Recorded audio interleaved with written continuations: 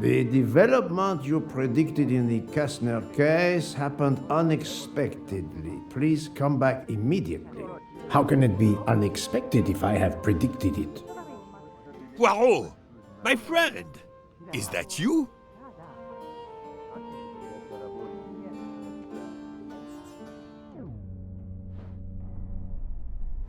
Poirot!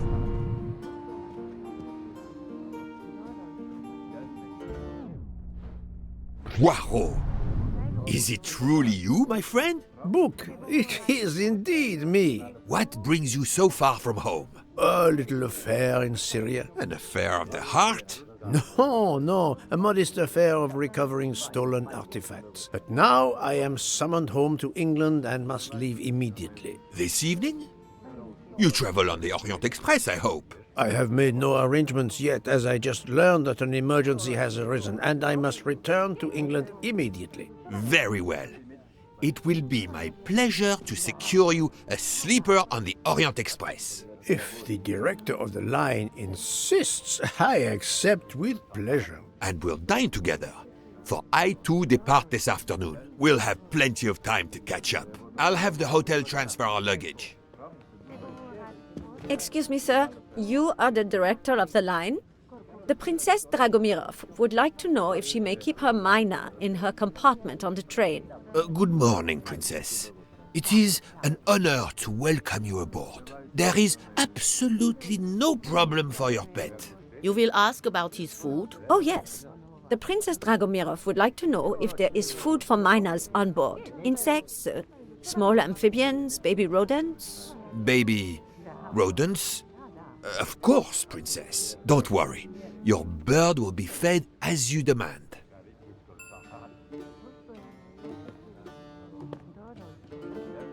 You there, desk clerk. One moment, sir. Listen to me. Call the police. My train ticket has been stolen. Stolen? Oh dear. Oh dear. You travel by the Orient Express, monsieur?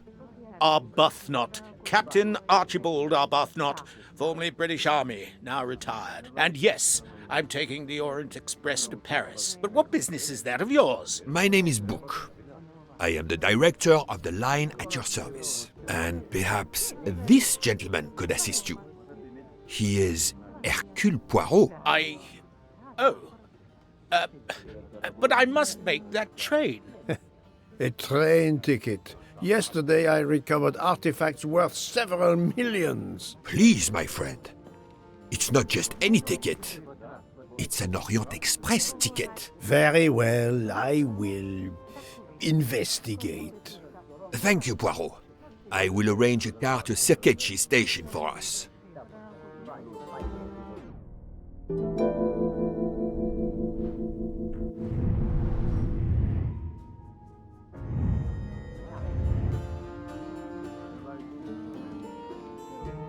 How do you know your ticket has been stolen, monsieur? I put it on a table in my room. I came down here to breakfast, and when I got back, my ticket was gone, and other things were on the floor, as if they'd been tossed about. Alors, monsieur, I suggest we begin in your room. Will you lead the way?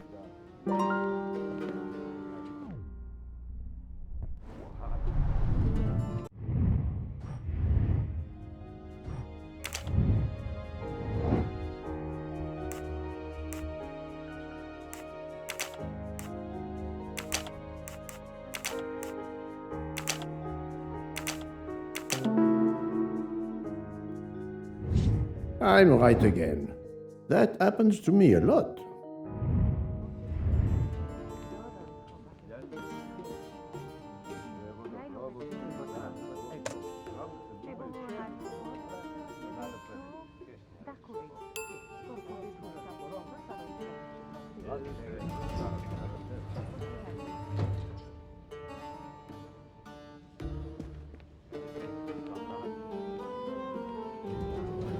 Floor, Captain Arbuthnot? 4th floor.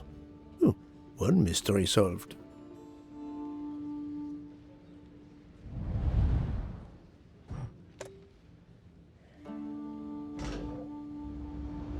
I suppose I can exercise my powers of observation while we wait. Arbuthnot, Captain Archibald Arbuthnot, formerly British Army, now retired. And yes, I'm taking the Orient Express to Paris. But what business is that of yours?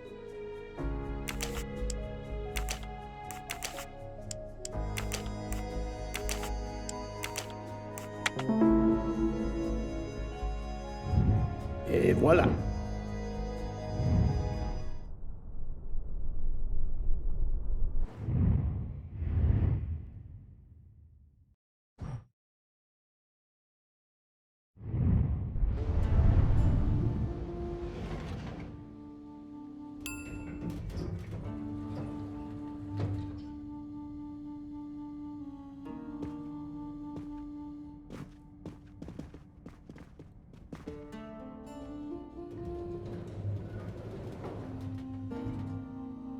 My room's along here, 411.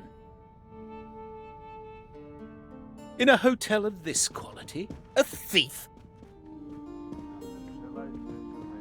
Come on, don't dawdle. It'll be a disaster if I miss that train.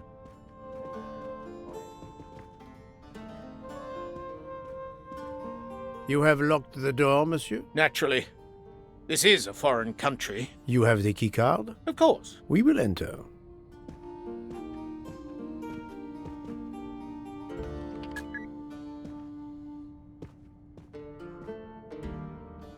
The lock has not been tampered with.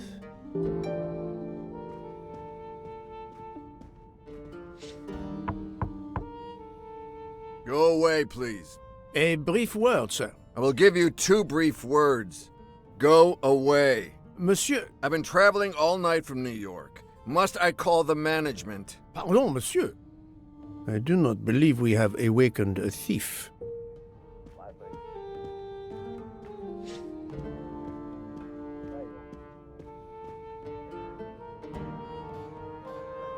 The room is apparently empty. I will leave it for the moment.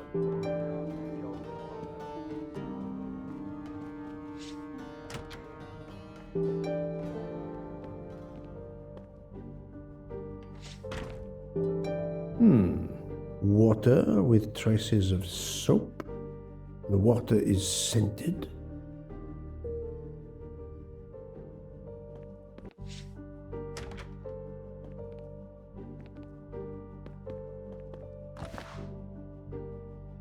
A perfume bottle. Empty. Suggestive.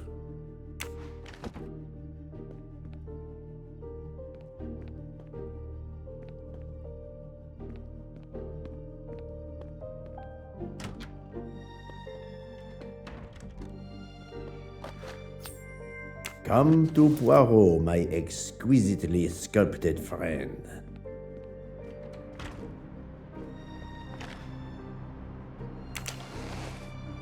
The wallet is somewhat worn. It contains just over $200 and the usual cards.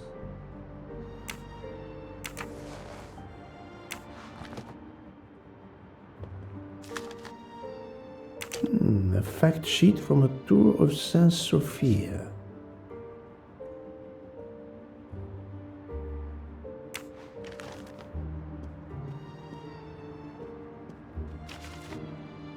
A list of travel expenses. But how did these papers end up on the floor?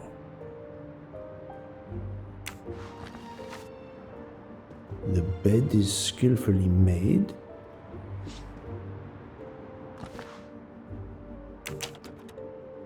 A conspicuous gallantry cross for meritorious service in Iraq, yet he only retired as a captain.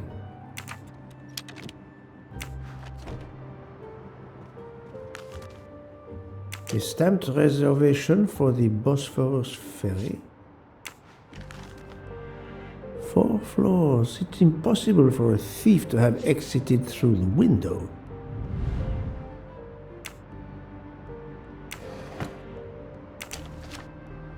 A brochure for this fascinating city.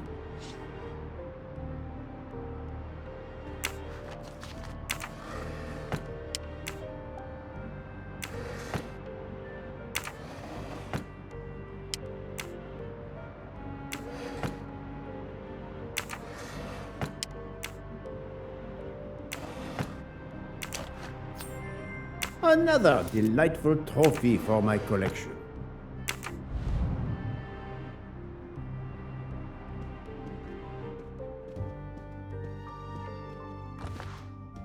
This earring, it is not the first time I've seen it, but where?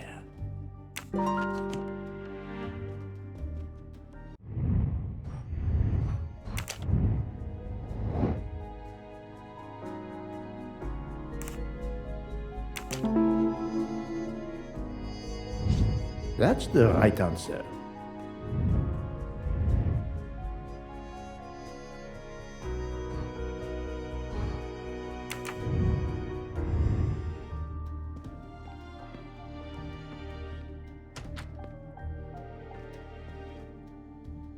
How long were you at breakfast, Captain? Half an hour or so. Just a roll and some coffee. Did you leave the window open? No. That must be how the thief escaped. I think not. Unless the thief had wings. Why was there an earring in your room? An earring? A previous guest, I suspect. I don't wear them. The bed is very neatly made, but the corners are not military style. The price we paid for this hotel? I'm not going to make my own bloody bed. Interesting pronoun, that. We.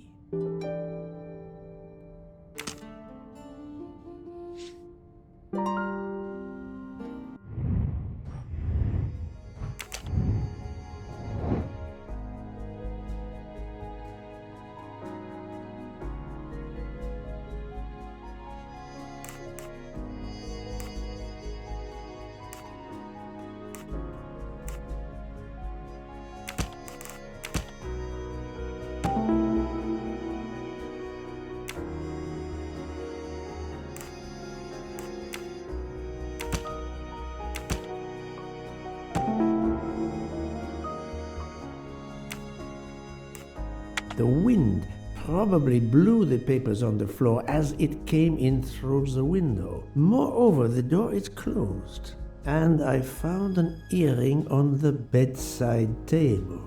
The captain invited a woman into his room.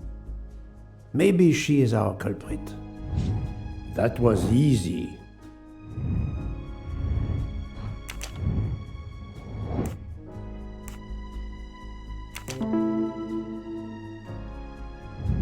My little gray cells did not let me down.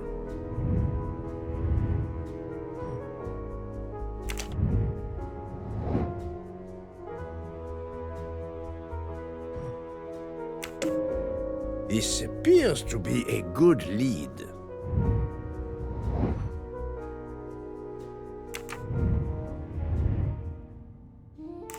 Captain Arbuthnot, I have examined your room. Much was revealed, possibly more than you expected. Rest assured we will soon find your ticket. It's about bloody time. I have a train to catch. As do I. You are traveling on the Orient Express? Oui? If you will be good enough to answer a few questions, we may both make our train. Ask away. Please give me an account of your movements yesterday. I spent most of my day in Istanbul, sightseeing. I returned to the hotel as the sun was setting. The desk clerk can confirm I was alone when I picked up my key. I spent the night alone. I had no visitors in my room.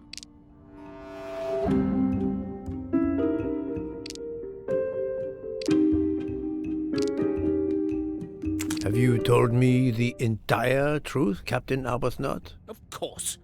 I want you to find my ticket. Can you explain the earring I found on the bedside table? An earring? Yes. Forgive me, Mr. Poirot. I had some business correspondence that wanted answering. The hotel provides help for business travelers. They sent up a secretary.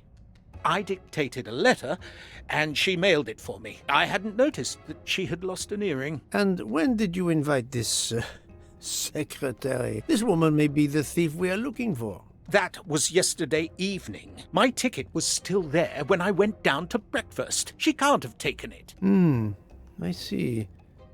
Never mind. It is easily checked. And there was no other person in your room? No, I swear there wasn't. Ah, well, never mind.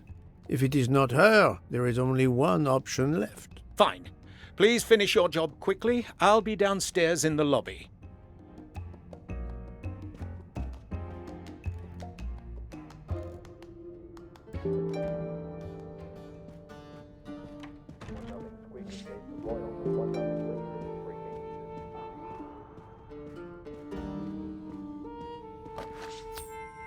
You can never have too many of these.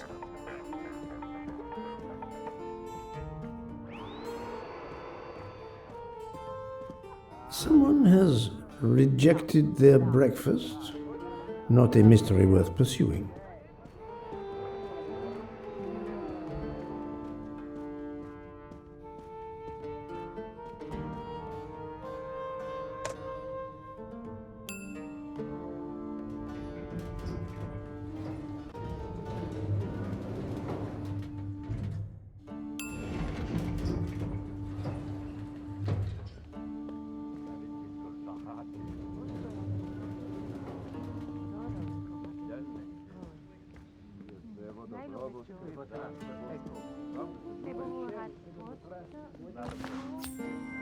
Haha!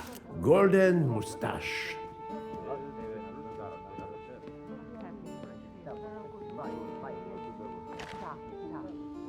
The Hotel Tokatlian is a perfect prelude for my journey.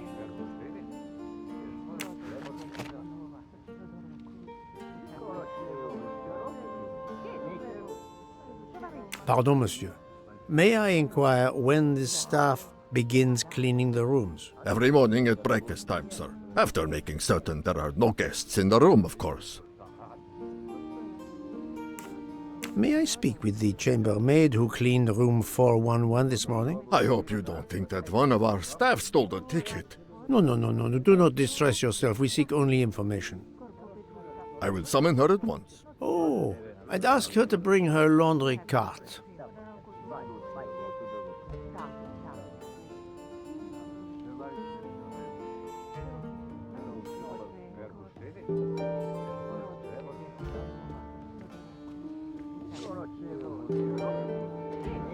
Do not be frightened, mademoiselle. Did you clean room 411 this morning? Room 411? Yes, that is one of mine. Did you see a ticket on the desk when you entered the room? I'm sorry, I didn't notice a ticket. There was a wallet, but of course I did not touch it. Did you open the window? Yes, we always air the rooms. Oh, but I forgot to close the window. While I was making the bed, the person from next door was pounding on the wall. I wondered if he needed assistance. I tossed the dirty sheets in my cart, quickly finished mopping, and went to see, but it was nothing. But I'm afraid I left the window open. I'm so sorry. A window left open, papers scattered on the floor. The chambermaid cleaning the room. I believe I can now visualize what happened.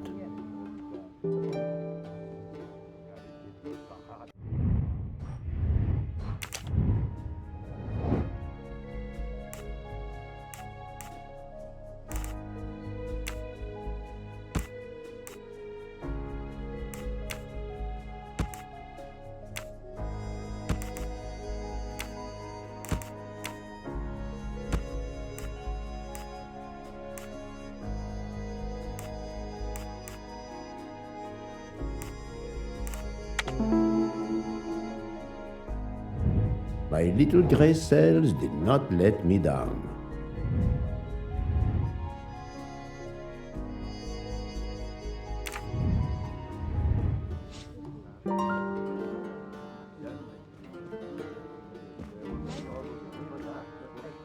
Mademoiselle, would you be so kind as to look in the sheets from room 411?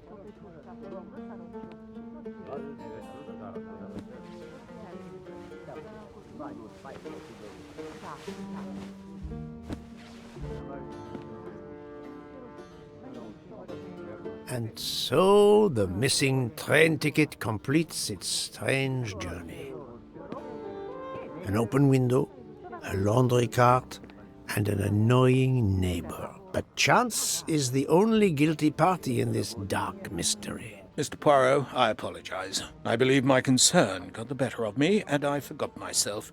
Thank you. It was a case of great magnitude. I'm glad I was up to the challenge.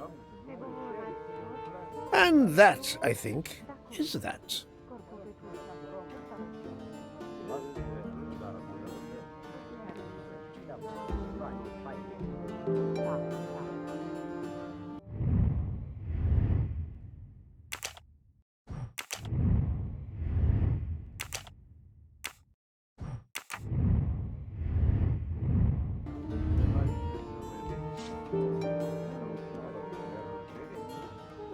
A hotel with a long and proud history.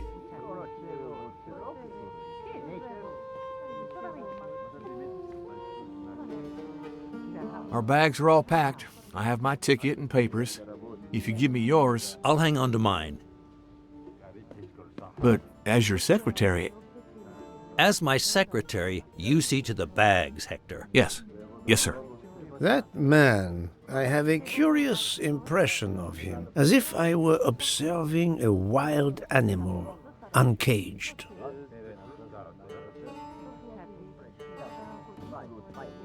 We must leave for the station. Our bags are in the taxi. Did you find the ticket? It was a case most difficult, but somehow Hercule Poirot managed. I knew you could do it. Now we can sit back and enjoy a relaxing train ride.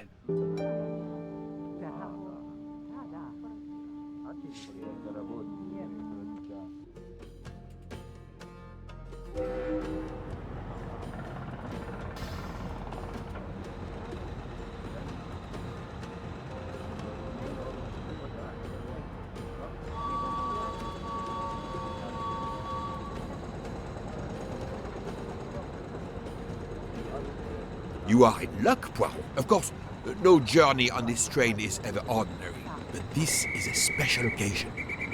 To celebrate the 140 years of the Orient Express, the engine will be none other than the splendid Pacific 231G558. There she is, Poirot. The most celebrated train in history. Oh, my eyes fill with tears of pride. It is time we were aboard, my friend. Follow me. The wagon-lit conductor, Pierre Michel, will direct you to your compartment. Lead the way, Book.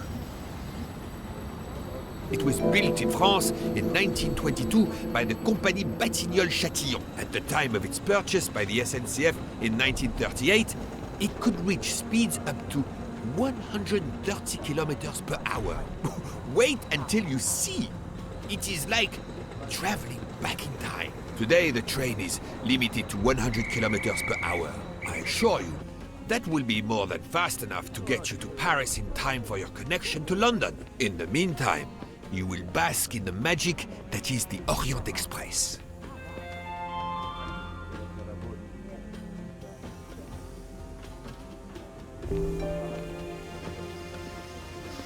Good evening, monsieur. Your compartment is number 202. However, I am afraid that all the others are already full. Full? But how can that be? It is incredible, monsieur. All the world elects to travel tonight. All the same, you must find room for this gentleman here. I can exercise my powers of observation while they try to find me a bed. He is a friend of mine. He can have number 201. It is taken, monsieur. What? Number 201? Yes, monsieur. We are full. Full everywhere. The 140th anniversary, perhaps. Michel, listen to me very carefully. You will leave us now. I will? Most assuredly. And when you return, a bed for my friend will have appeared. But, monsieur Bou, You will find a bed. but there are none. You do not, but book. Darling, we have to get aboard. I know. I have heard of the phobia, fear of flying, but fear of trains? Now you're making fun of me. Never, my love. We'll board shortly, once our compartment is ready.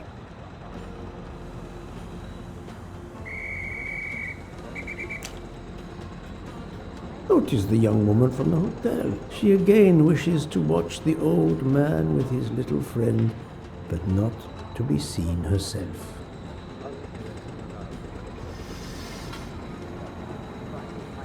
Is everything aboard the train, Hector? In your compartment, Mr. Ratchet. I'm having them disinfect the room again as you instructed. I also got a call from the Indians. The sale is going through as you expected. There was never any doubt. No other phone calls, Hector? From Geneva or Venice? No, sir. Who were you expecting? Never you mind. Check our tickets. We're not going in until everything is confirmed. The young man seems quite agreeable, but the older man is something quite different.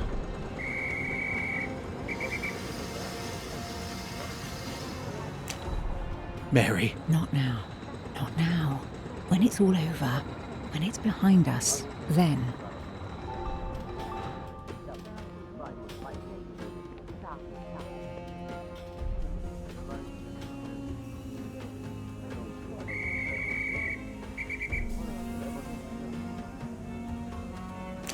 Why did you order so much lobster, Hotaru? My dear Freya, I need it for my specialty on the second night. And if the lobster a la mori isn't fresh, the passengers will know. We don't have enough space for my desserts. Tonight, molten chocolate cake. Tomorrow, my specialty. That is not my concern. They will not have room for them anyway. Serve your lobster tonight. Chicken a la mori must be the first night dish for the travelers. It is easier to digest. You really are the egomaniac everyone says you are. I have every reason to be. I am the engine. You are just the caboose. Poirot, I am mortified. The 140th anniversary, perhaps, but such a plague of passengers.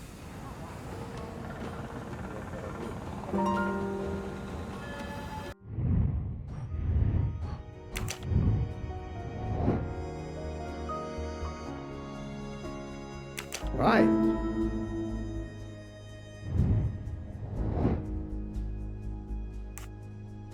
Well done.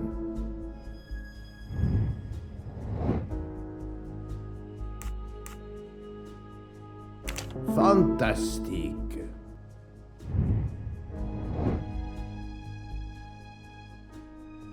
Good.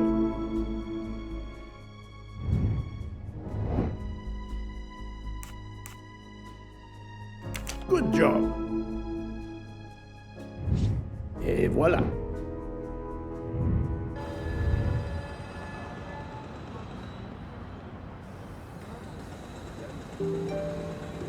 Poirot, we have a solution. A gentleman has not yet come. An Englishman, a Monsieur Harris. A name of good omen. It is already time to leave. What do I care for Mr. Harris? As Monsieur pleases. I had your things sent straight to your compartment. Unfortunately, you will be with another traveler. No. Only for the first night. It cannot be helped. I will survive, mon ami. Monsieur Book, we can't find enough space in the kitchen refrigerator to store all of my ingredients. How is it possible? His recipes are extravagant. We need to leave something on the platform. If my lobsters don't go, I don't go. And have the passengers on the Orient Express go hungry? Never! Must I intervene? The problem is unworthy of Poirot. But I do not intend to starve on the most luxurious train in the world.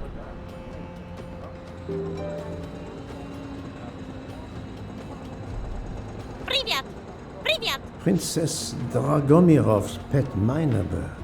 An unusual traveling companion. Another golden moustache to treasure. Ah, the restaurant car. The most important car on any self-respecting train.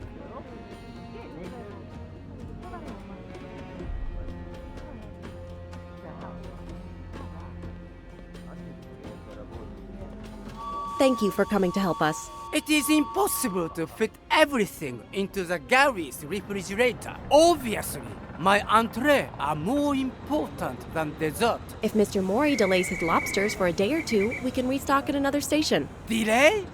You ask me to delay? Freya? Calm yourself, my friend. I'm sure we can find a solution. Is that a diagram of the refrigerator? May I see it? Yes. He refuses to look at it.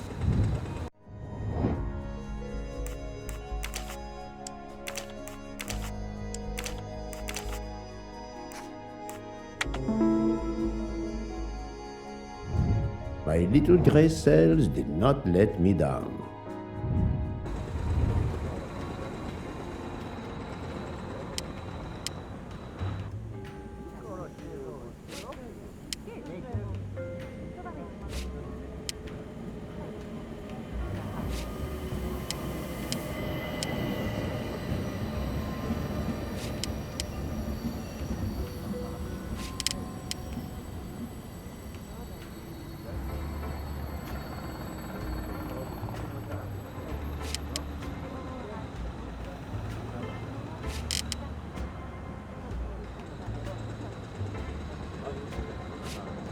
Et voilà. You saved tomorrow night's dinner. Mr. Poirot, I will reserve the finest lobster just for you. I look forward to it, monsieur. And to the dessert, mademoiselle. Hopefully. That will be the last mystery you face on our journey, my dear Poirot. Your compartment for tonight, Oni, is at the back of the second-class carriage, number 102. Tomorrow, you move to a private compartment.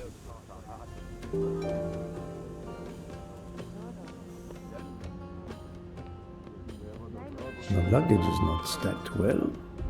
I am resisting the temptation of lining it up properly. A moment to savor, to see the famous locomotive after so many years.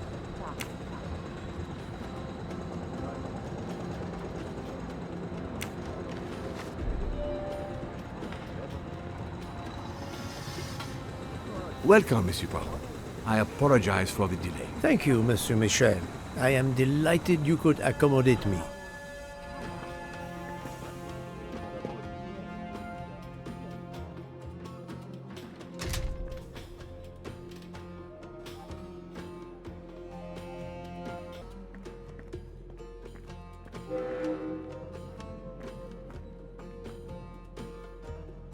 These first-class rooms are very spacious and luxurious.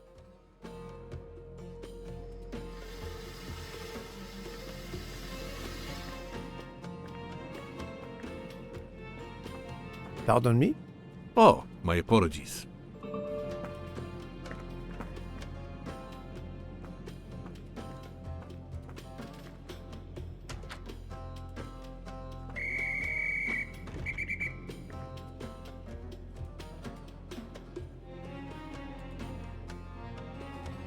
This lady has a style of her own, eccentric but chic.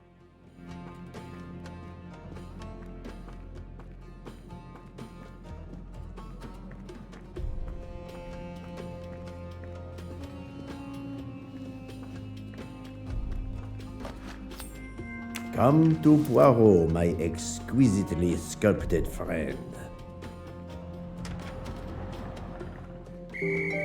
Excuse me, I think you made a mistake. You are Mr. Harris? No, my name is McQueen. There is no other berth on the train, monsieur. All is arranged. Yours is the upper berth. We start in 1 minute. The train's remarkably full. En voiture! Listen, sir, if you'd rather have the lower berth, easier and all that, well, that's all right by me. No, you are too amiable. It is for one night only, at Belgrade. Oh, I see. You're getting out of Belgrade. Not exactly.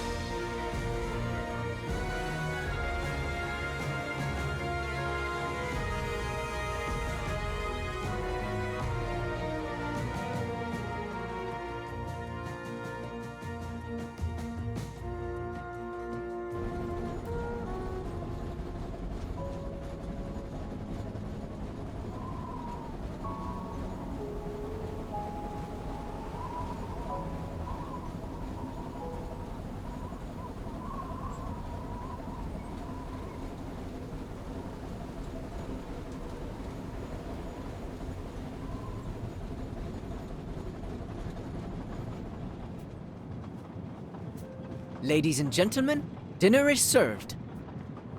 You may join the rest of the passengers in the dining car.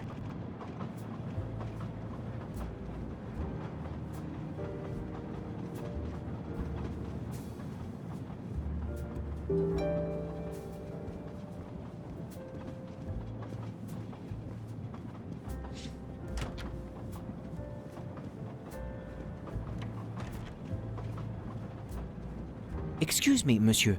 Pierre asked me to inform you that a passenger left us, so his room is yours. Monsieur Bouc instructed that your things be transferred to room 202 during dinner. You will be more comfortable in first class. It is true what you say.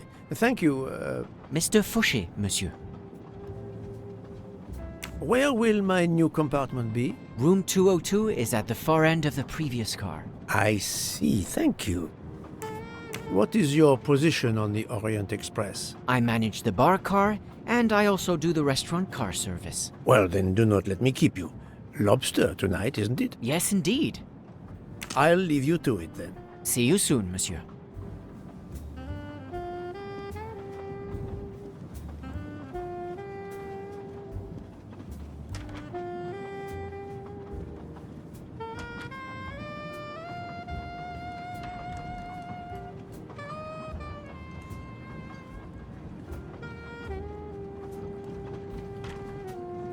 Please, my friend, join me.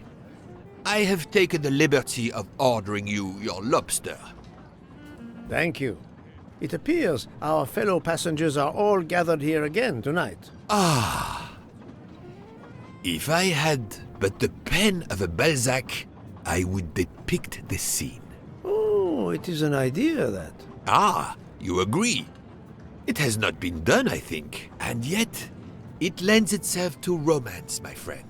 All around us are people of all classes, of all nationalities, of all ages. For 3 days, these people, these strangers to one another, are brought together. They sleep and eat under one roof. They cannot get away from each other. At the end of the journey, they part. They go their several ways, never perhaps to see each other again. Certainly it interests us, inviting us to watch and wonder about their lives. Ah, I know you, my friend. Even now, your mind, it is at work. Let us test it. For example, what do you make of those two? I was visiting my daughter. She works at the American Embassy in Istanbul. I told her she'd never find a husband there. Since I wanted to see Paris on my way home, she told me I should take this high-class train. I can't wait to see Paris. It looks beautiful in the movies, but it couldn't be more beautiful than Schenectady in the good old US of A. That's where I'm living now. And you, Miss Debenham, was it? Where do you hail from? I was born in the UK. Oh, that's in England, isn't it? What do you do for a living? I teach English to children in other countries. I see. Oh, I wish I spoke a foreign language. My daughter speaks several languages. Let me tell you about her work. It's very important.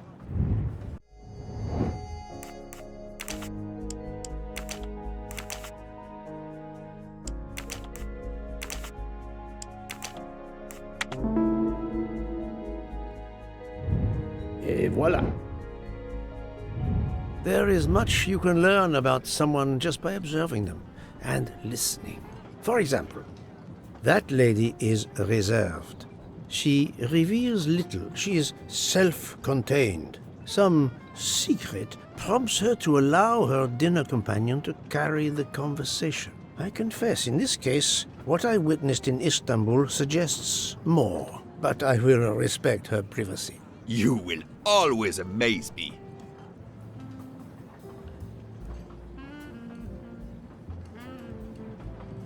Mamma mia, you can feel the power of our engine.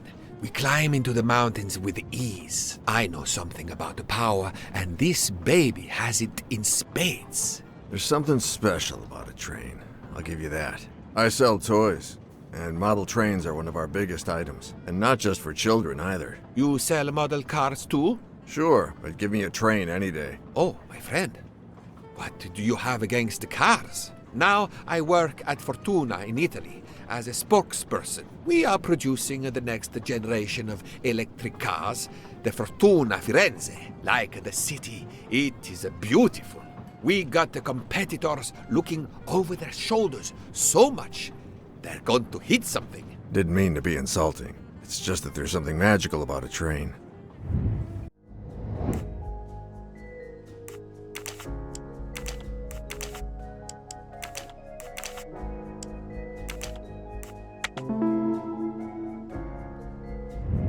That's the right answer. The loud gentleman is very confident, a master of his own fate. It is as much in the inflection as it is in the words. He believes in winning, also that he is the one who will win. You are a magician. Oh, it is not a parlor trick, my friend. It is simply observation.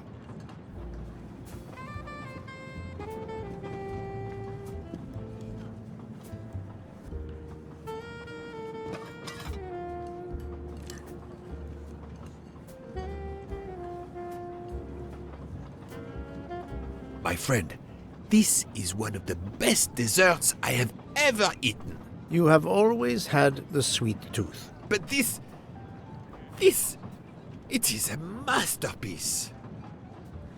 I can't understand how the dessert can be so good. I would love to know what the recipe is.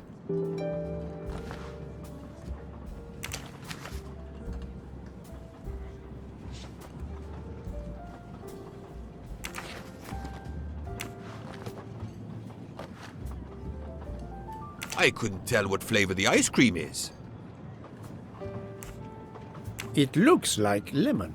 Look at the zest. Yes, I wasn't sure what that was. What is the red fruit?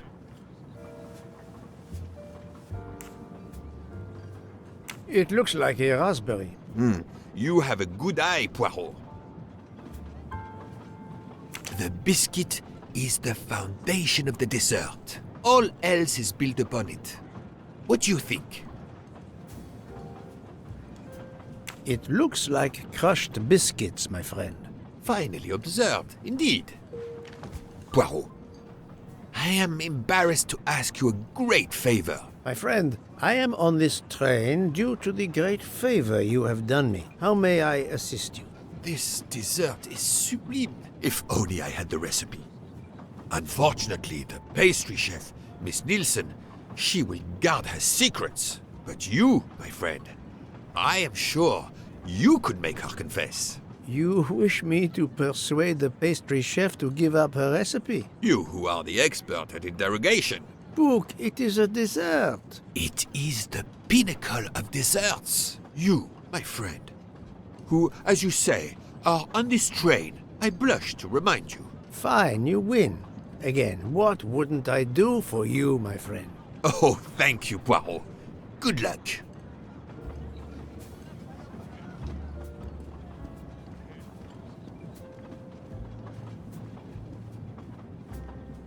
Good evening, mademoiselle. Good evening, sir.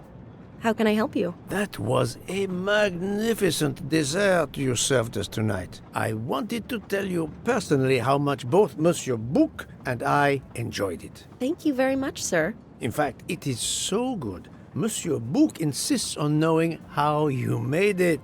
Oh, sir, I'm sorry. You must know a chef never gives away their recipes. But, well, you helped with the refrigerator, and without space in it for me, there would have been no dessert.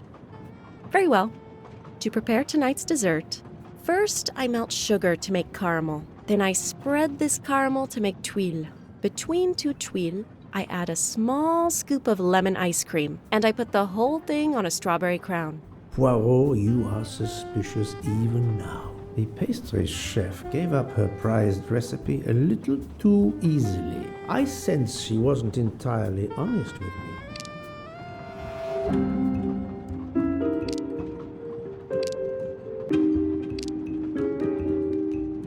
Thank you for sharing your recipe with me, but I doubt those are strawberries you're using. Oops. You have a good eye, Monsieur Poirot. Very well. What fruit do you think I used? You used raspberries, not strawberries. I'm not fooled. You're right. Mr. Book, he couldn't tell the difference. Let's move on to the bottom part of the dessert. My favorite part of the dessert. First, I melted some butter. I crumbled pieces of chocolate into the butter. Then I placed the mix in a circular mold. Finally, I let the whole thing cool down to let it harden.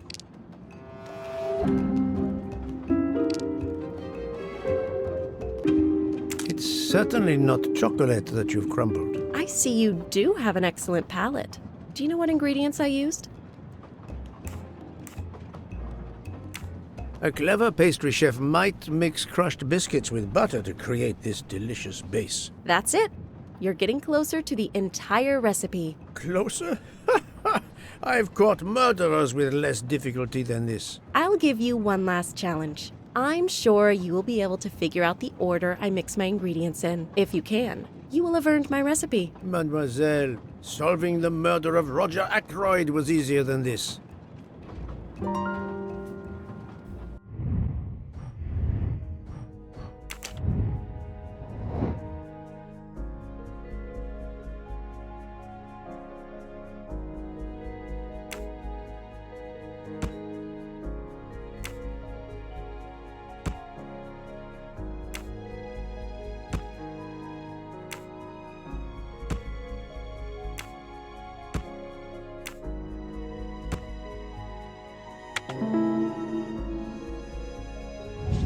I'm right again.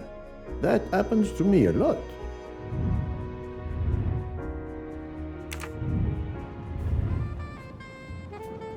As promised, my recipe is yours.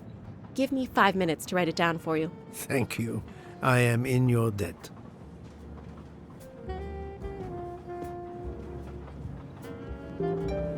I can take advantage of this moment to resume my little observations of the passengers. I made a lot of progress on the expenses last night, sir. I should be done by tomorrow morning. You're supposed to be a fast worker, Hector. Sorry, sir. Working here is not as comfortable as in our office in Boston. You're lucky to ride in a train like this.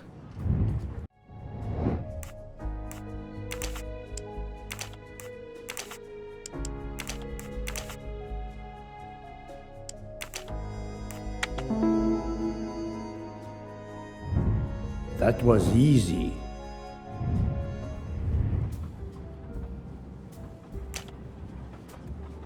Did you enjoy the meal? I'm not used to meals like this. You do not have good restaurants in Kenya? Actually, we do. This isn't the 1930s. I did not mean to offend. You didn't like the meal? The lobster, it was undercooked, and the potatoes were too dry. I expect, being Princess Dragomirov's assistant, you must be used to eating well. Cooking is an art. You do not need to wear the chef's hat to be an artist. What is your favorite dish? Currywurst. It is a specialty of mine.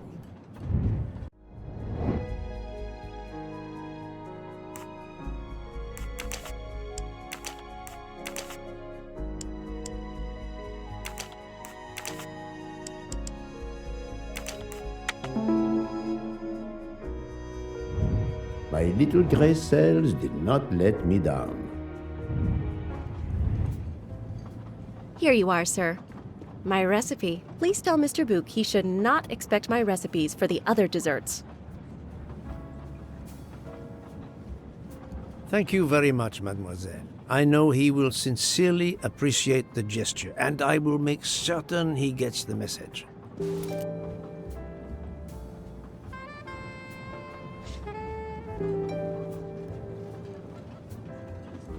Poirot, you were gone such a long time.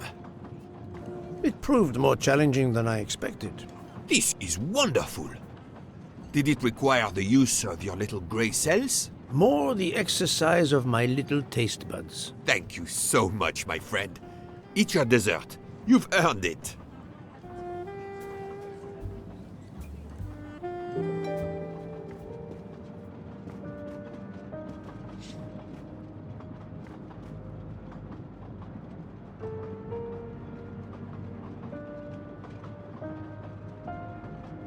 Good evening.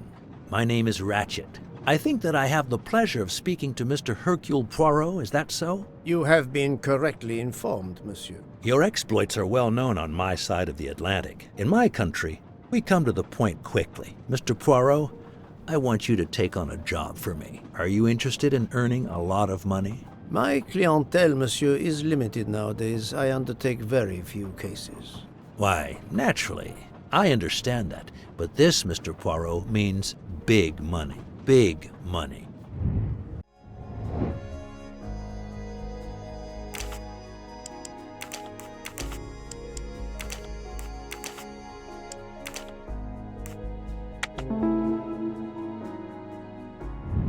I'm right again. That happens to me a lot. What is it you wish me to do for you, Monsieur Ratchet? Mr. Poirot, I am a rich man. A very rich man. Men in that position have enemies. I have an enemy. Monsieur, in my experience, when a man is in a position to have, as you say, enemies, then it does not usually resolve itself into one enemy only. Yes, I appreciate that point. Enemy or enemies, it doesn't matter. What does matter is my safety. My life has been threatened, Mr. Poirot. Now, I'm a man who can take pretty good care of himself. But as I look at it, a little insurance wouldn't hurt. And remember, big money. I regret, monsieur, that I cannot oblige you. What's wrong with my proposition?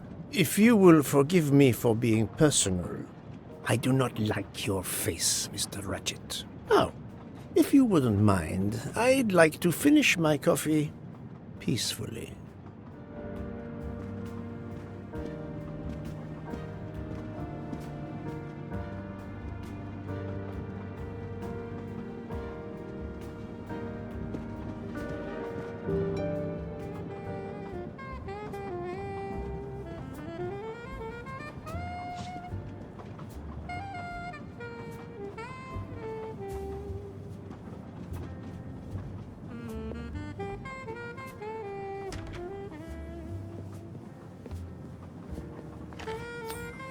You can never have too many of these.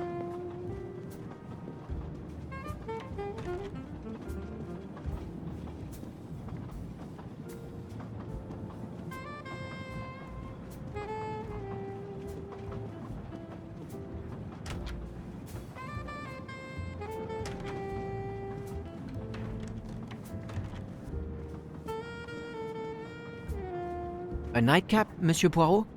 A cup of coffee, Monsieur Fauché. Then I will retire to my new compartment. I am sure you will find it to be most comfortable.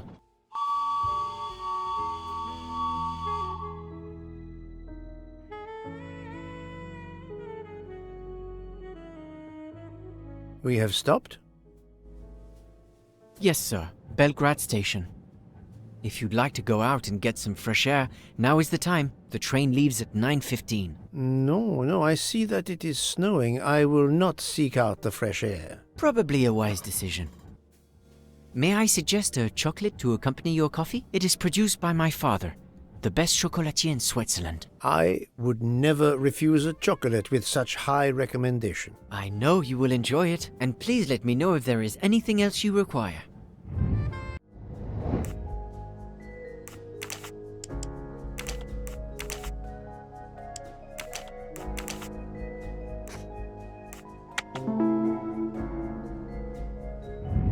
Et voilà. Everything was perfect. Thank you very much. My pleasure. Is there anything you require, monsieur? No, merci.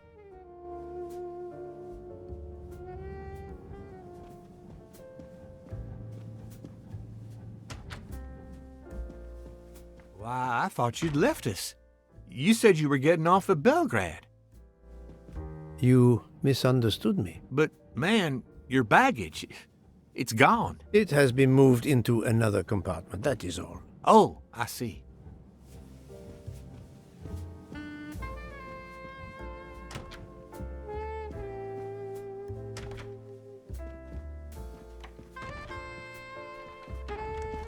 I wish you a good night, Monsieur Poirot. Good night.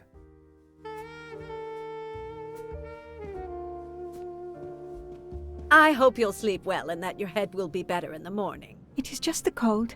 I'm now making myself a cup of tea. I hope it'll warm you up. I hope so. Good night. Well, good night, my dear.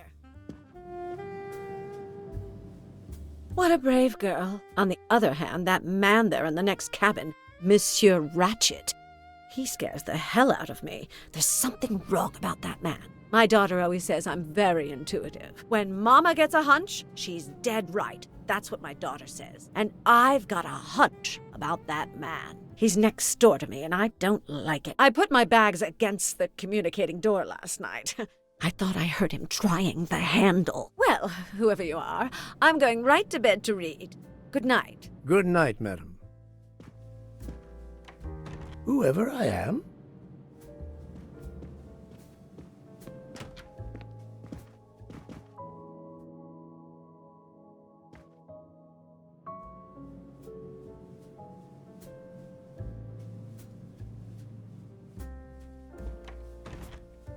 Monsieur Ratchet seems very upset.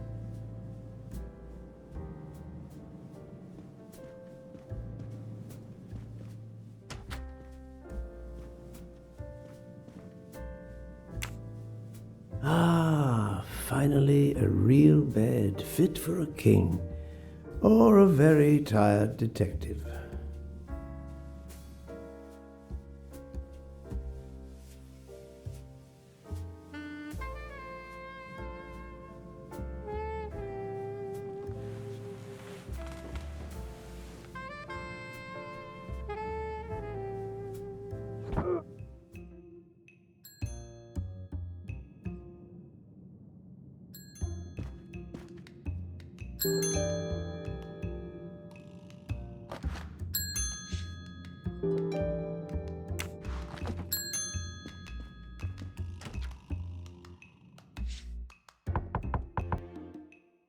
Monsieur Ratchet?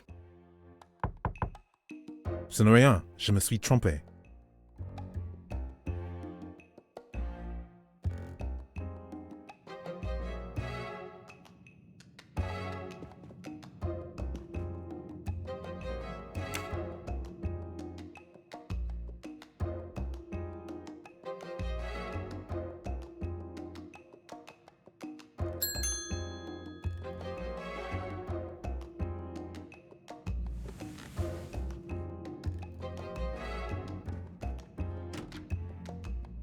Good night, madame.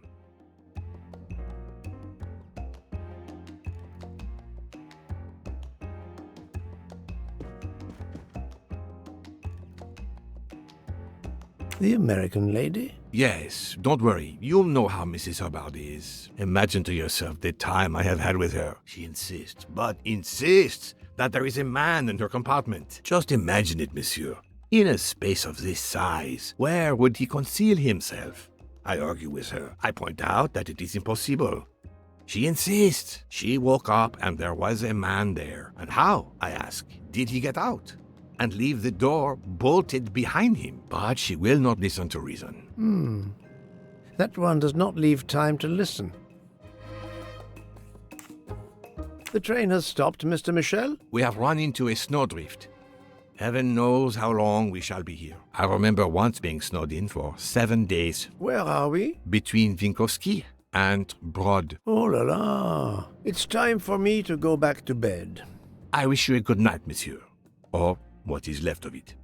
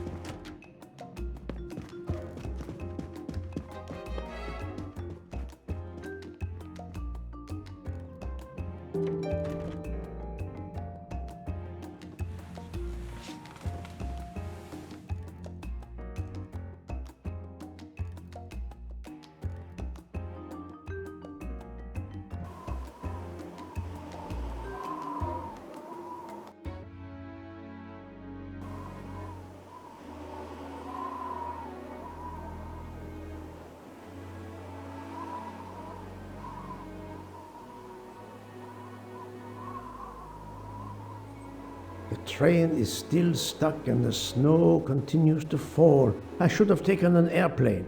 Well, I must make the best of it and join the other passengers for breakfast. The train still hasn't left.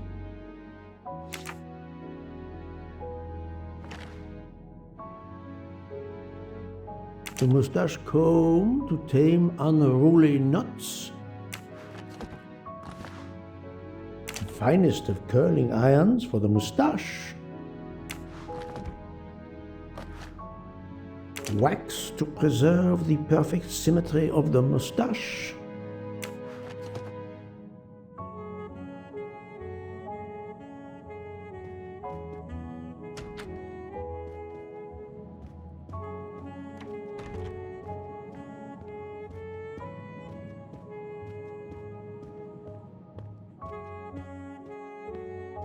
Good morning, Monsieur Michel. Good morning, sir. Please enjoy our special breakfast in our restaurant.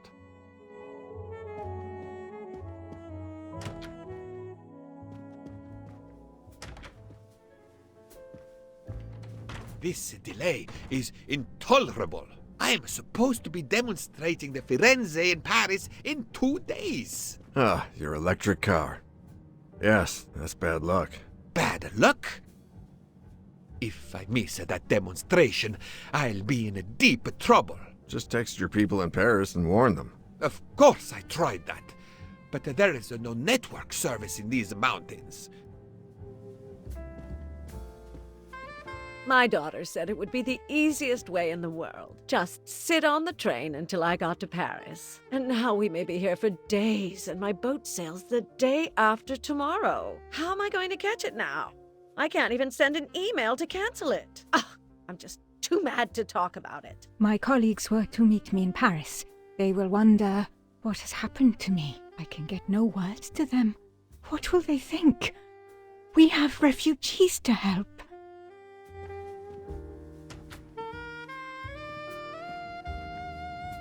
Good morning, madam. The snow is a predicament, is it not? I am Russian. Snow is no stranger to me. Ah, the accent. Would it be St. Petersburg? You are very perceptive. Monsieur Poirot, is it not? And may I take it I have the honor of addressing Princess Natalia Dragomirov? We dispense with the old titles these days. My husband, all of my past, was taken from me by these Stalinists. When they were gone, I became director of the St. Petersburg Museum of Antiquities, to restore and preserve what I can of my country's history. Still, the delay must be vexing. If I must be late for my appointments, then they will wait. I know that I would certainly wait, madame. It has been my extreme pleasure to make your acquaintance, madame. Au revoir, Monsieur Poirot. A beautiful piano. What a luxury. Pity there's no one to play it. Mademoiselle, you are not concerned about the train stopping? What can one do? Indeed, this does not make the train move. You have great strength to remain calm at a time like this. I know one far, far stronger than I. And that is? Well, that old lady, for instance. You have probably noticed her. She just has to lift her little finger and ask for something in a polite voice, and the whole train runs. It runs also for my friend Monsieur Bouc. But that is because he is a director of the line, not because he has a masterful character. You don't have to have a strong will when you have power. But I suspect I did not need to tell you that, Mr. Poirot. Mr. Poirot. Good morning, Mr. Fauchet. You have early customers, I see. Yes, I am stuck serving here as well at breakfast. Everyone is impatient. They keep complaining that the train is not moving. As if I could get out and push it. It's too early for me to order a boxcar. That is the appropriate drink, I believe. A gin, triple sec, lemon and grenadine mix. A drink for a train indeed. But not perhaps for my breakfast. I think I will settle for an omelette. Good luck, sir. Miss Nielsen is helping to serve in the dining car.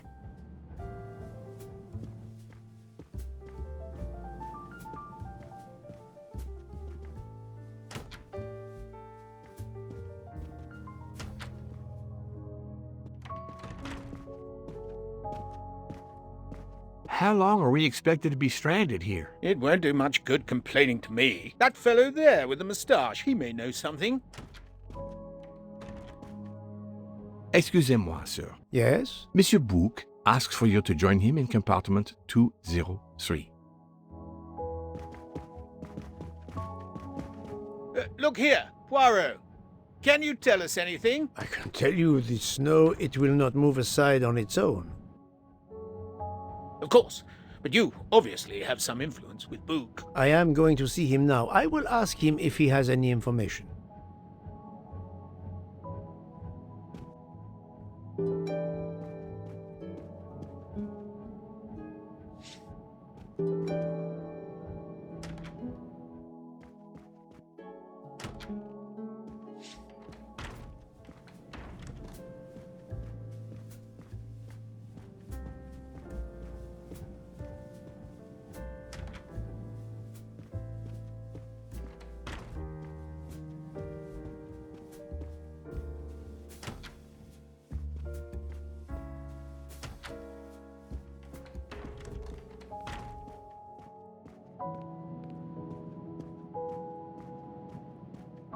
Ah, my good friend, come in.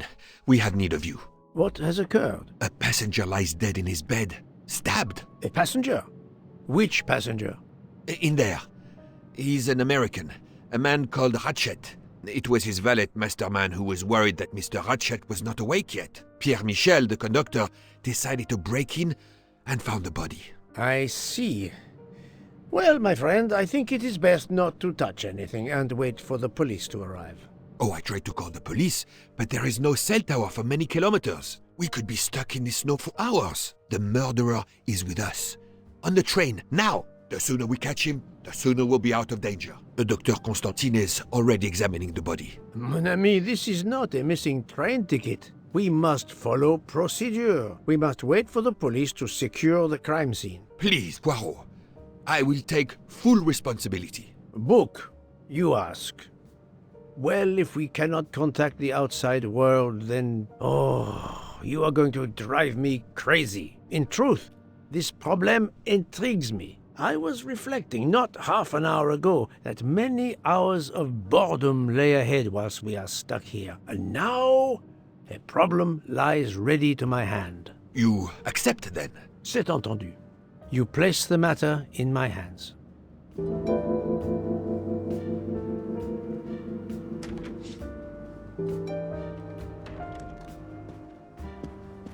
Mr. Poirot, I am Dr. Constantine. Forgive me, Doctor. You are a medical examiner? No, but I have assisted in post-mortems at Nairobi Hospital, where I am a teaching fellow. I am familiar with your excellent institution. I do not intend to perform a full autopsy, but a preliminary examination should be of some use. Of course. May I have a look? Then we can compare notes. Please. If you need any help, I won't be far away.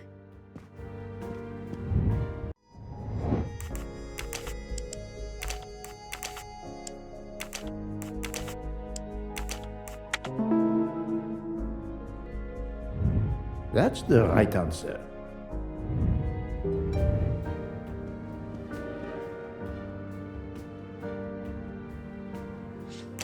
As you see, the victim has been stabbed many times. Several alone would have been fatal. Yes, I agree. An attack most savage. I will, of course, prepare a complete report on my findings. Thank you. I'll take photos.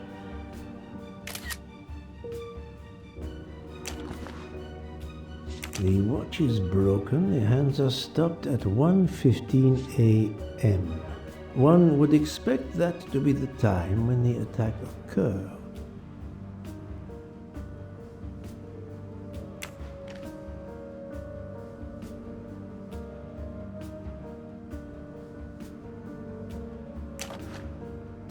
Last night, Monsieur Ratchet said he takes precautions. I see now what he meant. He knew he was in danger and wanted to be ready, yet it was no use to him.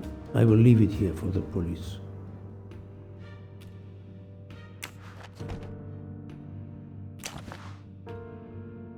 This phone was deliberately smashed.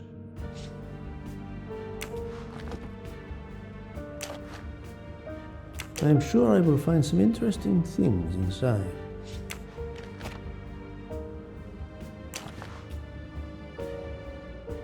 Did it belong to Ratchet?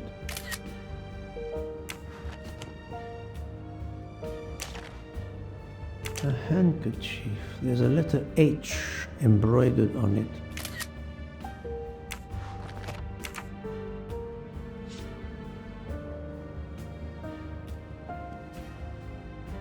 Where can the killer have gone? The chain lock is broken. Monsieur Michel told me that he broke the chain on the door to get into the room.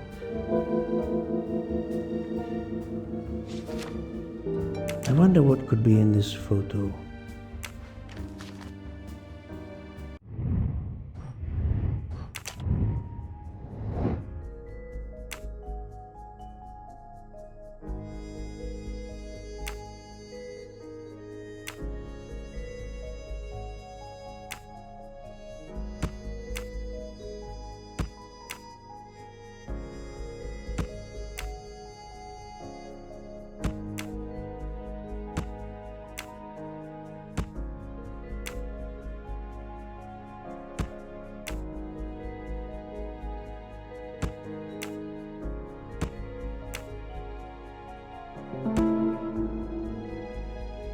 For Daisy.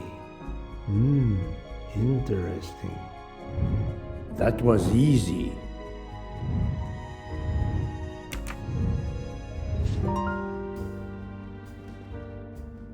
The snow is falling only lightly this morning. The murderer would have left tracks in the snow if he had jumped out the window.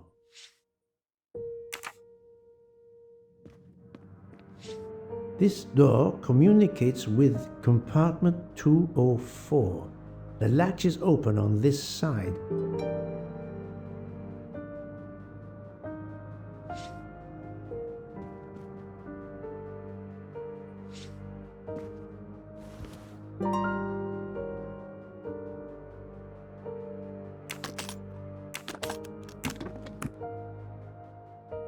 Expensive clothing, recently laundered. Not exactly the reading material one would expect of a man like Ratchet.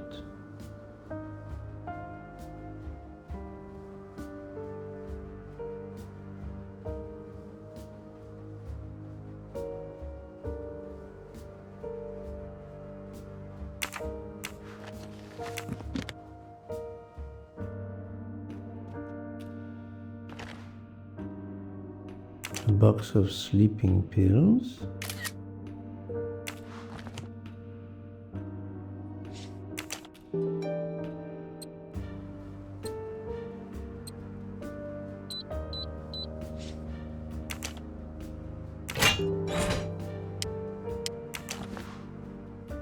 Not very surprising. Unusual letter, this.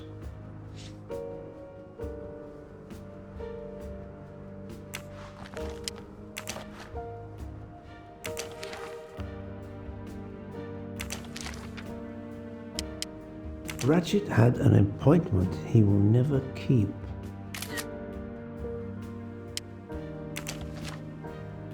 A meeting place on the back of a postcard.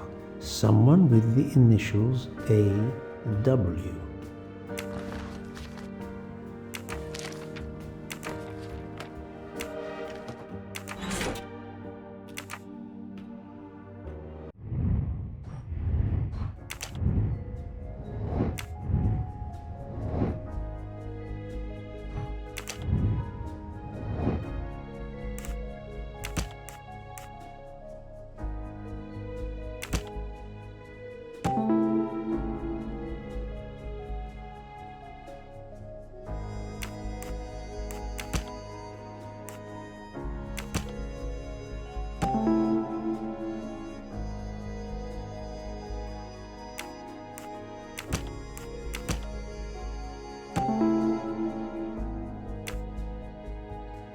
So, the murderer must have exited through Madame Hubbard's room.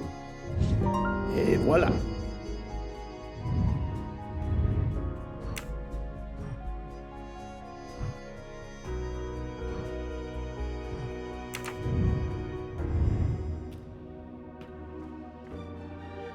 I'm sorry, Doctor, but I must question you. Of course.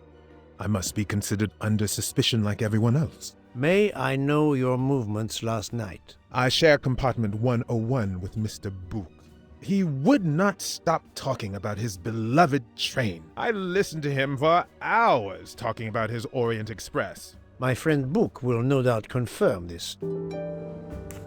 Did you know the victim? Not at all. I noticed him last night at dinner, but I did not pay much attention. Did you touch anything in here this morning? I checked for a pulse. There was none. Rigor mortis had commenced. The body was cool to the touch. I touched nothing else. What can you tell me about the victim? He died from multiple stab wounds of varying angles and depth. More than one would have been fatal. I would place the time of death roughly between midnight and 2 a.m. With more time, I hope I can be more precise. I assume the open window complicates matters. Indeed. Conditions are not perfect. Thank you for your help, Doctor.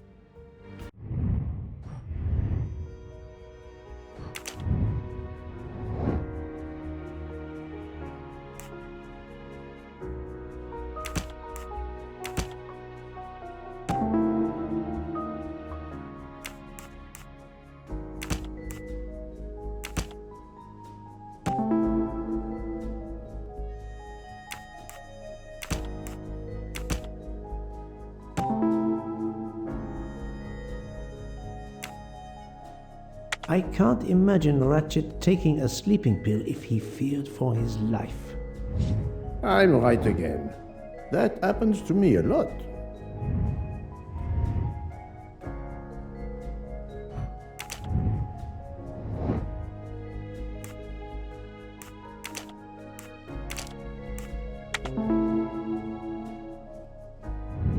My little gray cells did not let me down.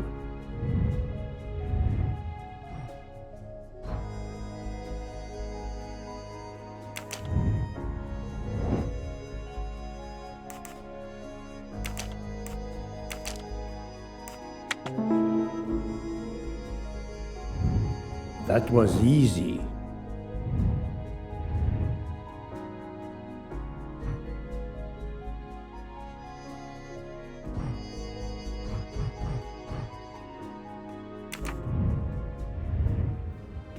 I think I've seen everything I need at the moment. I am counting on you to finish your analysis. I'll have a more detailed report for you as soon as I can.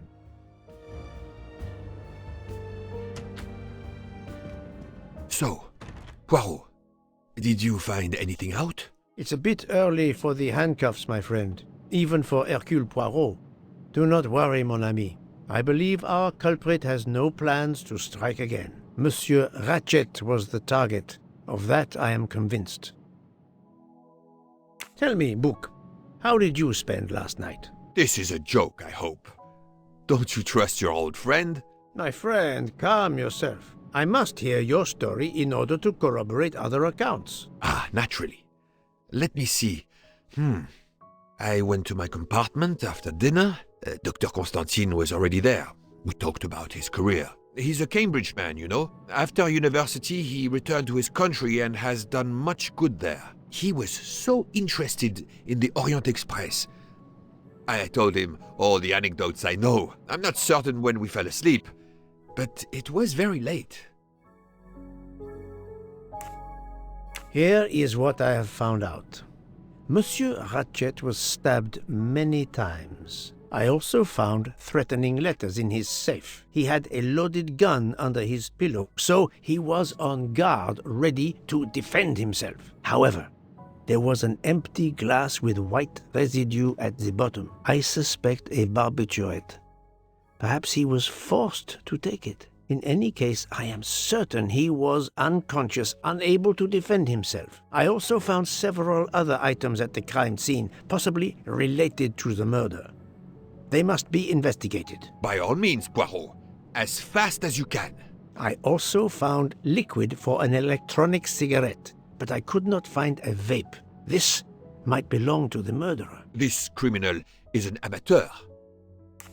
I need a list of the passengers with their compartment numbers. Pierre Michel will have it. I must interview the rest of the passengers and the staff. I'll be in the bar car if you need me. We are hours late. Soon I hope help will arrive.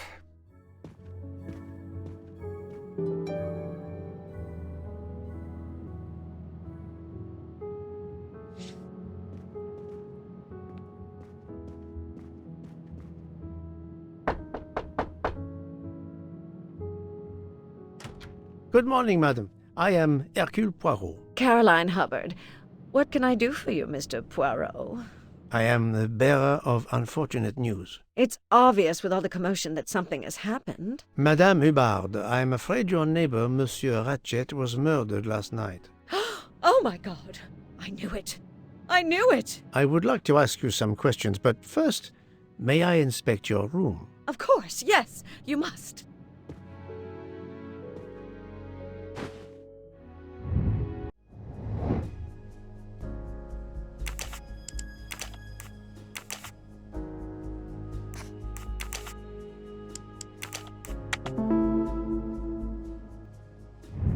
That's the right answer.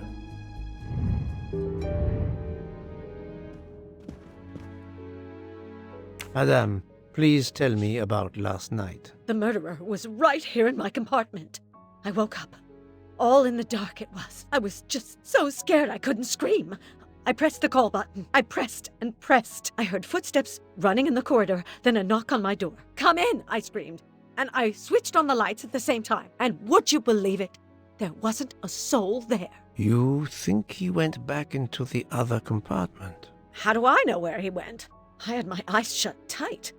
The conductor came in. I told the man what had happened, and he didn't seem to believe me. I asked him to search the room, but he found nothing. I told the conductor to look at the door between the compartments, and sure enough, it wasn't bolted. Well, I soon saw to that. I told him to bolt it, then and there. How is it you didn't bolt the door between the two compartments? But I had.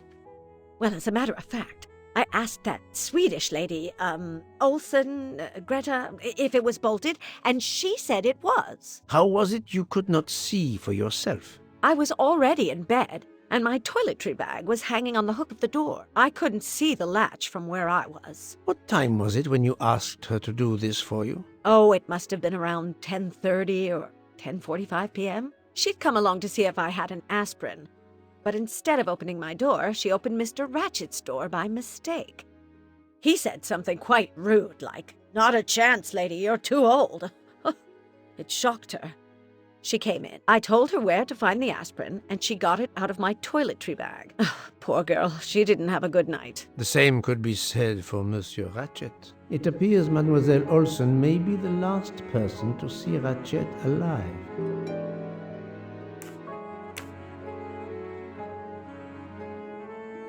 Is this your handkerchief? No, not at all. Yet it is embroidered with an initial H, like your name. I don't care. It's not mine, and I would certainly never buy something so impractical as that frilly thing. Are you a smoker? No, definitely not. Filthy habit. I have not finished inspecting your room. If you don't mind. Another delightful trophy for my collection. Here is a jacket button. It bears the logo of the Orient Express.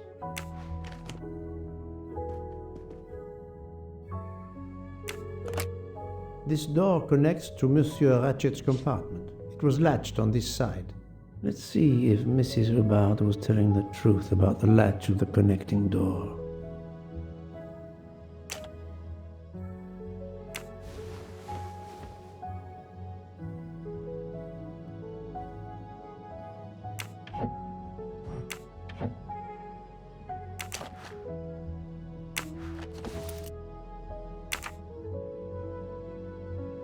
This hook is probably where Mrs. Hubbard hung her toiletry bag.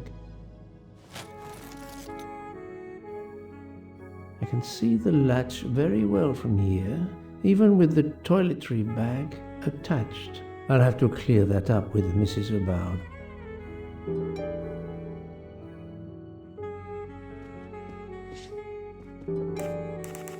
I found a jacket button on your table. It looks like it belongs to a train employee. The button bears the logo of the Orient Express. Well, of course the conductor came in last night, but he didn't go near that table. Still, it's a safe bet that it belongs to the conductor. I'll check his jacket later, to be sure. Mrs. Hubbard, you told me that the door connecting the two compartments was closed, correct? Yes, it was, as I told you. I was already in bed and my toiletry bag was hanging on the hook of the door. I couldn't see the latch from where I was. That's why I asked Miss Olsen to check if it was closed.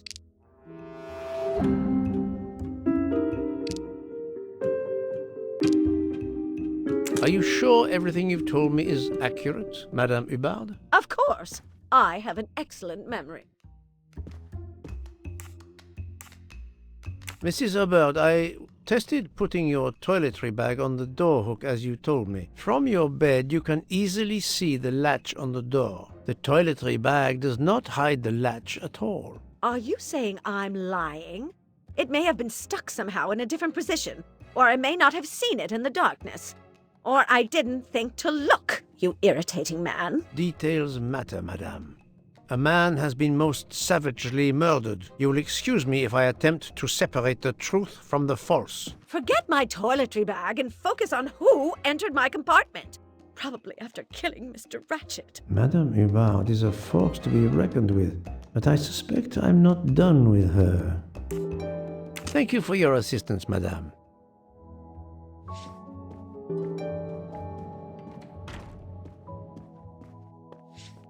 Monsieur Michel, I must ask you a few questions if you don't mind. I will do everything I can to help. First of all, tell me about yourself. Very well. My name, as you know, is Pierre Michel. I am from Calais. I've been with the company for over 15 years. Thank you.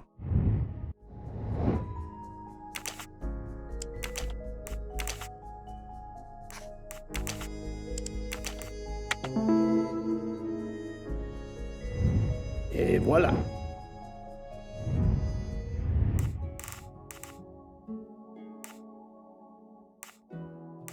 I would like to reconstruct with your help the events of last night. Monsieur Ratchet retired to bed. When? Almost immediately after dinner, sir. Actually, before we left Belgrade. Did anybody go into his compartment after that? His valet, monsieur. Monsieur Masterman, and then his secretary, the young American gentleman, Monsieur McQueen. And that is the last time you saw or heard of him? No, monsieur. You forget that Monsieur Ratchet rang his bell around 12:40 a.m., soon after we had stopped. I knocked at the door, but he called out in French, "Ce n'est rien, je me suis trompé." I then left to answer another bell that had just rung.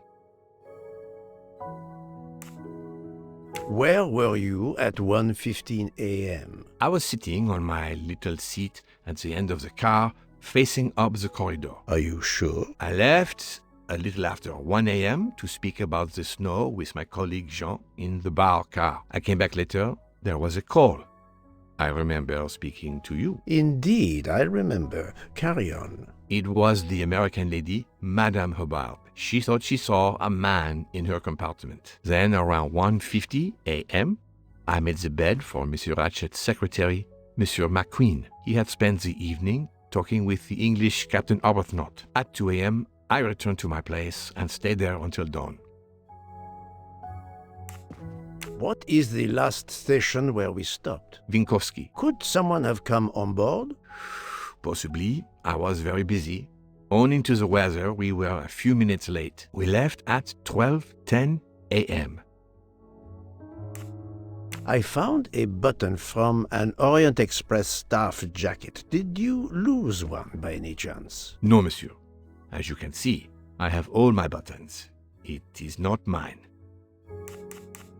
Are you a smoker? Indeed. Do you smoke e-cigarettes? No. Tobacco only. Can you provide me with a listing of the passengers and their rooms, please? Yes, certainly.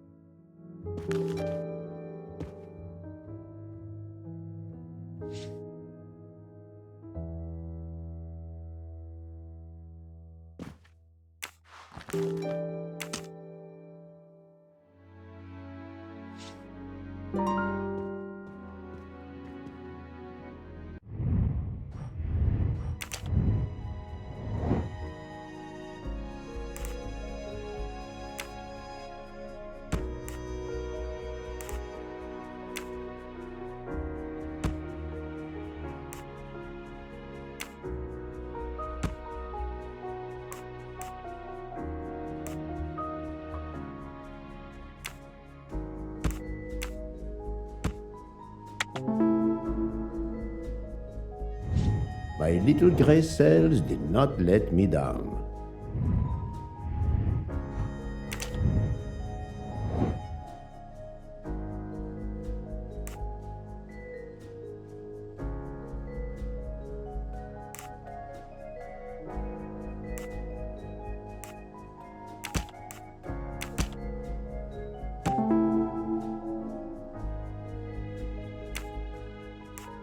While Monsieur Michel was chatting with Monsieur Fauchet in the bar car between 1 a.m. and 2 a.m., the murderer could have escaped Ratchet's room without being seen.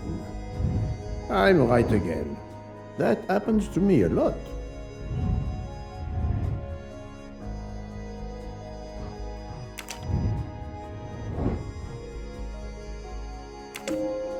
This is the most likely answer.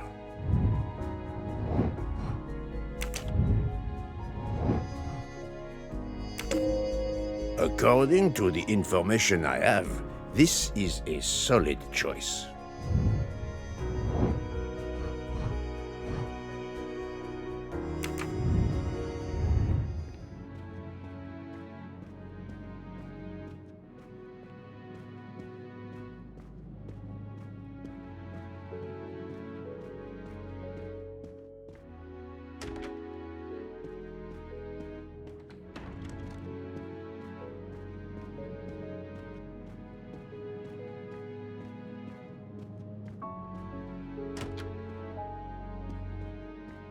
Monsieur Edward Masterman, I believe.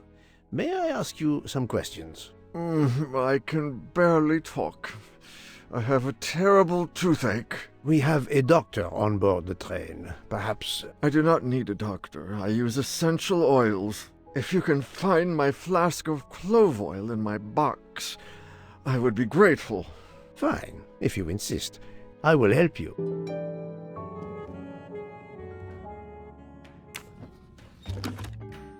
By the smell, I think that the jojoba oil spilled on the other bottles, leaving their labels illegible. I must find another way to find which one is Masterman's toothache remedy. The weighing scale is soaked in jojoba oil. It's unusable. Ah, this old scale will do the job. To start, I must first arrange the vials from the lightest to the heaviest.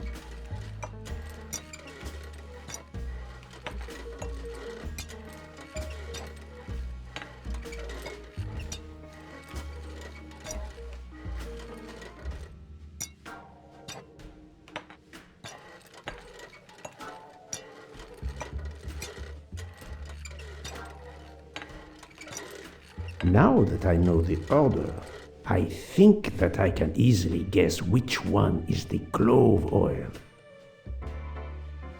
Here is Monsieur Masterman's remedy.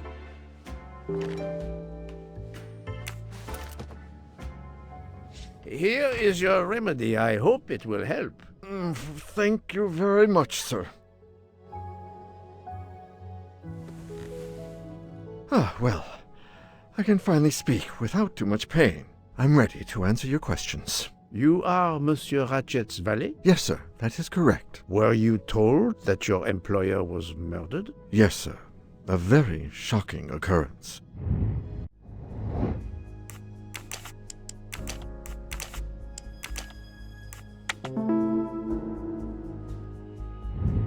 That was easy. At what hour did you last see Monsieur Ratchet? It must have been around 9 p.m., sir. That or a little after. I went to bed around 10:30 p.m., same as the person who shares my room, Mr. Foscarelli. He almost immediately began snoring. What did you do then?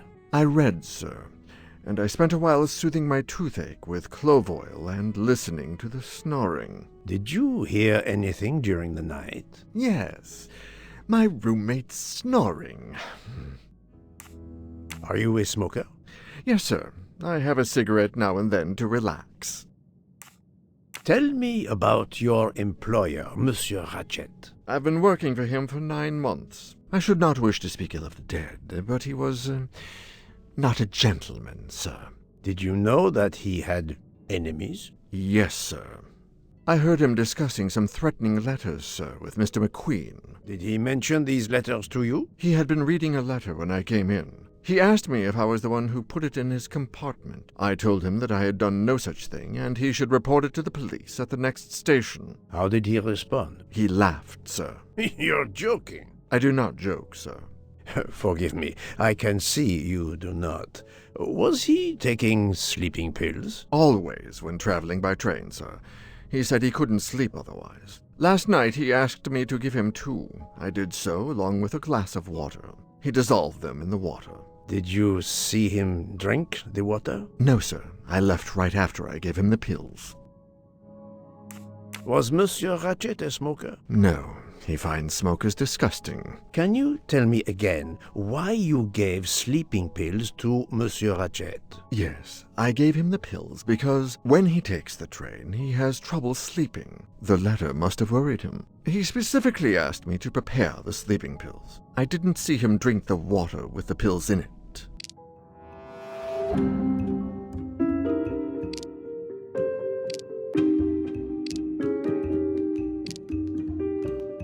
Monsieur, I believe you are not telling me the truth. What? How can you say that? He received threatening letters. One, it seems, last night. Did you know he had a gun under his pillow?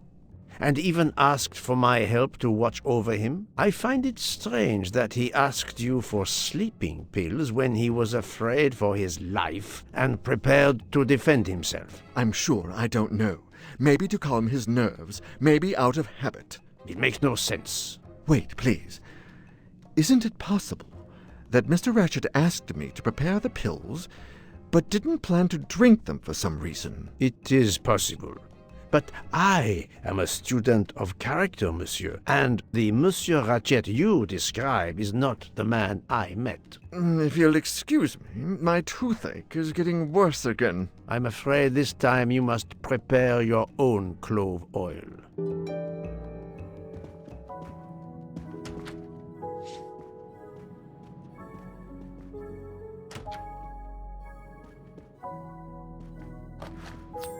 Ha-ha! Golden moustache. I believe I am addressing Monsieur Hector McQueen? Guilty as charged. I beg your pardon? Oh, sorry. Just an expression. My father used to say it. You must have had an interesting childhood. I am Hercule Poirot. No need to be modest. You're a detective. You are Monsieur Ratchet's secretary? I am Mr. Ratchet's secretary. Just over a year. I mainly take care of translating certain texts for him. Mr. Ratchet only speaks English. Prepare yourself for a shock. Your employer, Monsieur Ratchet, is dead. So they got him after all. What do you mean? You are assuming he was murdered? I know he had enemies. What can you tell me about Monsieur Ratchet? He was American. He was an antiques dealer. I don't know much more. Mr. Ratchet never talked about himself or his life, but I think Ratchet wasn't his real name, and he left the United States to run away from something, or someone. Yes? He started getting letters, threatening letters. Do you still have them? I have one. Did you know that Monsieur Ratchet had asked for my help? Asked you?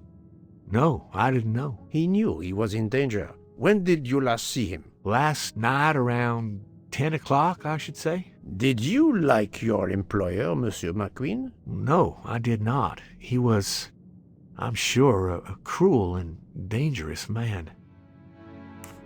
Can you tell me your movements last night? I went back to my compartment. I read a little. In Belgrade, I went out onto the platform to smoke, but it was cold. I quickly went back in. I then went to Mr. Ratchet's compartment to take some dictation for him. I left around 10 o'clock. I saw Captain Arbuthnot.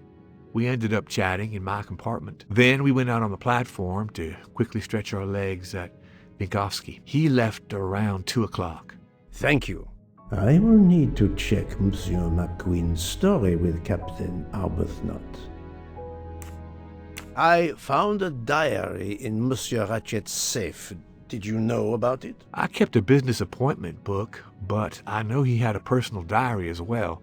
That looks like it. Are you a smoker? Yes, I smoke cigarettes. I've tried to quit, but no luck. Was Monsieur Ratchet a smoker? No, he hated the smell of smoke. Can you give me this letter, please? Of course, here it is.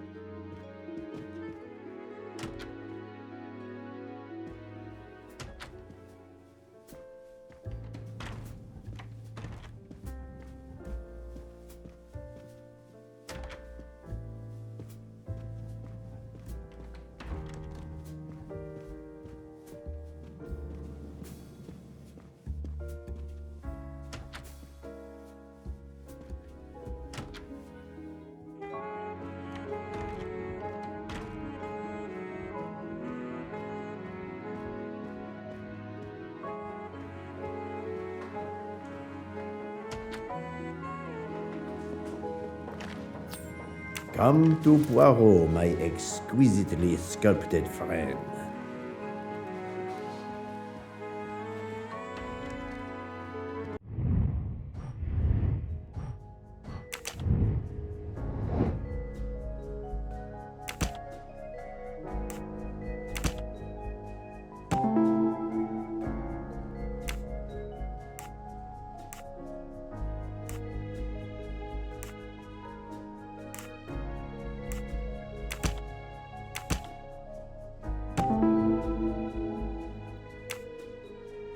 The murderer may have impersonated Ratchet by calling Monsieur Michel to make it seem that Ratchet was still alive at 12:37 a.m. My little gray cells did not let me down.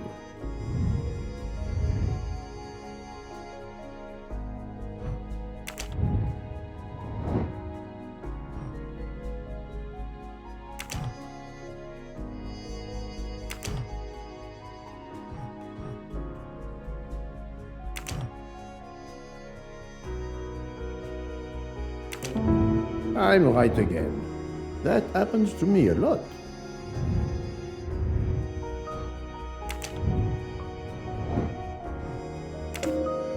This is the most likely answer.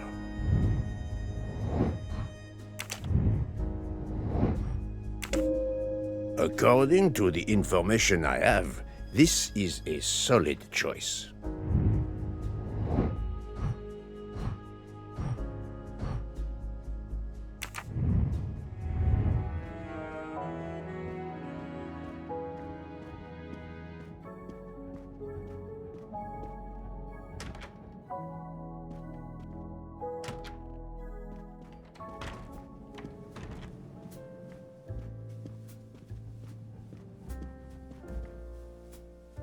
So, my friend, have you found our killer? Not yet, but I will tell you what I have learned. Please. Our assassin could have gotten on the train at Vinkovsky disguised as a conductor, entered Ratchet's room, and killed him. Then he walked out through Madame Hubbard's connecting door, where he lost a button from his jacket. He had to wait for Monsieur Michel to be absent. He waited too long. The train had left the station. He was trapped aboard. Indeed. He had opened the window to make it look that he'd escaped that way. However, if he waited until the train stopped again due to snow, his footprints would have been found. The murderer is still among us, on the train. There's a problem with the second-class toilets. What now? All morning passengers have been complaining that the door is locked, so I went to check. I knocked, but no one answered. I didn't think I should open it without speaking to you first. You did well, Monsieur Michel. Lead the way. I use my master key.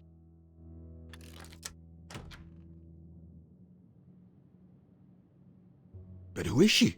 Is she alive? She is breathing. Then if she isn't dead, isn't she our murderer? That, my friend, is what we must find out.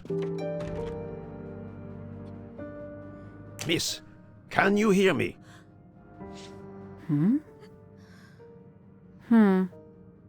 She's breathing.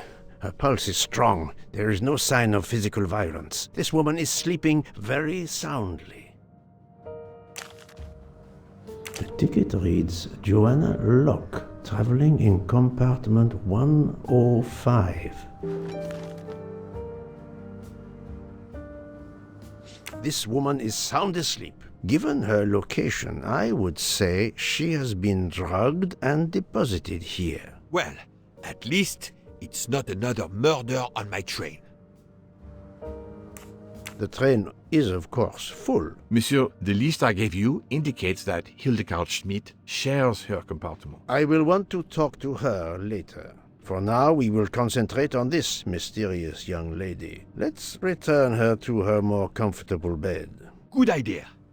Pierre, locate this woman's room and fetch the doctor. Yes, sir. I will question her when she wakes up. Please, let me know what you learn. Mademoiselle Locke's compartment is 105. I suggest we return her to her more comfortable bed. Yes, hopefully she will awaken soon.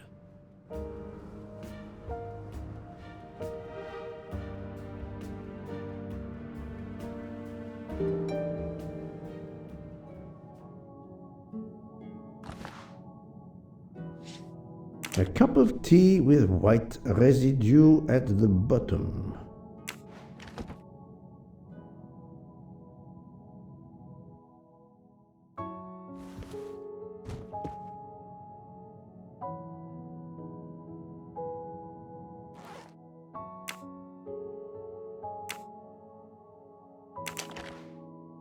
A briefcase and a wagon-lit conductor's jacket. And the button is missing.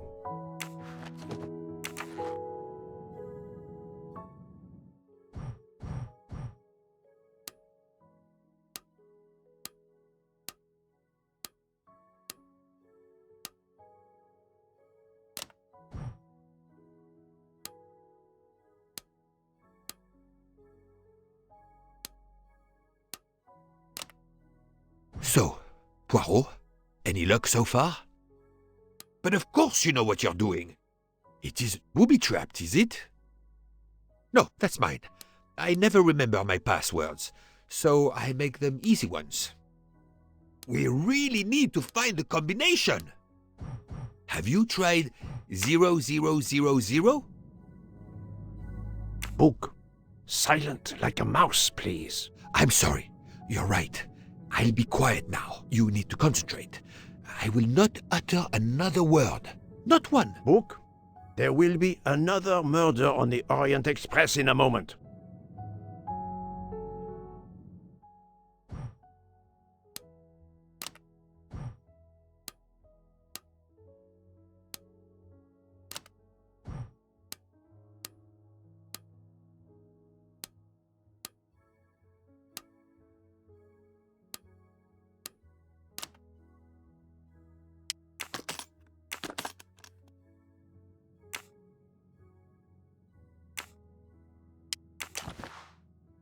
This badge says that Joanna Locke is an American detective with the Berkshire Police Department in Massachusetts. An American police officer? Oh.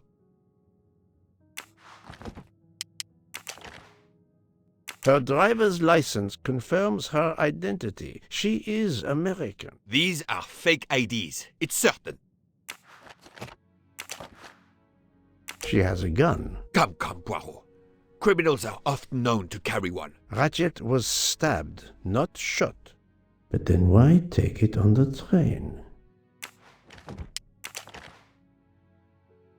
Mademoiselle Locke seems very interested in our victim. Of course.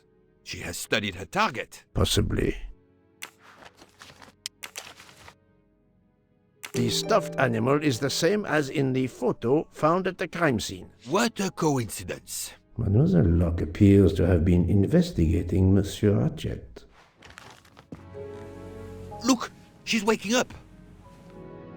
Thanks to you, I would not be surprised if our murder victim were also waking up. What?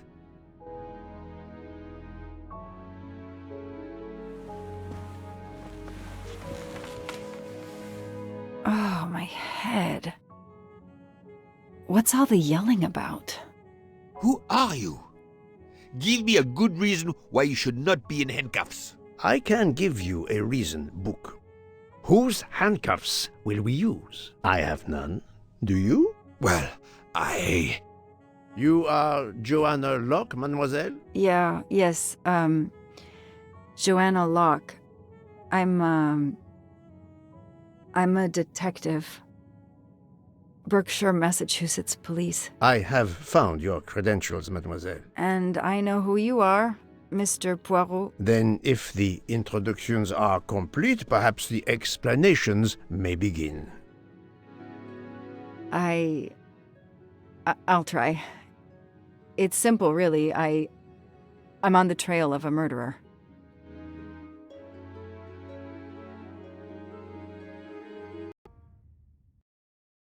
I had just been promoted to detective after 5 years on patrol. It was my first time on a major case. It had been a month since Daisy Armstrong was kidnapped. The Armstrongs were desperate for some sign of hope. I was there only for paperwork, to fill in some blanks.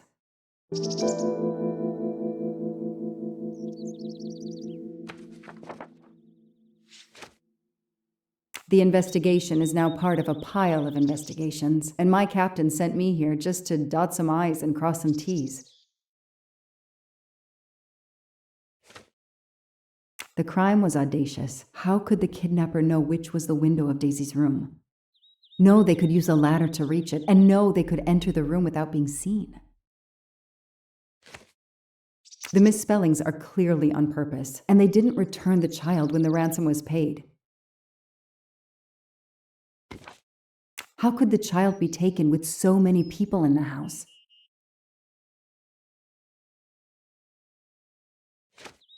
I can't imagine the pain her parents felt when they realized Daisy was gone. How are they going to feel when they realize I have no answers for them? Only more questions. That's why I'm here. A damn computer glitch. Or somebody pushed delete instead of save. Whatever happened, we lost the nanny's deposition. So my entire contribution to the investigation is to take it again. The phone record of the night of the kidnapping. The last call was for 911.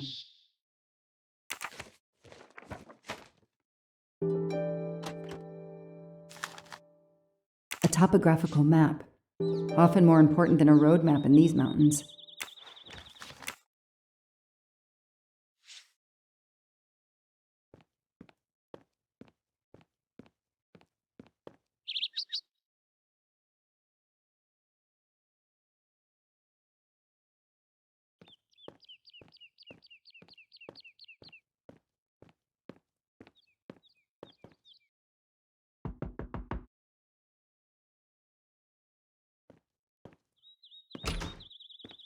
Good evening. Colonel Armstrong? Yes. You're the detective they phoned about. Joanna Locke. I don't remember you. I'm newly assigned to the case. It's about time more detectives were involved. My wife, Sonia, she hasn't been herself. Every day is a waking nightmare for us. Tell me you've uncovered something new. I'm here to speak to your daughter's nanny. There was a computer problem. Her earlier statement has been lost. Oh, I see. We had hoped. Well, do as you wish. I won't be far if you need me.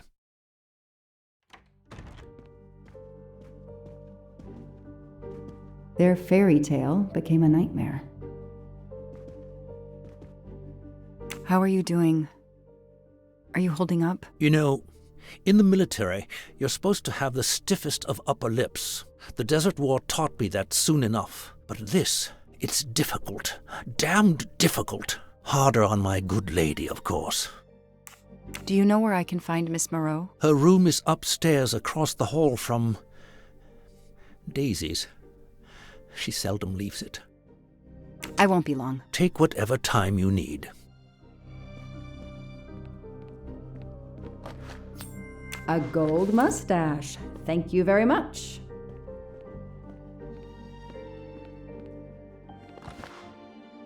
What a dear child. Sympathy and support for the Armstrong family during this difficult time. Thoughtful, but never enough.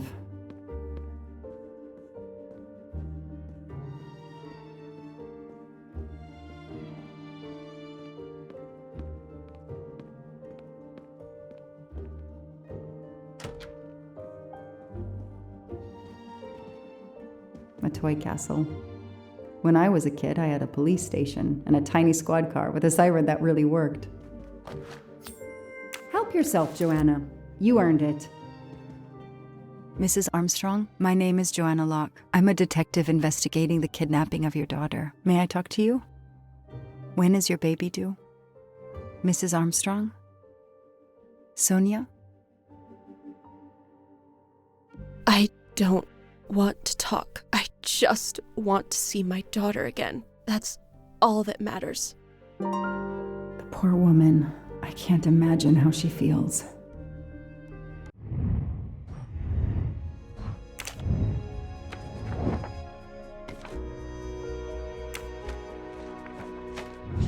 Hey, I'm a pretty good detective after all. Mrs. Armstrong? Let me show you this. Daisy, my little Daisy. I miss her so much. How good it is to see her face. I can't imagine the pain you're feeling right now. She loved her little stuffed animal, Fluffy. She took him everywhere with her. The kidnappers took it as well. They didn't have to. That means they wouldn't hurt her, doesn't it? Every lead will be followed up. You have my word on that. Thank you. I shouldn't lose hope. Somehow. I know it isn't my case, but I just made a promise, and I mean to keep it. Do you know where I can find Miss Moreau? She's in her room. Last door on the left. May I come back if I have more questions? Of course. Anything I can do. The world through the eyes of a child seems so sweet.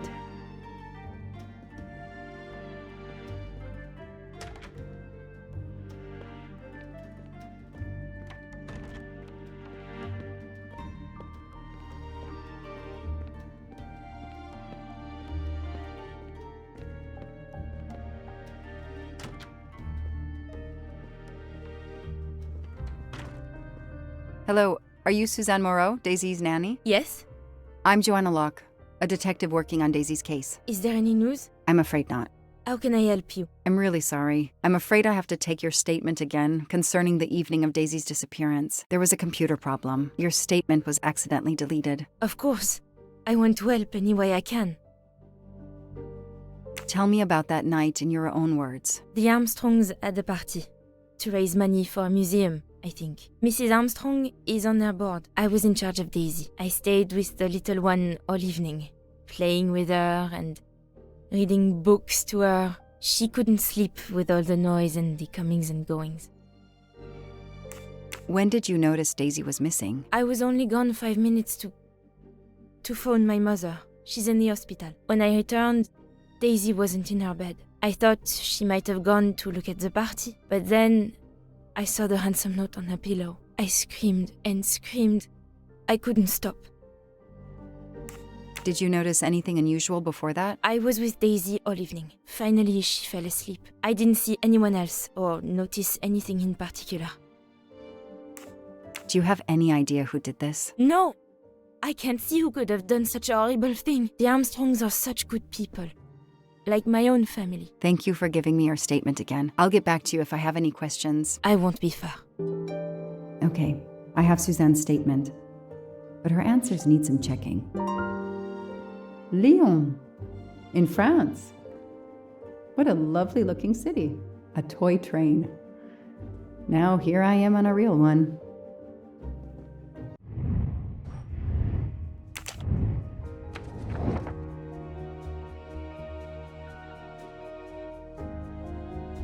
This information does not correspond to what Suzanne told me. Suzanne said she left Daisy alone for 5 minutes, but Mrs. Armstrong says she stayed with Daisy for a while and Suzanne did not return.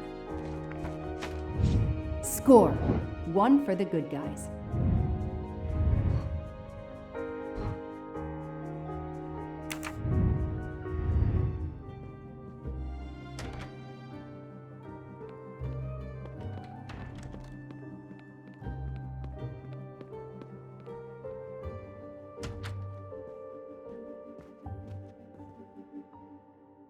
Tell me about the night Daisy was taken, especially anything about your daughter and Suzanne Moreau. Apart from seeing to our guests, I took a moment to check on Suzanne and Daisy in Daisy's room. Suzanne wasn't there, but Daisy was asleep. I sat with her for 10 minutes or so. Suzanne didn't return while I was there, but there's no reason for her to sit there all night when Daisy is asleep. I went back downstairs.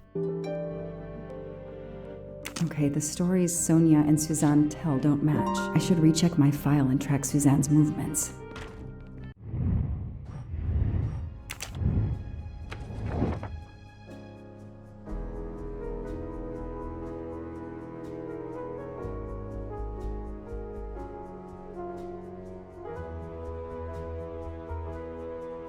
That is not exactly what Suzanne told me earlier. Suzanne was on the phone more than 5 minutes. That is a great detective job.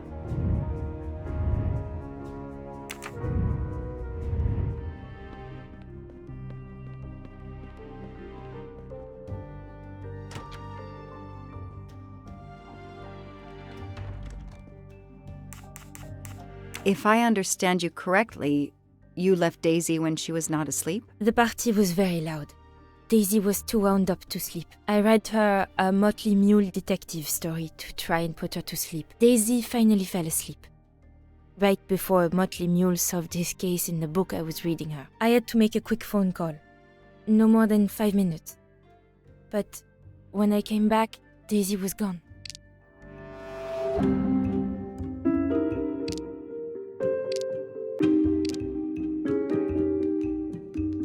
Are you sure you were only gone for 5 minutes? 5, 6, what does it matter? It was very quick.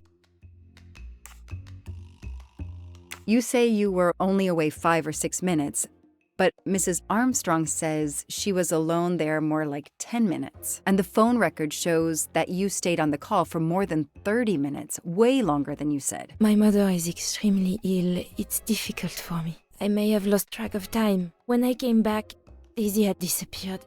It must have been a coincidence. You have to be precise, Suzanne. A little girl's life is at stake. Why are you doing this? I didn't do anything wrong.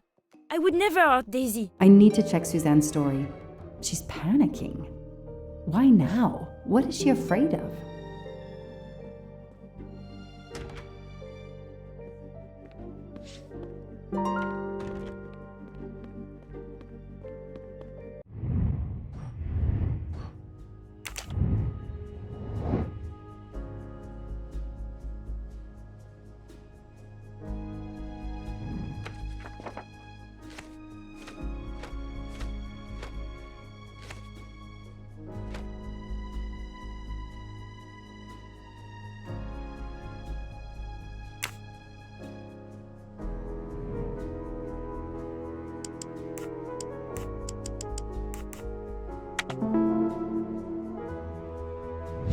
The detective gets it right.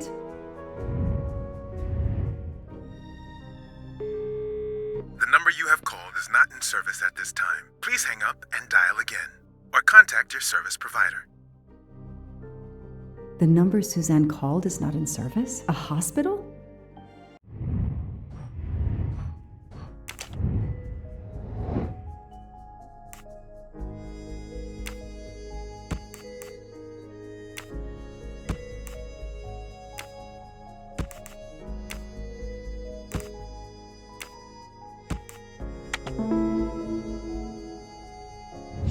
That's it. No rookie mistake there. The kidnapper places a ladder under the window to Daisy's room. Then he joins the party, just one guest in the crowd. He somehow knows when Suzanne leaves the room, then sneaks upstairs. He opens Daisy's window, carries her down the ladder, and vanishes.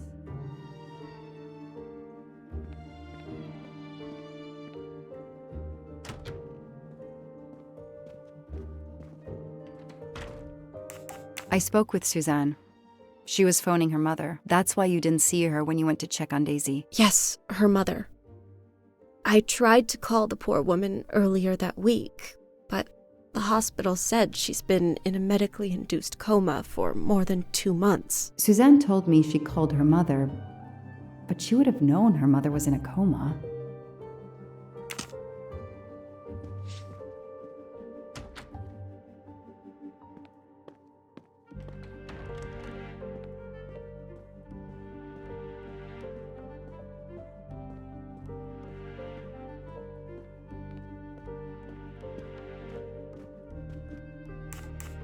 Did you see Miss Moreau during the party? I remember seeing her at some point, but otherwise no. I was too busy with my guests. Wear the smile, shake the proffered hand. Ms. Moreau told me she called her mother. Well, why not? I believe they are very close, and the poor woman is not well. She needs some experimental treatment that isn't available yet in France. I won't be long. Take whatever time you need.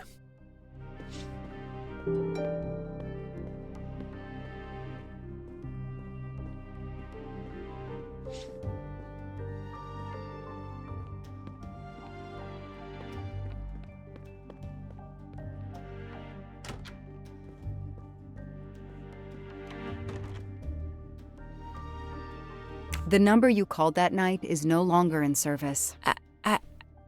I don't understand. That's the number the hospital gave me to call my mother's room.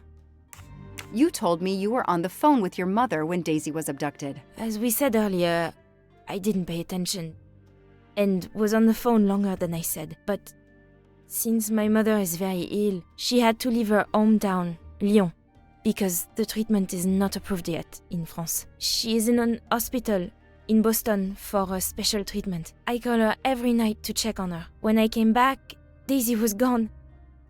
I'll never forgive myself.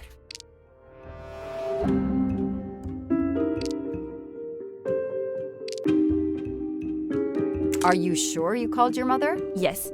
Every night since she was admitted in December. Suzanne, I think you really care for Daisy. If you do, then tell me the truth. You can't have been calling your mother while she's in a coma. My mom really is in a hospital in Boston. She really is in a coma. I wasn't calling her. I was on the phone with my boyfriend, Noah. Why lie about it? Why are you panicking? Because he's gone. I haven't heard from him since the night of the kidnapping. I'm afraid he's somehow connected to Daisy's disappearance. That he was just using me somehow. But I swear I talked to him. Yes, for more like 30 minutes that night. So he couldn't have kidnapped Daisy at the same time we were talking. But he could have kept you talking so someone else could take Daisy. Yes, you can see why I lied. Can't you? I was afraid you'd suspect me of having something to do with it. You can understand that, can't you? Suzanne, I want to believe you, but you've made it harder to find Daisy. Do you realize that? Oh my god. What have I done? What's most important is not what you've done, but what you do now. Go. I'll be back to talk to you. No more lies, Suzanne. For Daisy. No more lies. Noah.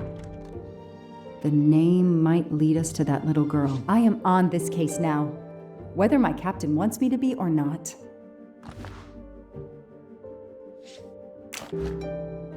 A card from the florist. It's signed N.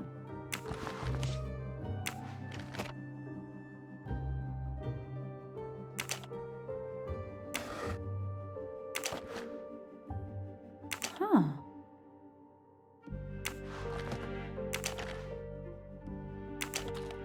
What's in the glass case? Oh, big surprise. Glasses.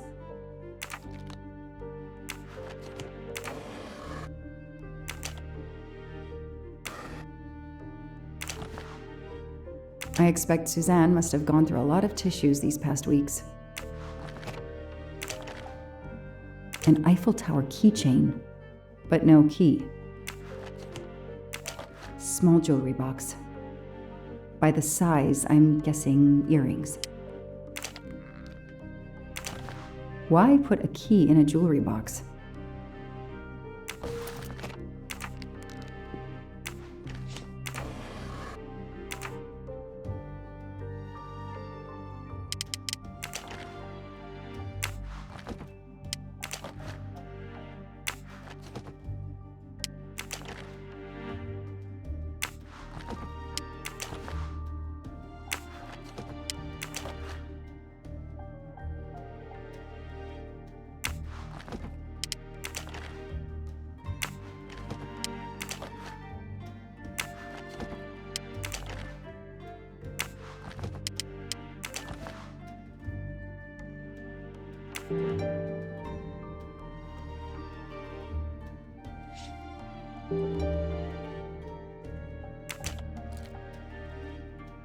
Okay, Suzanne.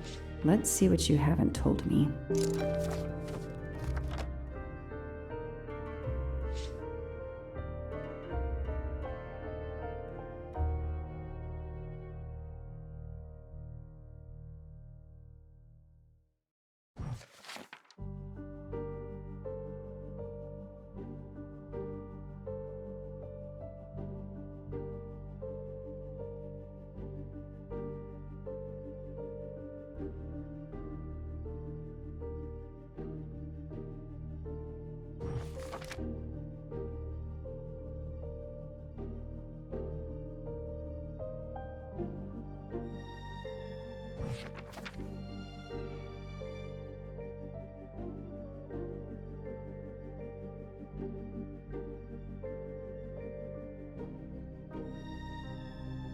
I can see why Suzanne didn't tell me everything about this, Noah. It's clear when he disappeared that she realized something was very wrong.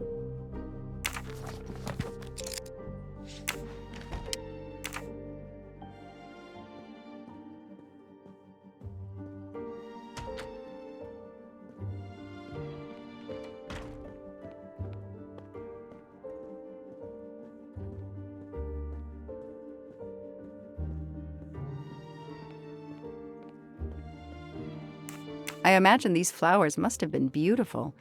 Who gave them to you? The gardener. They're getting pretty wilted, but I hate to throw them away. Tell me about your boyfriend. Have you been together long? My boyfriend? Why? He doesn't have anything to do with this. Please, Suzanne, the sooner you answer my question, the sooner we'll be done. His name is Noah Garretti. I met him at a Lunar New Year party in Great Barrington. He is a kind and caring person. Although, well, I miss him. He had to go away on business. He should be back.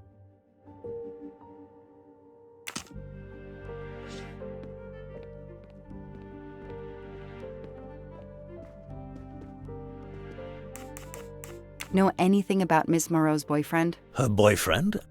I know she went out with someone for a while there. More recently, I saw a man in a 4x4 who would pick her up on her nights off. He never got out of his car, just waited for her.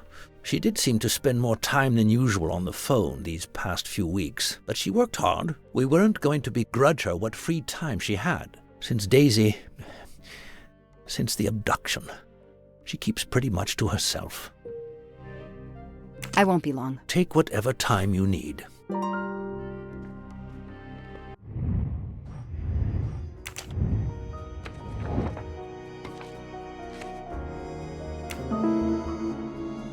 These tire tracks could well be from Suzanne's boyfriend's 4x4. Score. 1 for the good guys.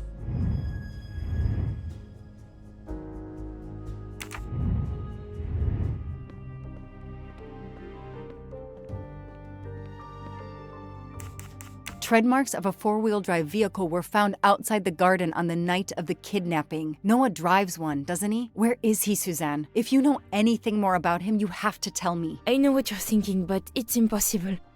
He was very nice to me. He never did anything to make me suspicious. We went out to eat, to the movies. Just like a normal couple. He's not the only man in the Berkshires who drives that kind of car.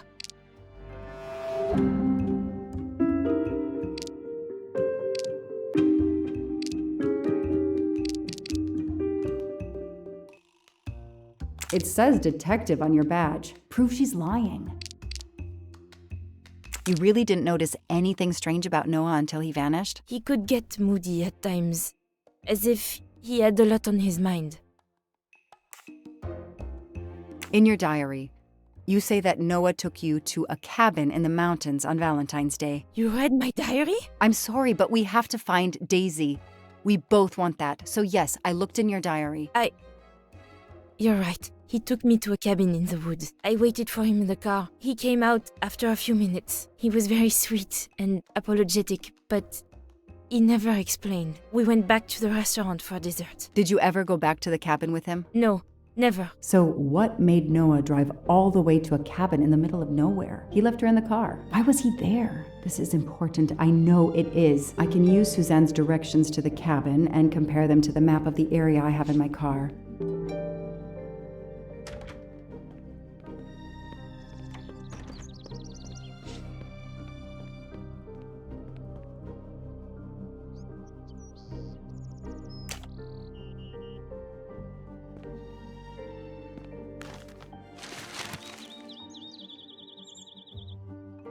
Thanks to the information Suzanne gave me, I should be able to find the cabin on this map.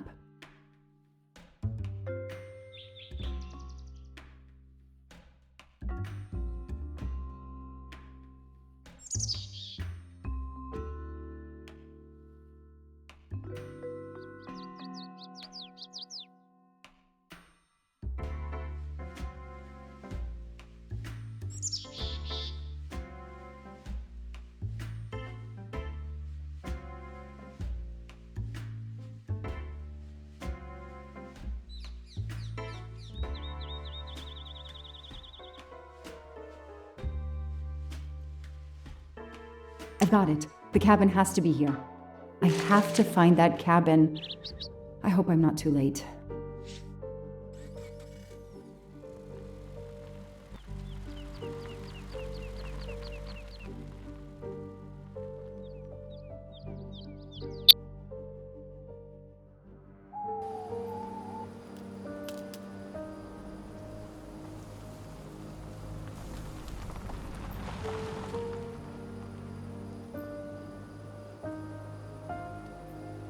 Okay, here is this famous cabin.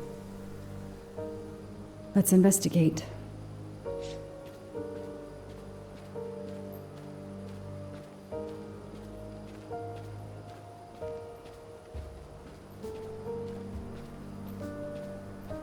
That window is too high to see through.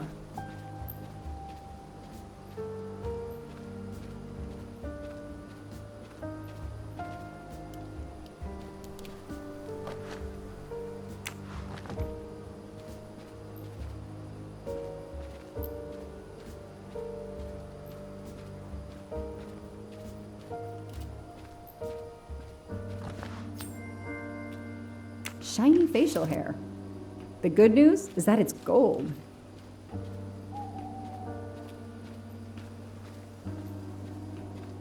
That barrel is sturdy enough. I could climb on it.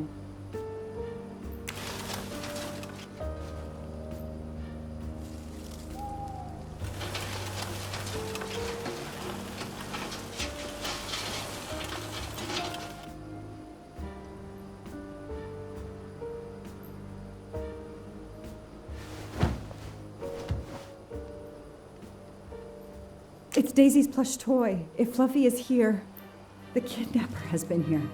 I have to get inside this cabin.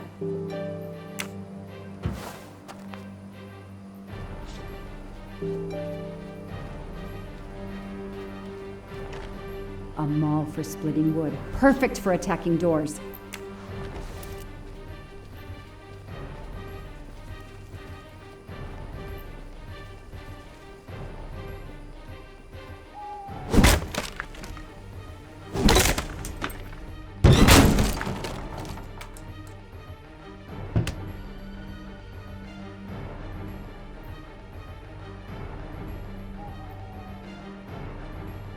Look at that. A broken door to investigate. No need for a warrant. Some people seem to have played here before. Some boxes. I wonder what they were used for. A lot of tools. I guess somebody noticed the cabin was about to fall down.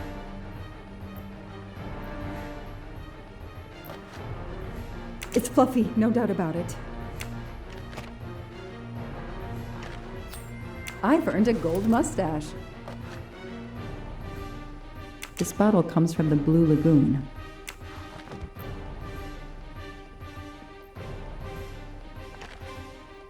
That's a woman's hairbrush.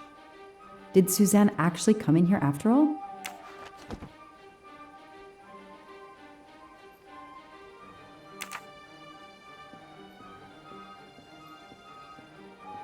The stove is cold. Nobody's been here recently. The floor is scratched and worn in this area. The sofa must have been moved a lot.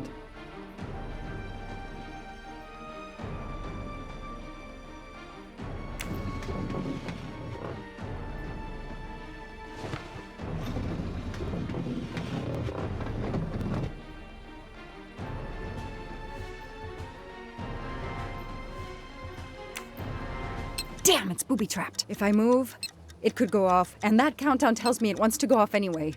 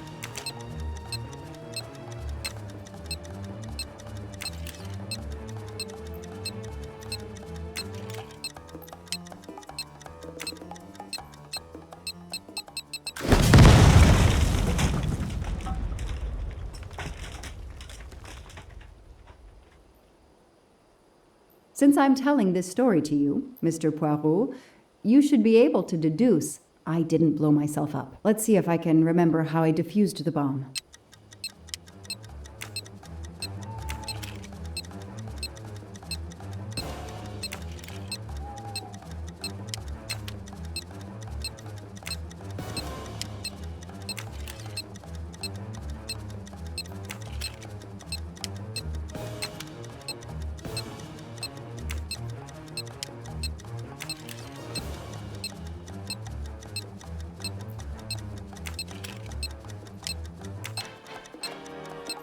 That should do it.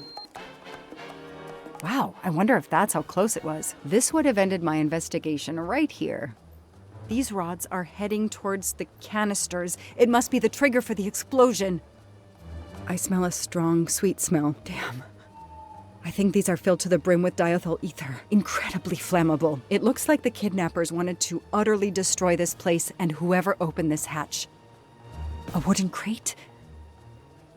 I have to open it.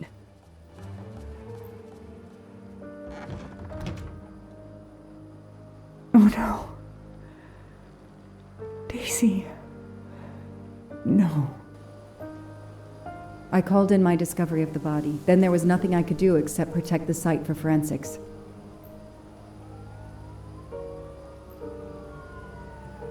The forensics team arrived an hour later, cordoned off the cabin with crime scene tape, and went to work, looking for physical evidence, fingerprints, testing for fluids, DNA, any clues science can uncover.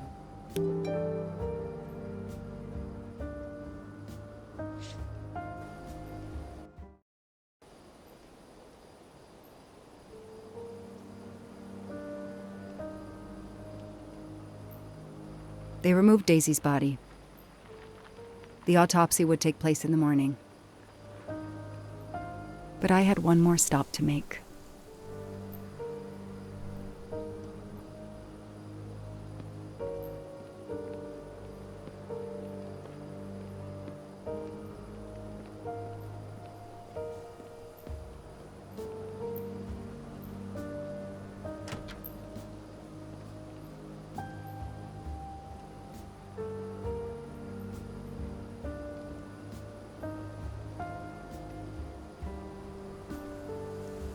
Oh no!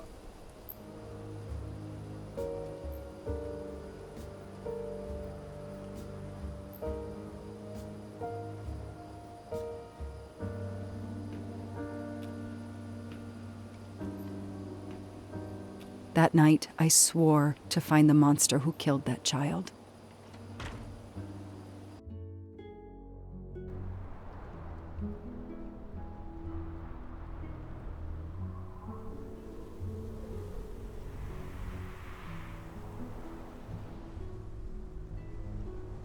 Ratchet on train saw me?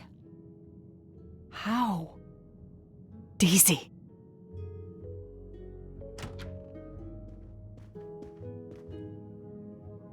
She was awake? And then she collapsed again. I take the responsibility. She was weaker than I realized. Oh. Lie still while I examine you. Pupils dilated? I'm all right.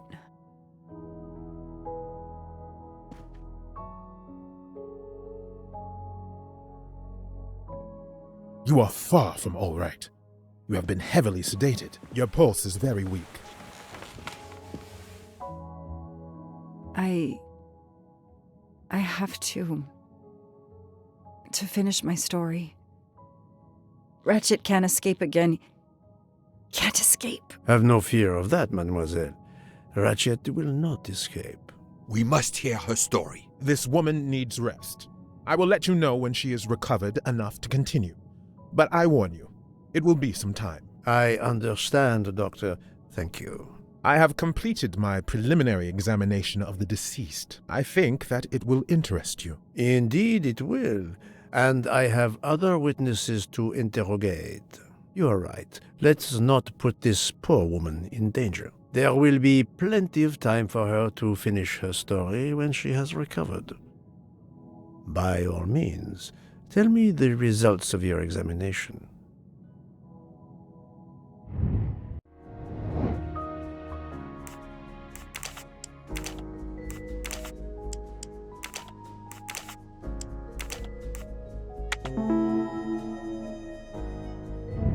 That's the right answer. Can you estimate the time of death? Rigor mortis was advanced, but not complete. I estimate the death occurred between midnight and 2 in the morning. That tallies with the witness statements I've collected so far. What is the cause of death? Multiple stab wounds to the upper torso. It's odd there are no signs of a struggle. That might indicate one of the first wounds was enough to kill him. It seems that Monsieur Ratchet had taken sleeping pills during the night. Ah, that would explain the lack of defensive wounds. What can you tell me about the stab wounds? I counted 12 in all.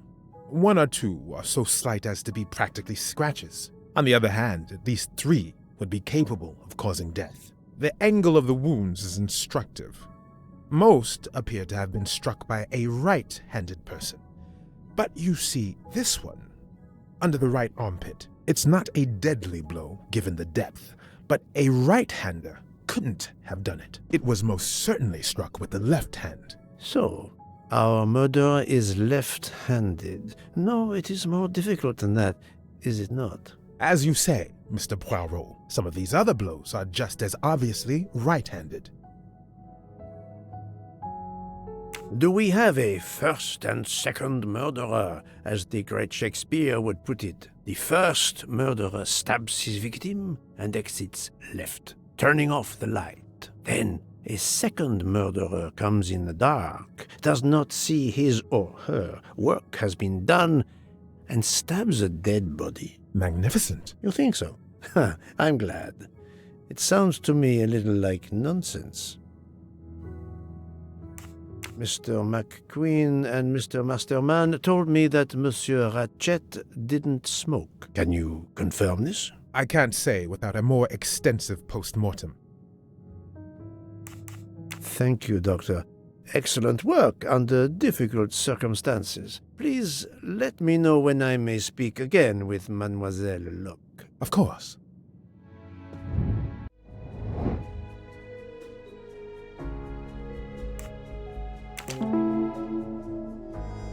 Yes, that's certainly a good place to start.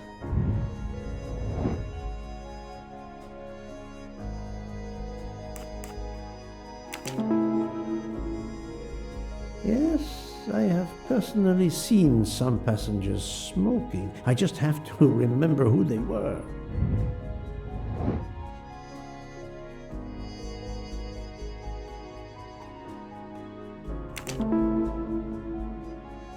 Yes, I suppose it's likely they will give me the list of who smokes what. I'm right again. That happens to me a lot.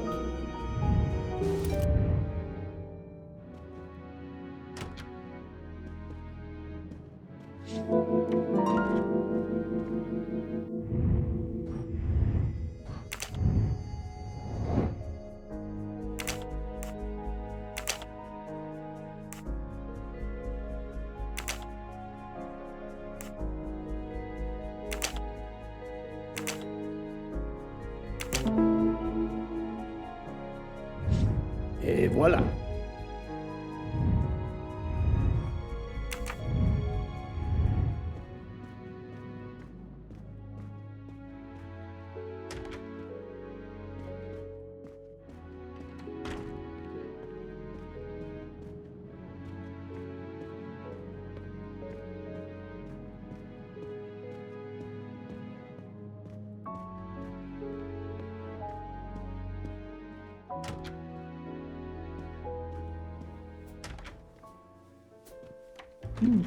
Most of the passengers pass by the bar during the day. They eat, drink, write. Maybe I can use this information for my investigation.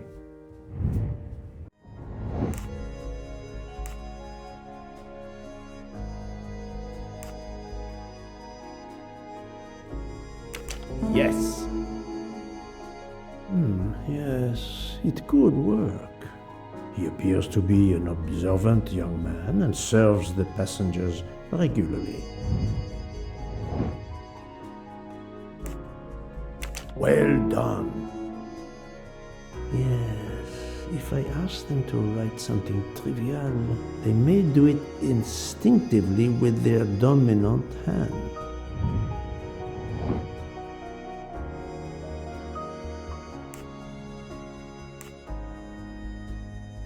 Adequate. Yes, I will remember which people use their right or left hand. Et voilà. Mademoiselle Debenham, I have a few questions for you. Of course. Would you mind writing your address on this paper for me? Not at all. That's it. Mademoiselle Debenham is right-handed.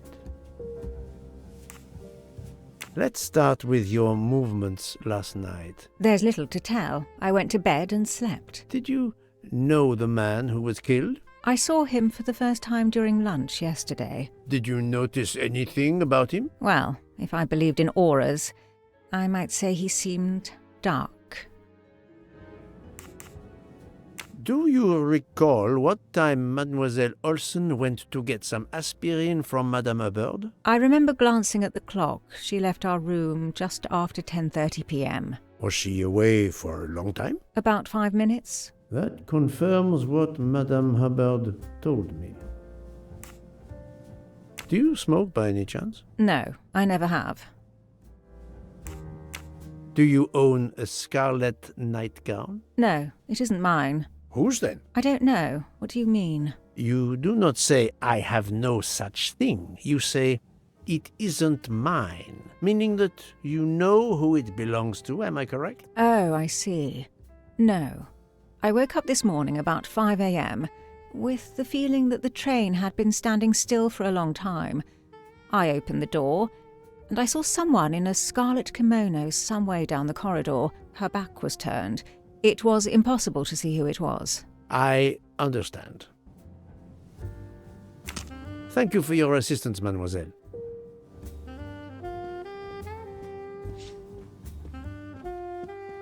Mademoiselle, I am sorry to disturb you, but I need to ask you a few questions. Are you the investigator? I am. We are lucky you are on the train. What do you want to know? Perhaps you will be so amiable as to write me down your address. With pleasure. Mademoiselle Olsen is indeed right-handed. I hear, mademoiselle, that you were the last person to see the murdered man alive. I do not know. It may be so.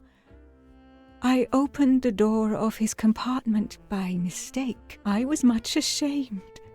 It was a most awkward mistake. You actually saw him? Yeah. He was reading a book. And what did you do after that, mademoiselle? I went in to the American lady, Mrs. Hubbard. I asked her for some aspirin, and she gave it to me. I usually carry extra aspirin for the refugees, but I gave mine to a camp in Turkey. They needed it more than me.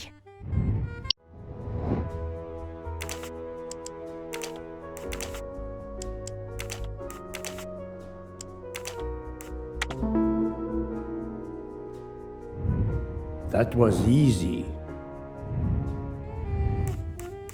Did Mrs. Hubbard ask you whether the communicating door between her compartment and that of Monsieur Ratchet was bolted? Yes. And was it? Yes. And after that, what did you do? After that, I went back to my compartment, took the aspirin, and lay down. That was around 10:50 p.m. Is there anyone else in your compartment? Yeah, a young English lady. Very nice, very amiable. After the train left Vinkovsky, did she leave the compartment? No, I am sure she did not. Why are you so sure, if you were asleep? I sleep very lightly. I am used to waking at a sound. I am sure that if she had come down from the berth above, I should have awakened. Did you yourself leave the compartment after that? Not until this morning. Do you have a scarlet silk kimono, mademoiselle? No, indeed. I have a good comfortable dressing gown of Jaeger material. Do you smoke, mademoiselle? No, I can't stand the smell of tobacco. This was a very interesting conversation, mademoiselle. I thank you. If you have any other questions, I'll be in my compartment. Good luck, Mr. Poirot.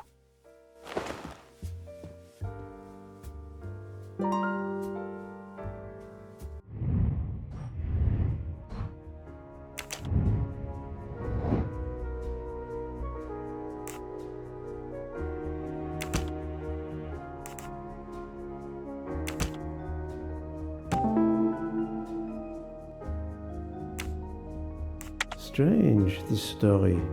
If Mademoiselle Olsen is such a light sleeper, why didn't she tell me about Mademoiselle Debenham getting out of bed? She even made a point to tell me the opposite. My little grey cells did not let me down.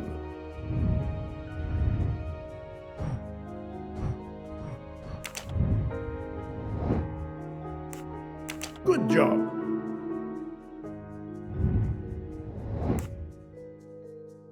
Brilliant. That's the right answer.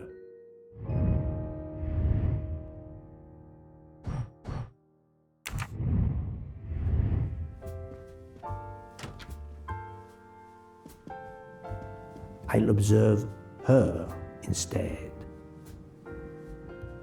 I'll keep an eye on them instead.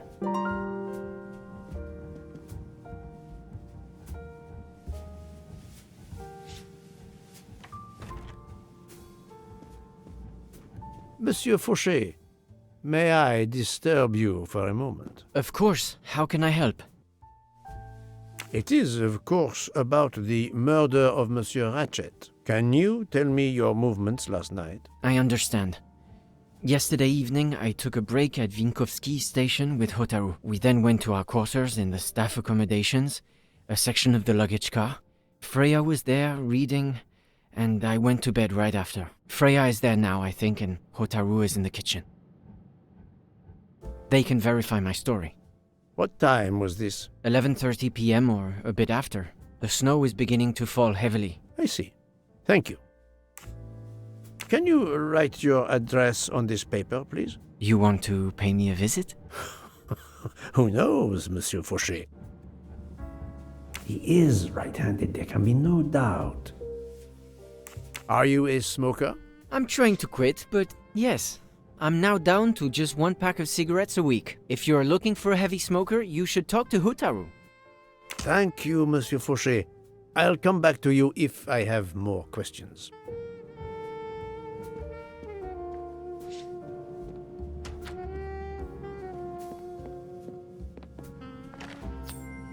Come to Poirot, my exquisitely sculpted friend.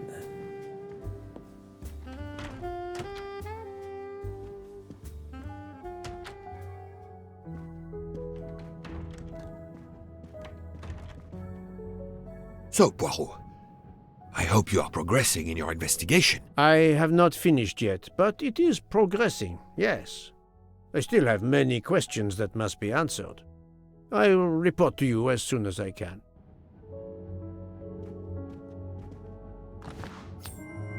You can never have too many of these.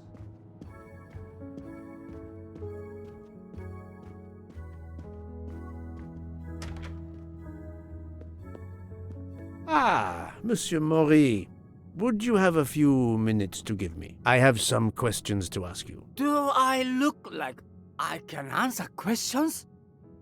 The room is spinning. My head is about to explode. You were celebrating last night? Celebrating? When Freya always wins? Ah, what am I saying? If you want my answers to your questions to make sense, help me recover. You see there, the magnet on the fridge. That is my special recipe. I call it my day after survival tonic. If you could make me my special tonic, I might survive long enough to answer your questions. Jean knows the recipe very well. He can help you with the preparation. Very well, Monsieur Maury. If I must, I must. I will make you your day after survival tonic.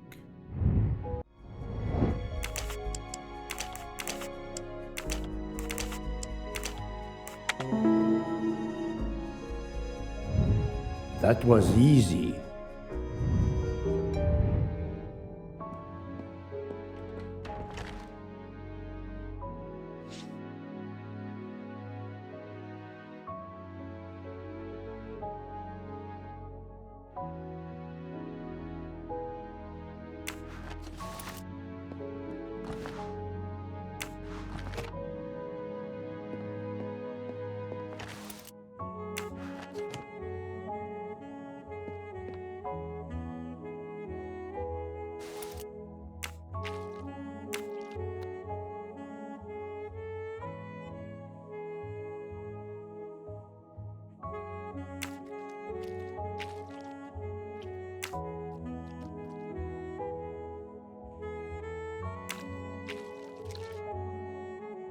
I'm missing half of the tonic ingredients.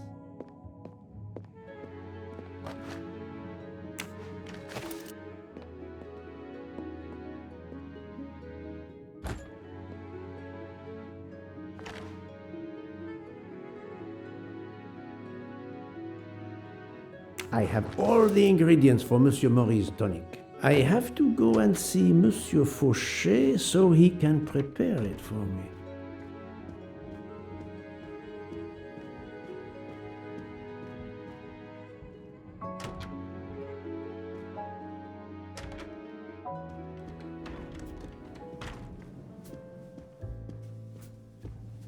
Monsieur Fauché, may I disturb you for a moment? Of course. How can I help? Monsieur Fauché, I need your help to prepare a cocktail. What is this phrase? This is music to my ears. What can I fix for you? A mojito? A gin and tonic? Or perhaps a martini? Shaken, not stirred? It's not for me, but for Monsieur Maury. Ah, his day after survival tonic. Unfortunately, I know it well. Here is everything that was listed on the magnet. Excellent! I can take it from here. Mr. Poirot, I'm uncertain about the lemon juice. Is it half a lemon or a full lemon for the recipe? Half a lemon. I can't remember if Hotaru prefers it with ginger or without. Do you remember? I can assure you that he will want the ginger.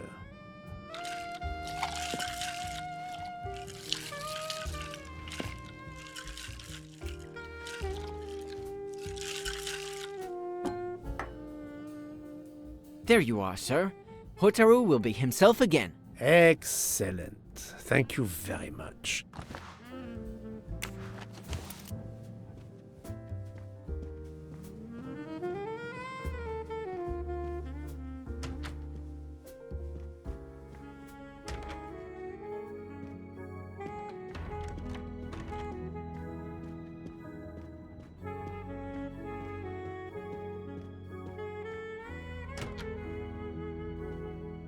Here you go, Mr. Maury. I hope this will help you. Thank you very much. Please give me a moment. While this takes effect, it will be a while, I'm afraid.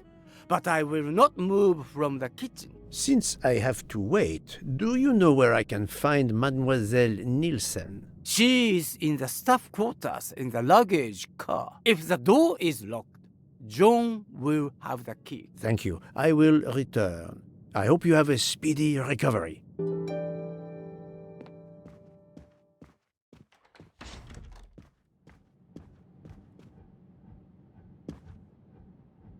Monsieur Maury told me that you are the one who has the key to open the luggage car door. I will need it. Yes, that's right. Here it is. Please don't forget to give it back to me. I will not forget, Monsieur Fauché. I have a favor to ask. Could you visit the passengers who are in their rooms and explain there has been an error with their allergy and diet form? But, Monsieur Poirot, I made no errors. Of course not. Call it a computer error. Yes, it is possible, but even if I can see this is part of your investigation, I do not understand it. I would ask that you observe which hand each passenger uses. Ah, you wish to know if they use the right or left hand when they write? That is my intention. I will take on this mission for you. Excellent.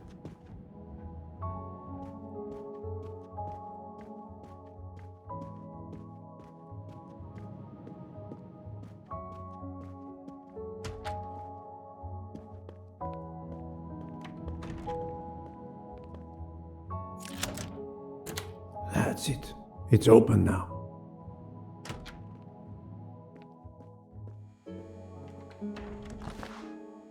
A deck of cards. I suspect they were reading diamonds and spades instead of books.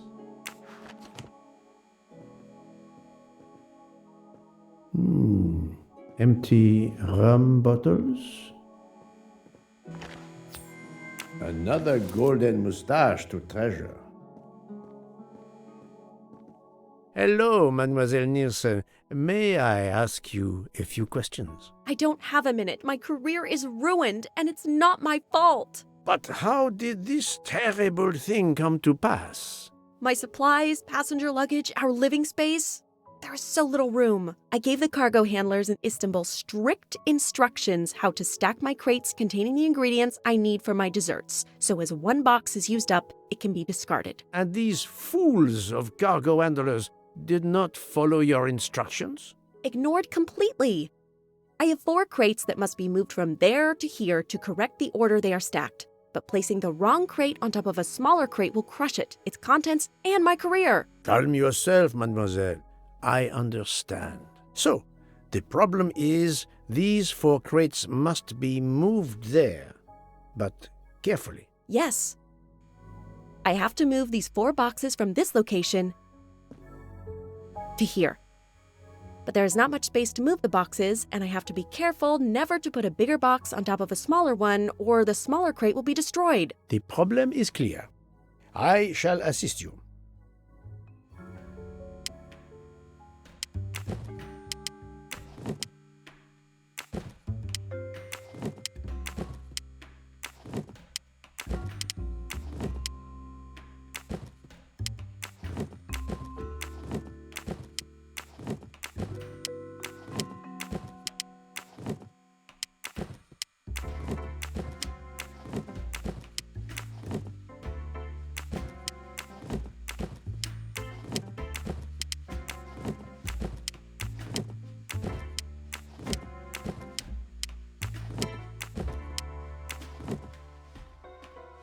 Et voilà! You are a lifesaver. Or at least a dessert saver. Thank you, thank you. I will gladly answer your questions.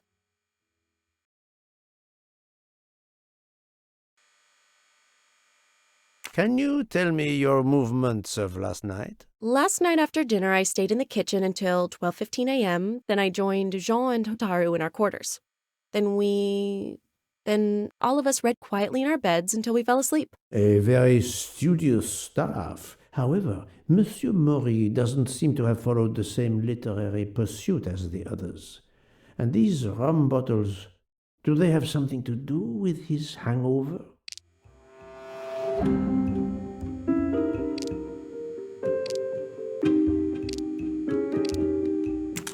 I rather think that you didn't just read last night. What makes you say that? I spoke to Monsieur Maury. He seemed to be quite hungover. He even asked me to make him his day after tonic. He blurted out, "Freya always wins." Wins what?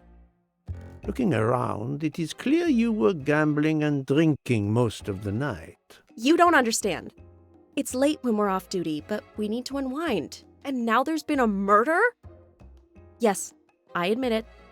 We went overboard last night. But please don't tell Mr. Book. It's against regulations. We could all be fired. Mademoiselle, I realize your difficult jobs have been made more difficult. But as you say, there has been a murder.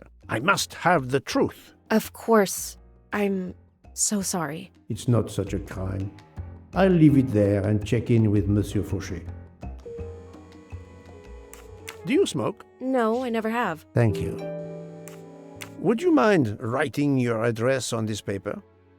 I'm asking everyone on the train for addresses, in case I need to contact them once they leave the train in Paris. I understand. Yes, that's it. Mademoiselle Nielsen is right-handed. Thank you for your answers, Miss Nielsen. You're welcome.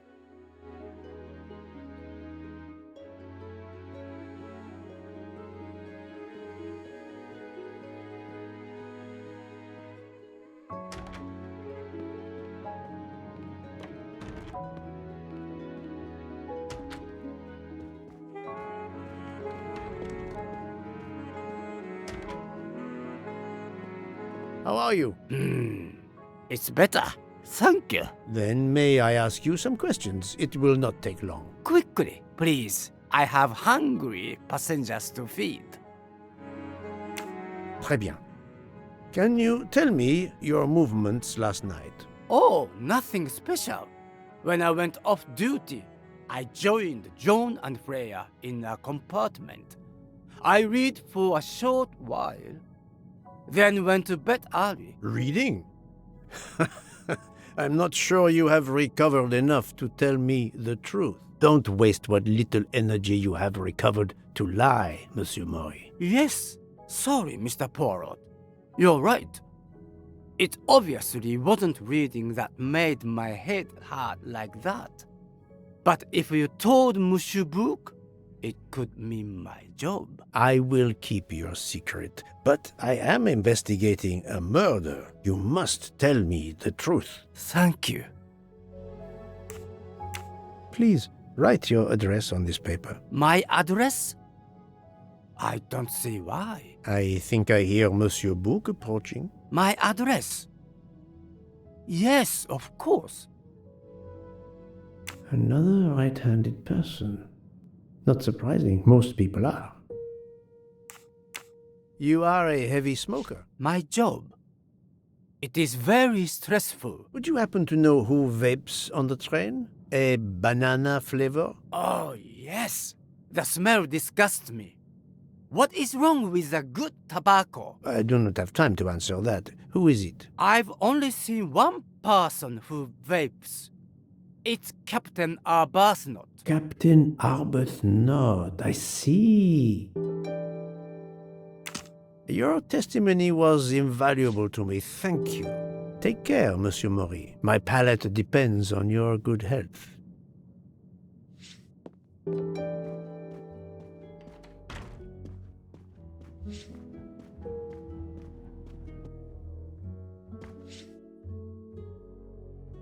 Here is your key.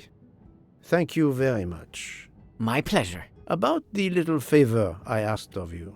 Aha, but of course. I was able to get new allergy forms from guests who were in their compartments.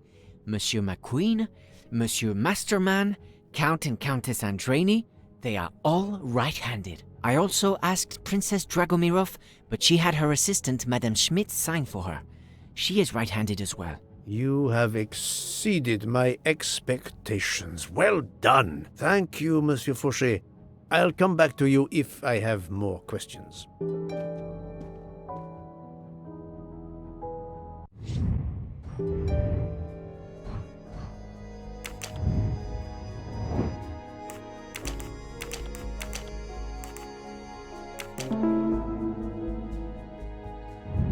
I'm right again. That happens to me a lot.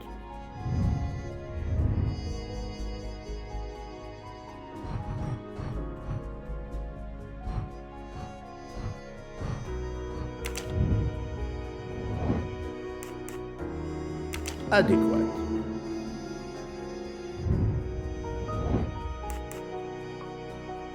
Good.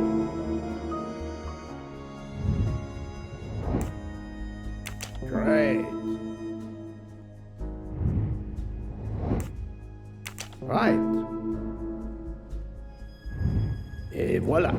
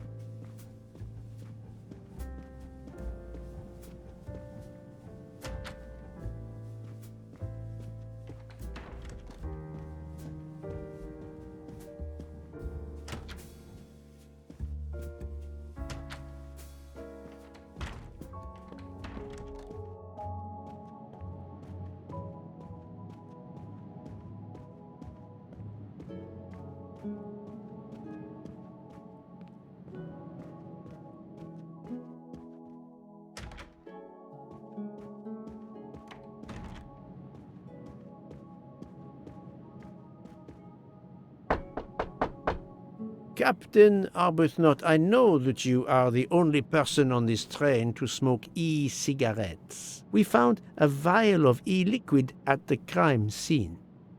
Will you talk to me about this, or should I pass on what I've learned to the police? All right. Come in if you must.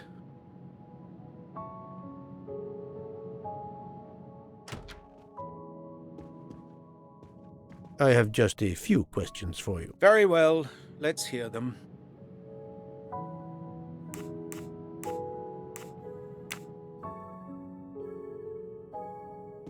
Is this e-cigarette liquid yours? What flavor is it? Banana. Well, that is awkward. That's my flavor of choice. But I have no idea what it was doing there, whatever. Can you explain how it ended up there? I have no idea. I never entered the man's room, Poirot. That's the truth. Could you write down your address here, please? My address? If you insist. This man is right-handed.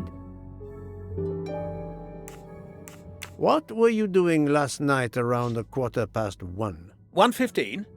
I believe I was still talking to that young American fellow, Mr. McQueen, the secretary of the man who was killed. We were in his compartment. He was a friend or acquaintance of yours? No, I never saw him before this journey. We'd hit it off at dinner, and the conversation continued into the early hours. Until what time was that? Until 1:45 or so. Then I retired to my room and went to sleep. There is nothing you can recall last night that in any way struck you as suspicious? It's nothing. A mere detail. Allow me to be the judge. Well, before returning to my room, I went to the lounge car to get a glass of water. When I was passing through the first-class corridor, I noticed that the door, which is just after your room, 201, was not quite closed, and the person who was inside peered out, in a furtive sort of way. Then he closed the door quickly. I know there's nothing in that, but it was the furtive way it was done that caught my attention. Struck me as a bit odd. I understand. Thank you for letting me know. The young English lady, Mademoiselle Debenham, was at the Tokatlian Hotel. Perhaps you met her there? We exchanged a few words, fellow Brits abroad, that sort of thing. What can you tell me about Mademoiselle Debenham? Nothing whatsoever. We barely spoke. The director of the Orient Express, Monsieur Bouc, thinks the assassin is a woman. And that is enough to accuse her? She had nothing to do with this murder. How can you be so certain? The idea is absurd. Ratchet was a perfect stranger to her. She'd never seen him before. Ah, did she tell you so? Well, yes, maybe she did. She may have commented once upon his somewhat unpleasant appearance. If a woman is concerned, as you seem to think, to my mind, without any evidence, I can assure you that Miss Debenham could not possibly be implicated. It is clear that the captain is defending Miss Debenham, a woman he supposedly doesn't know very well. Thank you, Captain. You're welcome.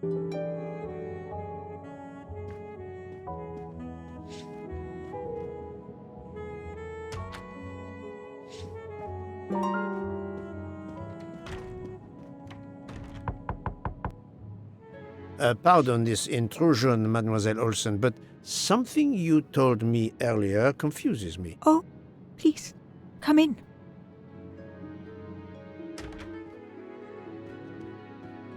How can you be sure Mademoiselle Debenham was in bed all night? As I told you, I am a very light sleeper. The slightest noise wakes me up. If Fraulein Debenham had gotten out of her bed, I would have heard her. I got up this morning around 8 a.m. She was sleeping soundly.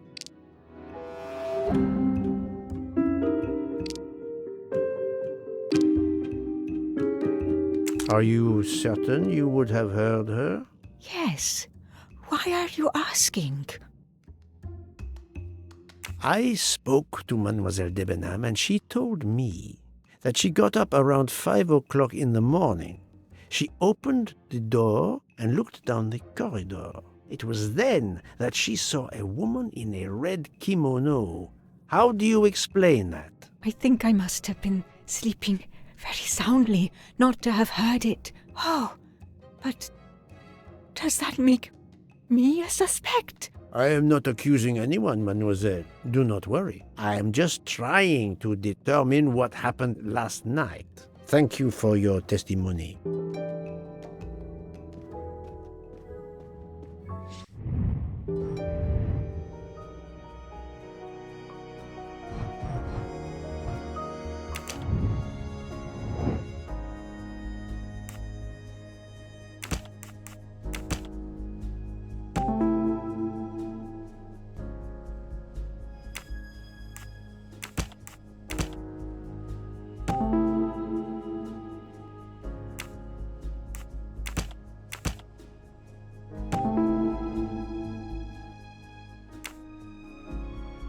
Captain Arbuthnot is the only passenger to smoke an e-cigarette.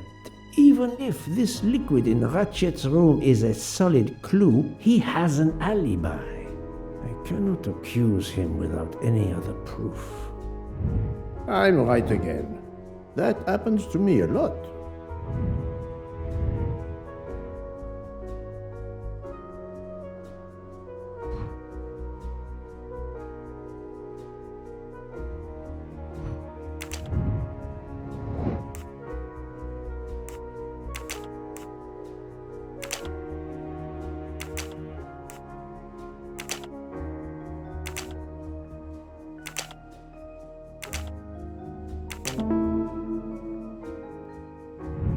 That's the right answer.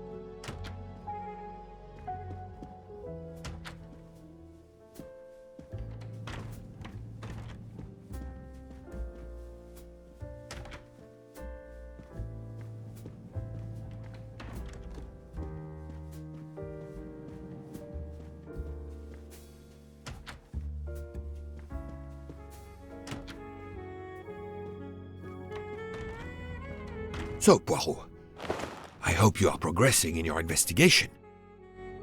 There is no trace of the murder weapon on the train, as yet. The killer could have hidden it anywhere. It must be somewhere. Indeed, as you say, it must be somewhere. According to Dr. Constantine's report, the stab wounds were made by at least one right-handed and one left-handed person, and with different strength.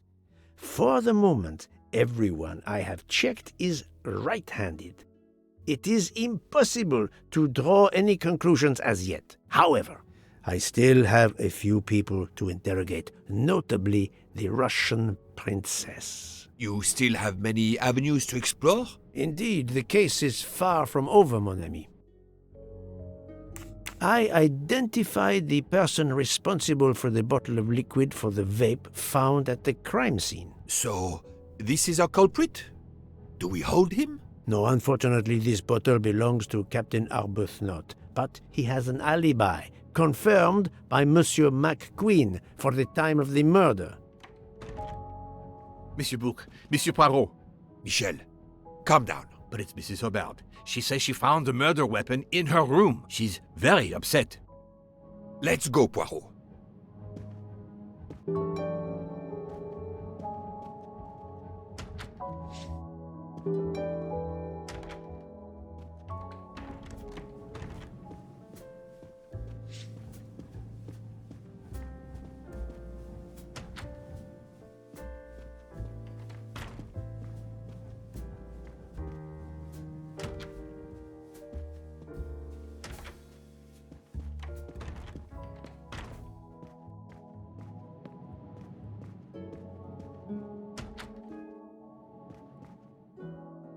I demand to be allowed to leave this train! Madame, we are in the mountains, trapped in a snowdrift. Stating the obvious, there is a murderer among us. He had the audacity to hide his weapon in my room. Please, Madame Hubbard, take a deep breath and tell us what occurred. Where did you find the knife? I wanted to get a handkerchief from my purse, and when I opened it, I saw it! A bloody knife! Am I next to be murdered? I very much doubt the murderer would give you his weapon. What do you mean? Madame, he would have used it. Oh, I haven't! Did you touch the knife? Of course not! What a question! I will take that as a no.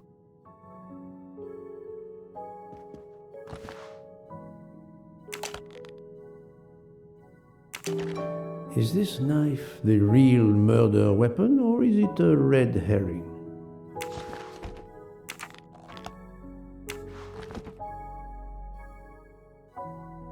Mrs. Hubbard is distraught, Poirot. I should stay with her.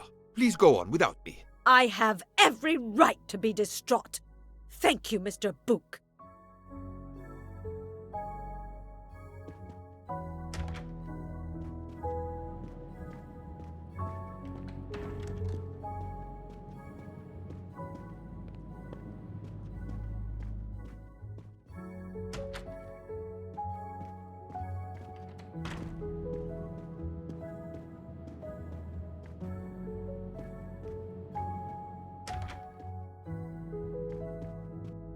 Dr. Constantine, we may have found our murder weapon. We need to make certain. There is a pretty quick way to be sure. I have estimated the depth of the wounds. You can easily find the depth of each wound by comparing the width. There are 5 of them that I am not sure about. Test them, and then we will compare our results. I will do as you say, Doctor.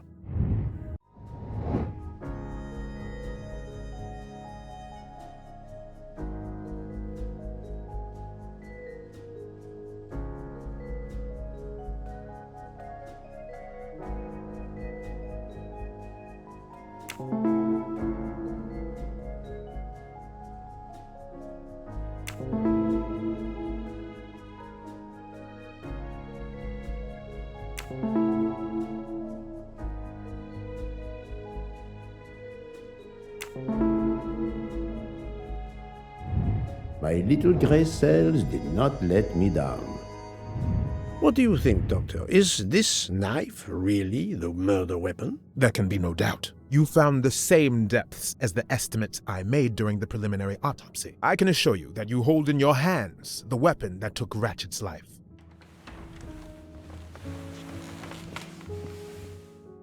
Thank you. I feel way better now. The rest gave you time to sleep off most of the effects of the drug. I'm still a bit groggy. That's understandable. Are you able to continue your story now? Yes. Yes, I think so. Where was I? You were explaining how you returned to the Armstrong house to tell them their poor little child was dead. Yes, that's it. I felt helpless. My part in the case was officially over, but I knew I couldn't let it go. Daisy deserved justice.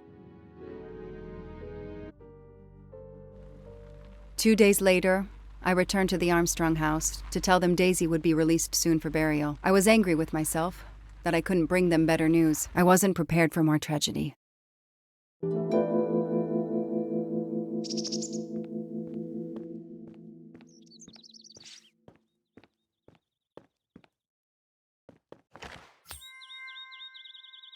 A gold mustache. Thank you very much.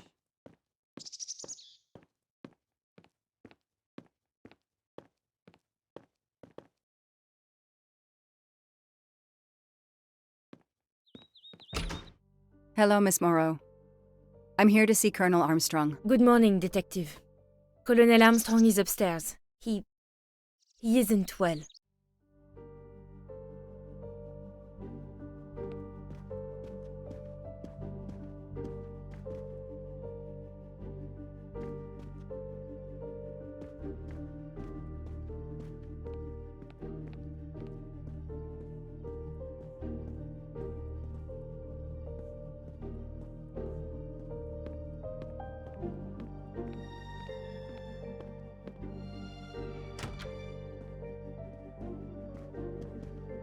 Good morning, Colonel Armstrong.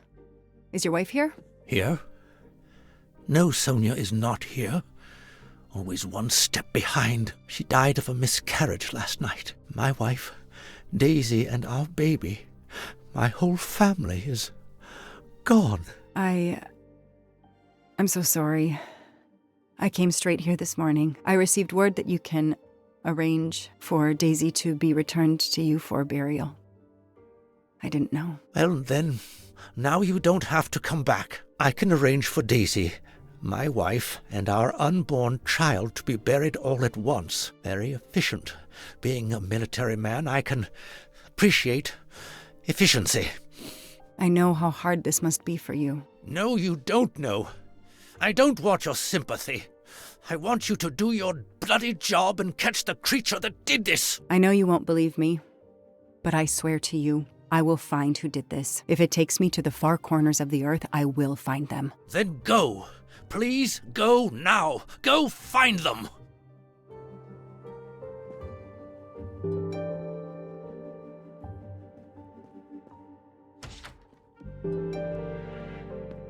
The house that once held the laughter of a child now feels so empty.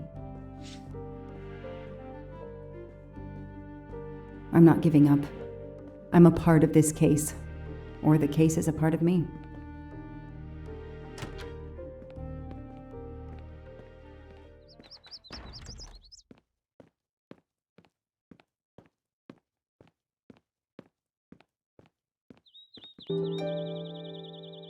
All units, Hike is in the vicinity of the cabin where Daisy Armstrong was found, spotted a pickup truck drive through the barricade tape, and then head up the dirt road toward where the subject cabin is located. Any car nearby who can respond? Unit 28, we can respond, but we're a ways away. Dispatch, this is 11. I'm on it. Copy that. 11, you good to go. Copy that.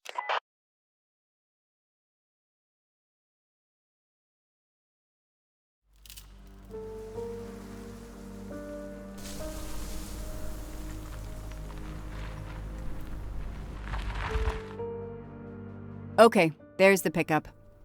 Let's see who ignored our barricade tape. 11 here. I'm at the cabin. Someone has broken in. Are you requesting backup? Not yet. I'm going to take a look around. Copy that, 11.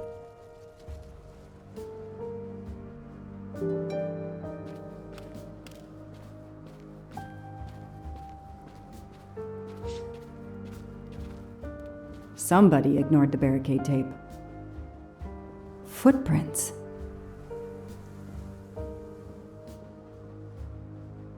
A forensics evidence identification marker.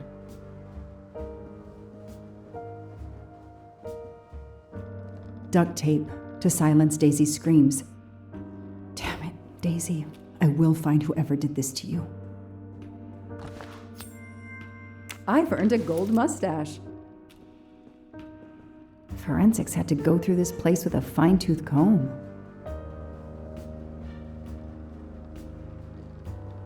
He's not here.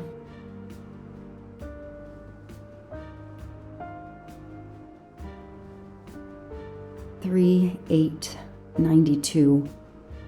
Oh, when the poor deer was killed.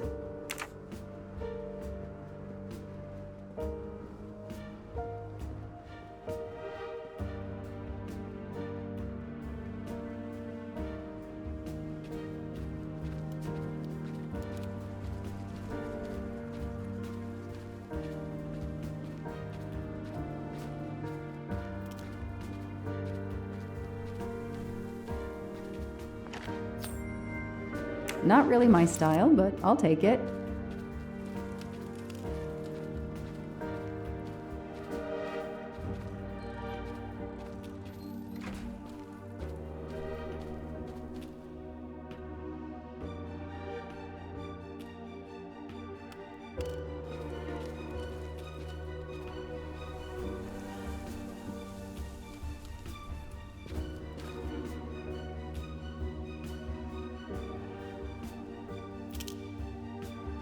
Don't shoot, officer. I'm on your side.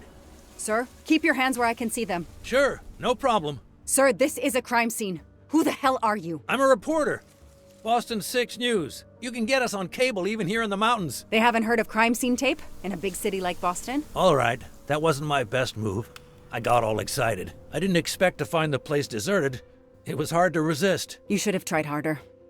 I'm placing you under arrest. You should be thanking me. Look what you apparently missed and I found. We'll get to that, but you're going to answer some questions first. I'm more used to asking questions, but fire away. Who are you exactly? I'm Michael Clark, journalist for Boston 6 News. Off camera, but someday I'm going to be anchor. You just wait. Do you have a way to prove that? My press card's in my truck. What are you doing here?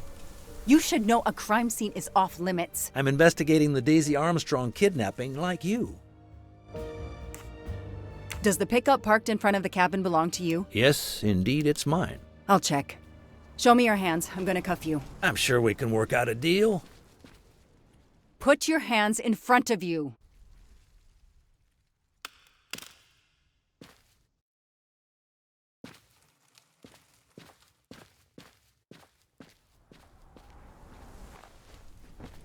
Aren't you going to read me my rights? You have the right to remain silent. I really wish you'd exercise that one. Dispatch, this is 11. I intercepted a suspicious individual at the crime scene. I'll check to determine how badly he's compromised it. Then I'm bringing him in. Copy that, Detective Locke.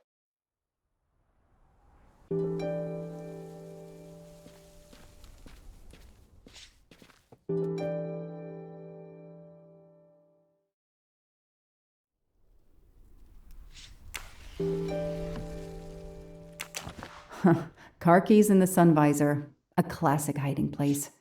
At least on TV.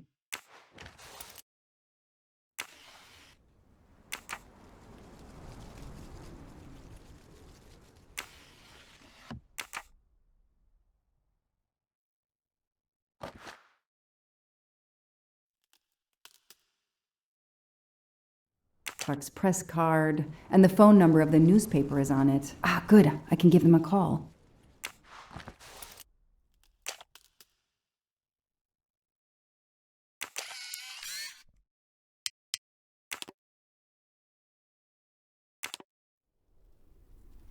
Candid photos of the entire Armstrong family. A reporter just doing his job.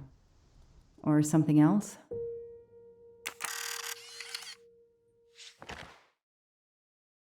Telephoto lens.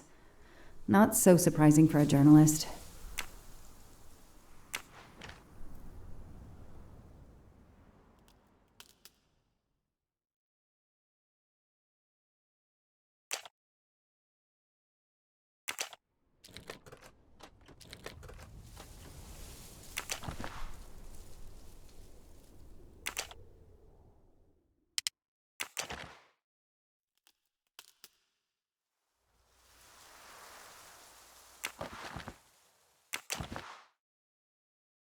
Clark's driver's license seems to be in order.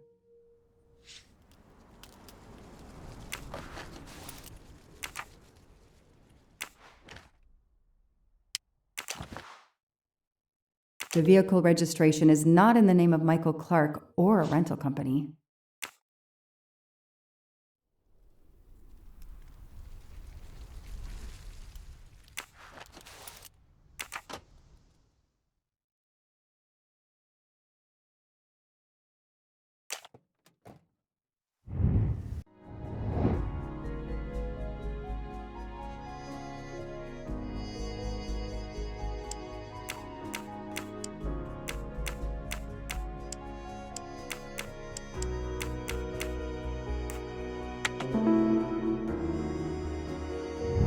That is a great detective job.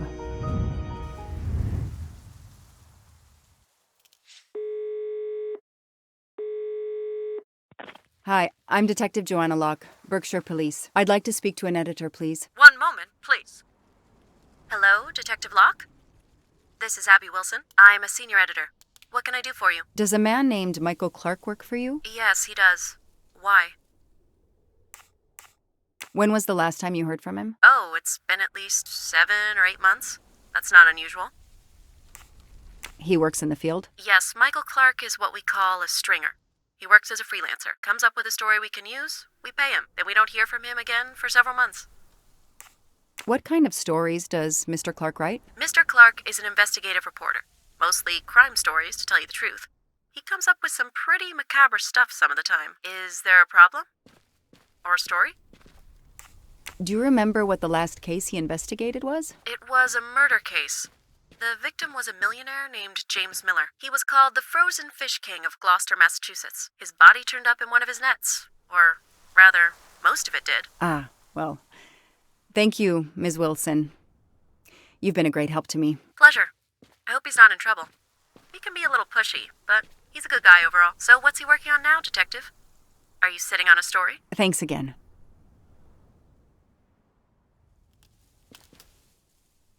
This outline is the same shape and size as the gasoline can.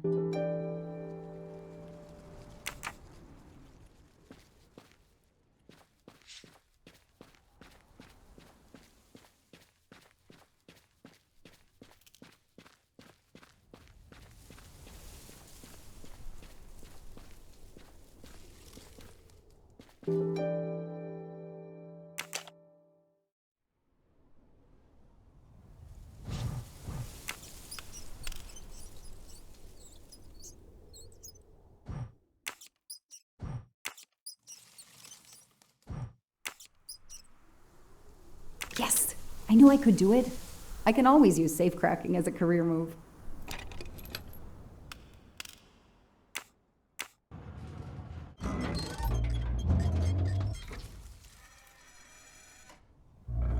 There. Now let's see what secrets you're hiding.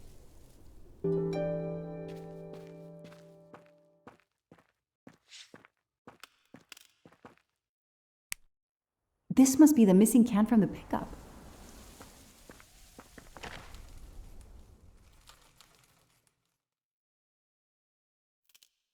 The cap's been damaged, and some gasoline has leaked out.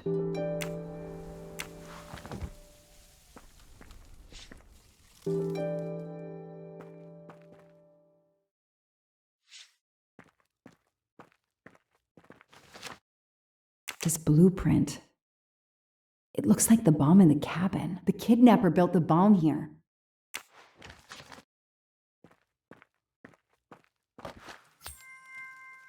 Help yourself, Joanna.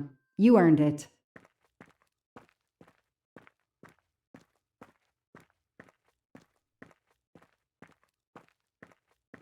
Now what?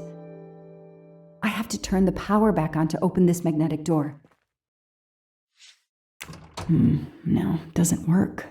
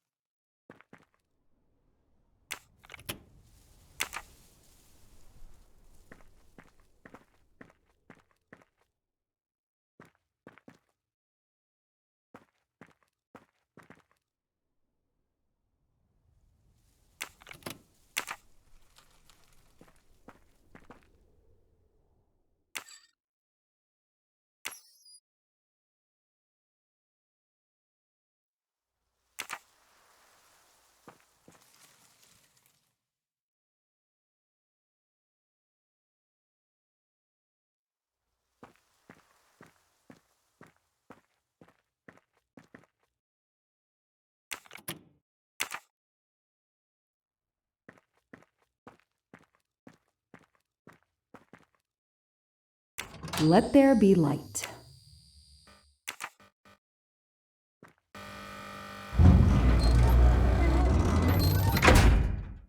Perfect, it works. February 24th, the day of the kidnapping. They knew about the party and everything.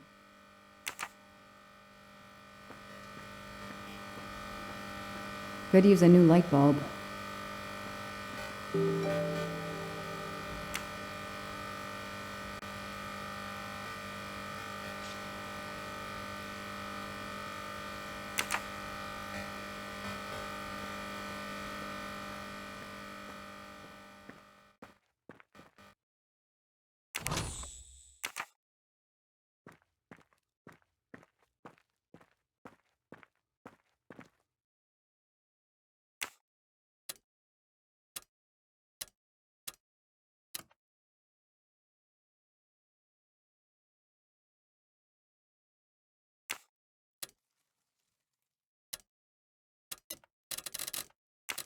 Damn, that isn't it.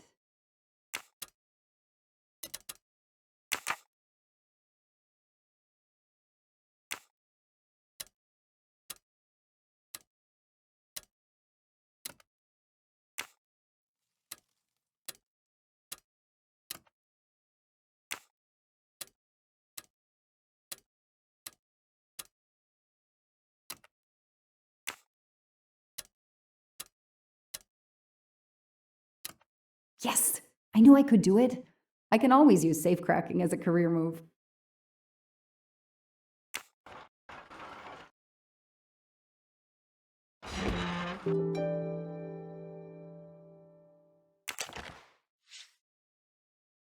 It's Daisy's hair clip, the same as the picture I saw at the Armstrong house. An expensive-looking pen with the initials JM? What's its story? That looks like a hair caught in the band around the money. Forensics will tell me for sure, but that doesn't look like Daisy's color. These get locked up again until forensics get here. Okay, time for forensics to attack that bunker. And Clark? He's too sure of himself. I need to get him into an interrogation room and find out what really makes him tick.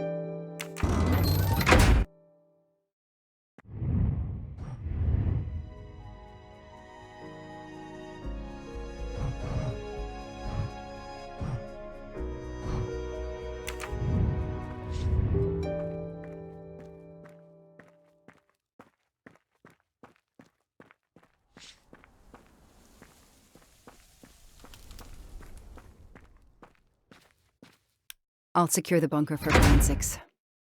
Progress at last.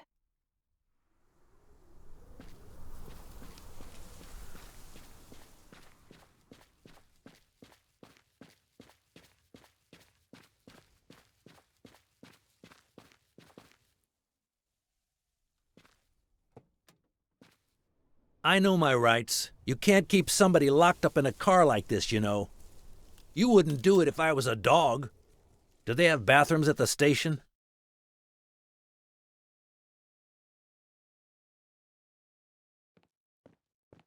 I have the right to make a phone call, Detective whatever your name is. That phone is an outside line. Hello, boss. It's Michael Clark. I'm still on the Armstrong kidnap, but there's a small problem. I got caught being someplace I shouldn't be. I'm at the police station. No, I'm not under arrest. Just questioning. Fire me.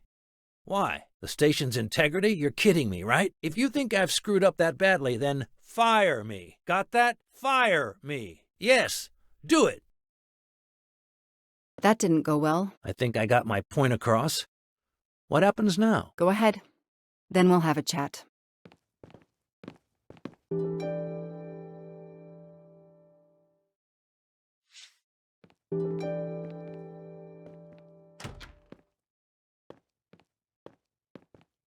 This is all a game to him, and he doesn't expect to lose. This is all a game to him, and an extra computer so I don't have to go all the way out to my desk. I'll add these to the file. Anything that will erase Clark's smile.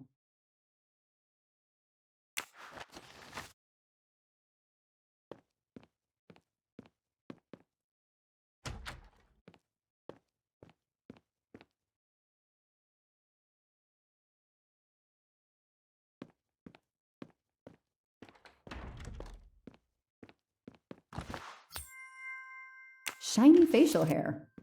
The good news is that it's gold.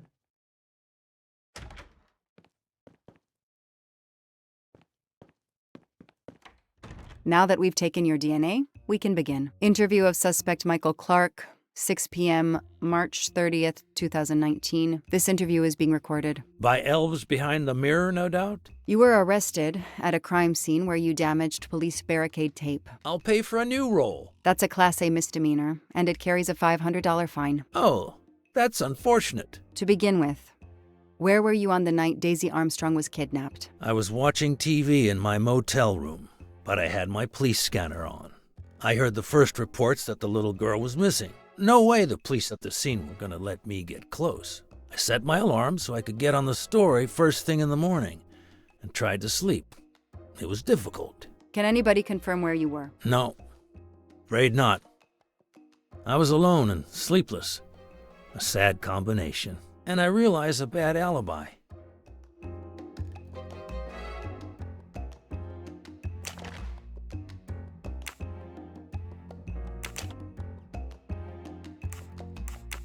You say you're a journalist, a stringer for Channel 6 News in Boston. I sell my stuff to lots of media outlets. Your camera was in your pickup. You didn't want to take pictures of the crime scene? I like to get the lay of the land. Once I see the story I want to tell, then I start documenting it. I don't know any journalist who works a case without their camera close at hand. He thinks he's invincible. I need to play his ego. That's the key. What are you doing in the Berkshires? And what is your connection to the Armstrong case? For the past few months, I've been working on a big case. Boston 6 News was looking forward to my next story. The Armstrongs have been on my list of potential targets for a long time. I changed gears when Daisy was kidnapped and started investigating the Armstrongs.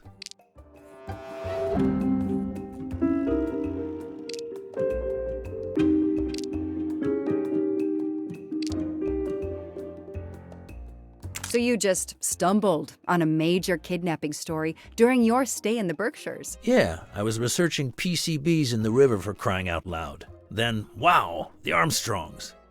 That's not a Science Sunday report. That's a lead. Sometimes you just get lucky. Your camera in the pickup. There were photos of Daisy from before she was kidnapped. The Armstrongs are a famous family, like the Kennedys or Hollywood couples. Gossip sites love them. People want to see how they live. I started out just stealing candid shots. Paparazzi live on getting that one exclusive shot.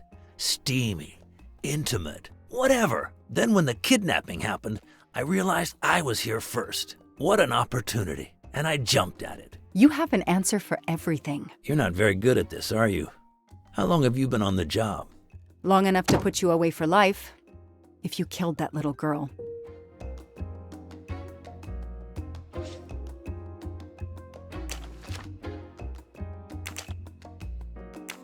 Let's start with why you went to the cabin. If the police were interested in it, I was interested in it. How did you find the cabin? Police radio. I heard the forensic team getting directions. Then, when they finally left the scene late this morning, I jumped in my pickup and hurried on up the mountain. You tore the tape at the entrance to the property and stomped all over the house. This constitutes a serious violation of a crime scene, Mr. Clark. I'm aware of that. I'm sorry. I'll pay the fine. But I got carried away. It isn't often I get a crime scene all to myself. He's enjoying himself. I need to throw him off balance somehow. Surprise him into making an error. Explain to me again how you got to the crime scene. I listened in on the police radio frequency. Anybody can do it with a scanner. I headed for the crime scene in my trusty pickup, like I've done for years. After the forensic team left, I needed to see the crime scene for myself. I got to the bunker just before you arrived.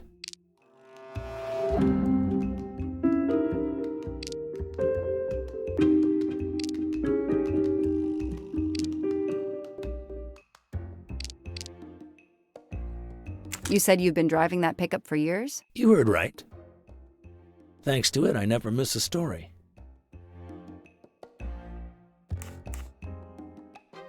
You say you've been using your pickup for years, but the title certificate is not in your name. The truck belongs to somebody named Stephen Baker. Okay, I don't get why the pickup is so important to you.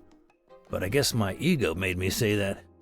Yeah, the pickup was lent to me by a friend. I couldn't afford it even with a loan. I think you stole it, Mr. Clark. You needed a pickup like that for our mountain roads, so you stole that one. Try proving it.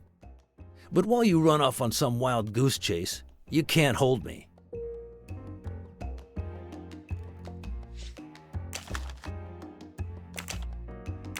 Let's move on to the gas cans and what we found in your pockets when you were brought in here today. That sounds exciting. In addition to the gasoline in the back of your pickup and another in the bunker, you had a lighter and gloves in your pockets. You were going to set fire to the bunker and every scrap of evidence inside. Where to begin? I'm sorry to disappoint you, but I wasn't planning to use these things to destroy the crime scene. I've been around crime scenes my entire career. I brought the gloves so as not to contaminate it with my fingerprints. The gas can in the back of my pickup, I use it to put gas in the truck. Gas stations are few and far between in your mountains. I didn't know there was a gas can in the bunker. If that's true, I did you a favor. My arrival obviously scared off somebody planning to burn everything. Do you also have an excuse for your lighter? The lighter? I'm trying to quit smoking. I used the lighter as a reminder not to start again. I know that Clark is lying. I need to reconstruct the whole sequence of events in order to understand what happened.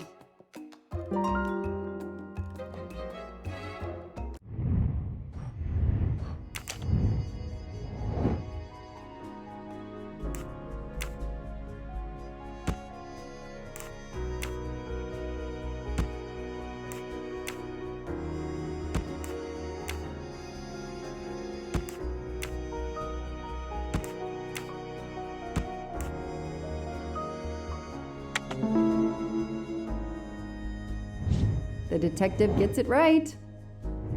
I'll tell you what really happened. You waited until forensics left and arrived in your probably stolen pickup. You grabbed a can of gasoline from your truck. You then went into the cabin to check if Daisy had been found. You then went straight to the bunker to see if it had been discovered, planning to set it on fire and destroy all the evidence inside. Before you could start the fire, you heard me arrive. So you hastily left your gas can and closed the hatch. You didn't think I could open the bunker. If I hadn't found you, I expect you would have burned down the cabin too. I'm not going to make fun of you, Detective, or how you handled my interrogation. You're obviously very new at this.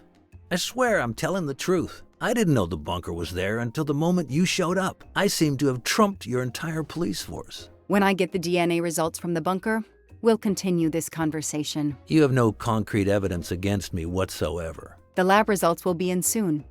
You won't get away with this. See that call? That's your arrest warrant and a one-way ticket to prison. I'll be right back.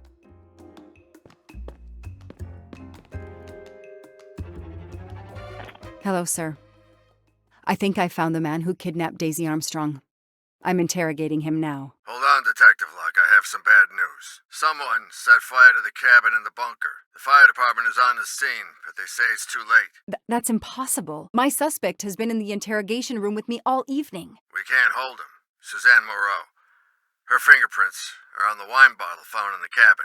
We also found an unknown person's fingerprints, but they don't match your suspects. Sir, with all due respect, I'm convinced Michael Clark is involved. Detective, I'm cutting you some slack already. But we cannot hold your suspect simply because you're convinced he's guilty. We have evidence that Suzanne was working with an accomplice, Noah Garrity. I order you to release the reporter and arrest this Moreau. Let me just check my last lead. The DNA analysis of the hair found in the bunker safe. The results just came in. I know how hard this is. Okay. Get the DNA results. Detective Locke, I will give you 1 hour maximum. Then you close the file and arrest Suzanne Moreau. Thank you, sir.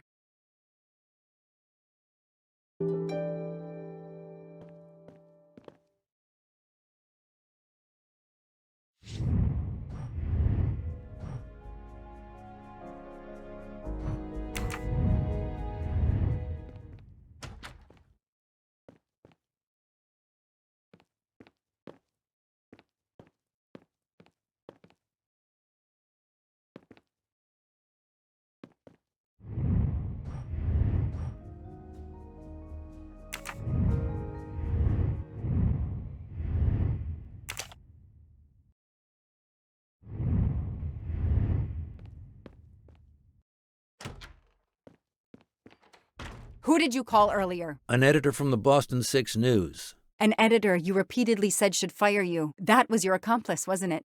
You were telling him to start the fire. An accomplice?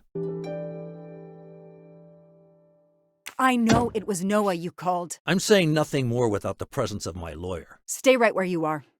I'm not done with you yet. Wow.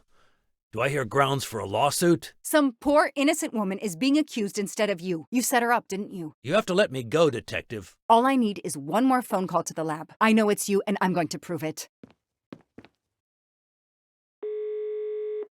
Hello, this is Joanna Locke. I need the results of the DNA test I asked you for. Hi, Detective. Sorry, we only have the DNA sequence. We haven't had time to compare it with the suspects yet. It'll take 7 more hours. I'm sorry, but you are not the only one on the waiting list. Send your analysis to my computer in the office. I'll do the comparison myself. I need authorization. I have a murderer who is going to walk free unless I get those results now. Fine, we'll send it to you right away, but I'll have to log this. It's my last chance.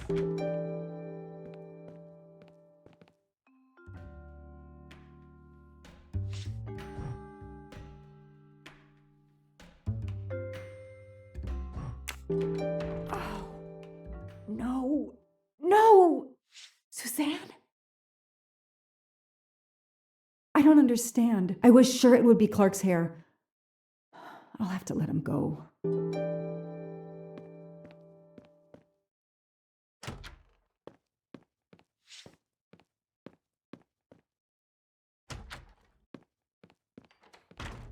You can leave. Sorry it didn't work out for you, Detective. Maybe you should consider a career change. We are not done. Oh, but we are, my dear. We are done. I had no choice but to return to the Armstrong house to arrest Suzanne Moreau.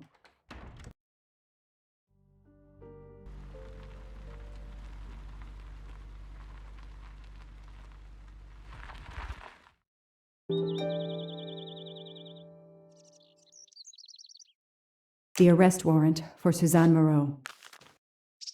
Suzanne was set up by Clark and Noah. They are the kidnappers, but I'm not giving up.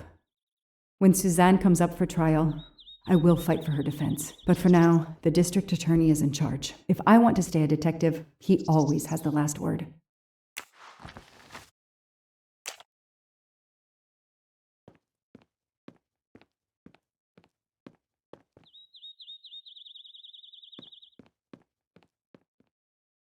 The door is wide open. How strange. Hey, is anyone there? Miss Moreau? Miss Moreau? This is Detective Locke.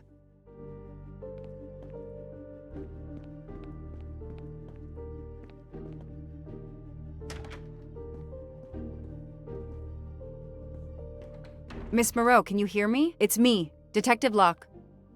You must get up now. Miss Moreau? Miss Moreau, can you hear me? Suzanne Moreau is dead. There are no traces of blows or injuries on her body. She doesn't seem to have defended herself from anyone.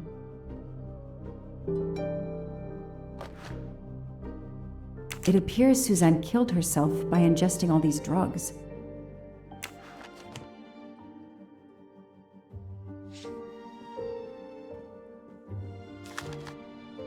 Suzanne was telling the truth about her mother.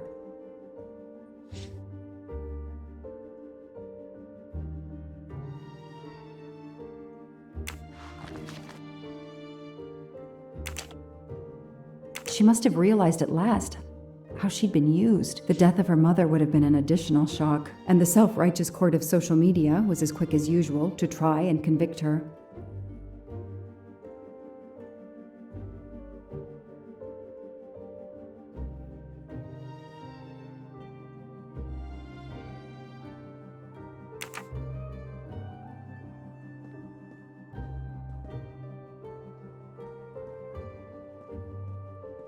Suzanne's diary is missing.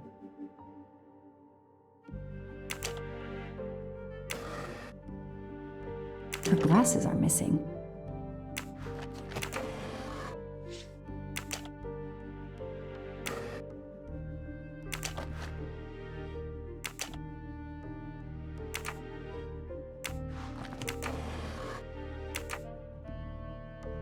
I called the district attorney to inform him. This is Detective Locke, sir. I'm at the Armstrong house. Have you arrested Suzanne Moreau? She's dead, sir. Apparent suicide, but I need a forensics team. She killed herself out of remorse for her part in the crime. We don't know that yet. I'm calling forensics now, but I wanted you to know. What a mess. Stay on site until forensics arrive. Yes, sir. Standing by. The investigation was officially closed. I was certain that she was innocent, and Clark had been responsible for 4 deaths and then vanished into thin air. With $1 million. Dollars marked, though, and not easily spent. I didn't care if the case was officially closed. I swore, Mr. Poirot, whatever it took, I would hunt him down.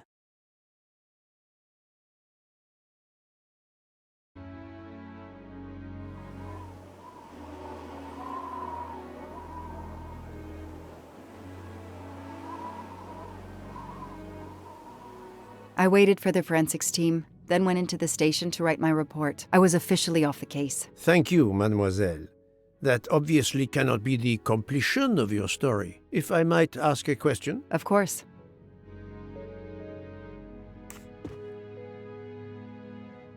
Michael Clark, the reporter. He was Ratchet? Absolutely. I was the only law enforcement official to question Clark. I knew this wasn't his first kidnapping. You looked for similar cases. What do you Americans call the MMOs? Means, motive, and opportunity. Yes, I looked for someone in plain sight. Someone on the edge of a kidnapping case. Someone in plain view, keeping track of the investigations.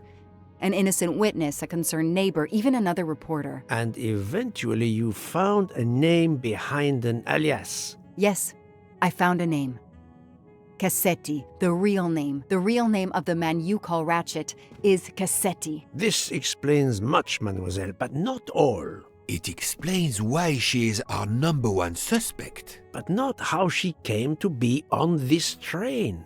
Attends, she has grown pale. I don't know what's wrong with me. Excuse me, Mr. Poirot. I don't feel very well. You are exhausted and still feeling the effects of the drug. Stay with us, mademoiselle. One more effort. I need to know your recent movements. I snuck aboard the train. This I observed. You came directly to this room? Yes. Yes, and other than a couple of careful trips to the ladies yesterday, I never left this room. I didn't want to be spotted by Ratchet. Yesterday, I chatted with my roommate, Miss Schmidt, I think, here in our room. She brought me some dinner. I got very sleepy and nodded off. And now she nods off again. Is this a joke? She must be faking, so we can't interrogate her further, Poirot. No, Book. She really seems to have fallen asleep again. It is my fault. She must have been given a dangerous dose of sleeping pills last night. The effects should wear off soon, I hope, but I am afraid asking her to tell us her story was too much for her. Pinch her, Poirot. She's faking. Her eyes are dilated. She is not faking, and there will be no pinching. Dr. Constantine, please stay with her. Monsieur Bouc, ask the other passengers to gather in the dining car. There are still many questions I need to ask. But all of them together? Won't someone overhear your questioning the others? I will speak softly because I am trained to do so. They will speak softly because they want to. Very well. I will do as you say.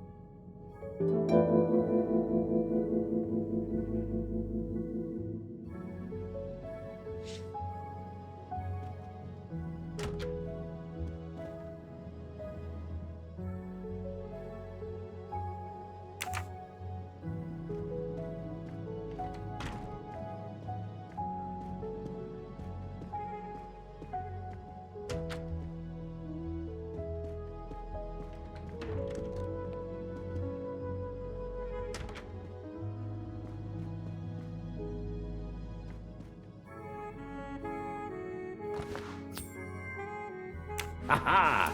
golden moustache.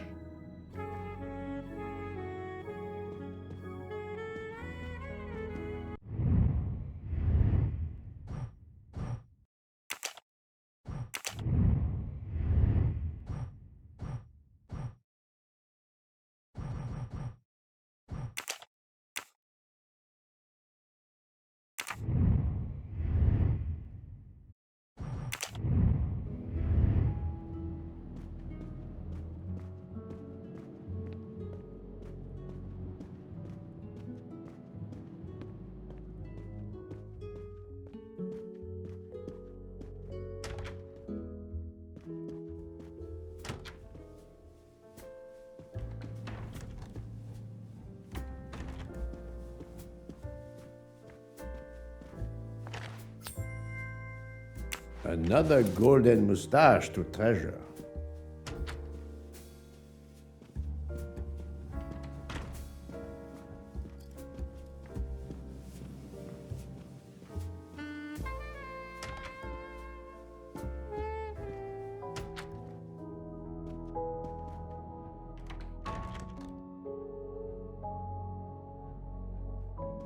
The passengers who agreed to come and talk to you are assembled, Poirot. Mr. Masterman is already here to answer your questions. Perfect. Thank you, my friend. Sit down, Monsieur Masterman, please. Thank you. Does the name Cassetti mean anything to you? No. Should it? Have you heard of the Armstrong kidnapping case? Of course. It was all over the news a few years ago. Your employer's real name is Cassetti. He was the man behind that kidnapping. Mr. Ratchet was... He murdered that poor little girl? Mr. McQueen, the man you worked for is a kidnapper named Cassetti. What? What kidnapping? He murdered his victim, a child named Daisy Armstrong. The Armstrong kidnapping? You had no idea of Monsieur Ratchet's real name? Damn skunk! Why are you so upset? My father was the district attorney who handled the case, Mr. Poirot. I saw Mrs. Armstrong more than once. She was a lovely woman, so gentle and heartbroken. If ever a man deserved what he got, Ratchet, or Cassetti, is the man. He didn't deserve to live. Madame Olson, have you heard of the Daisy Armstrong case? No, I've never heard of it. It was only 2 years ago. It was famous. Maybe so, but it was not famous in Spain, where I have been helping the refugees from Africa. You've never heard the name Daisy Armstrong? No, never. Daisy Armstrong? No. No. No! No! Yes. It was all over the English tabloids before I went to Jordan. A horrific crime that claimed the lives of an entire family and their wrongfully accused nanny.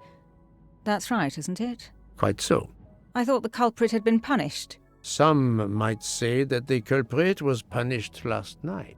Oh, my heavens. May I ask you a few more questions? Yes, of course. You read about the crime, as you said, in the tabloids. Yes, that's right. For weeks, news of the royal family was eclipsed. Have you ever been to the United States, mademoiselle? No, never. Jordan was really my first trip abroad. You were in Jordan? Yes, I was an English tutor there to the children of a high official. Until recently. What is your relationship to Captain Arbuthnot? Who? A former soldier traveling with us. You must have met him. Ah, yes, I met him on the platform in Istanbul. We only had a brief exchange of pleasantries, nothing more. British Reserve and all that. Ah, the British Reserve. Yes, with this I am familiar.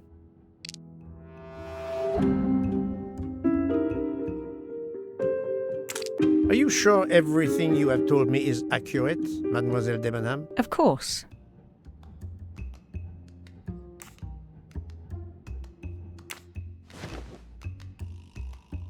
Mademoiselle, I know that you met Captain Arbuthnot at the Tokatlian Hotel. You were spying on me? I am very attentive to my surroundings. It helps in my profession. Well, it's your word against mine.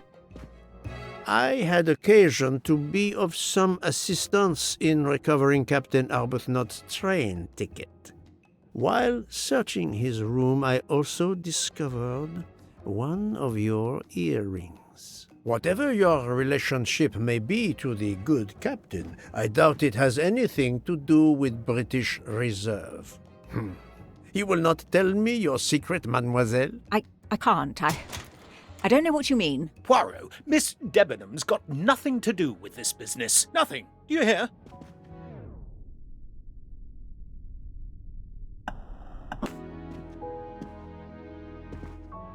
Archie, stop! Captain, no!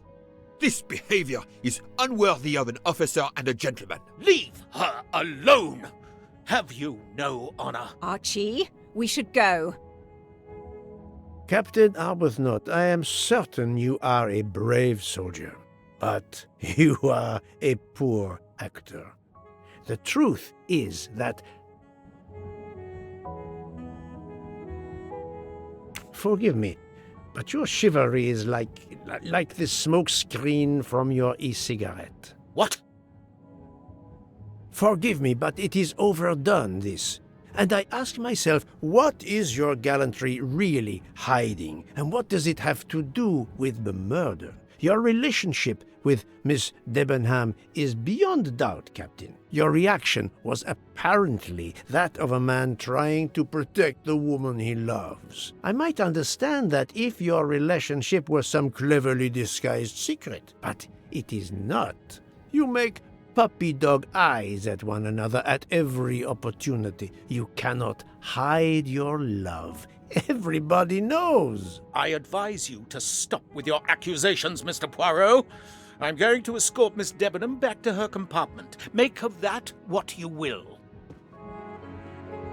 The captain and Mademoiselle Debenham are obviously adamant about not revealing their relationship, but this scene convinced me there is more that is not so obvious. This murder has everyone on edge.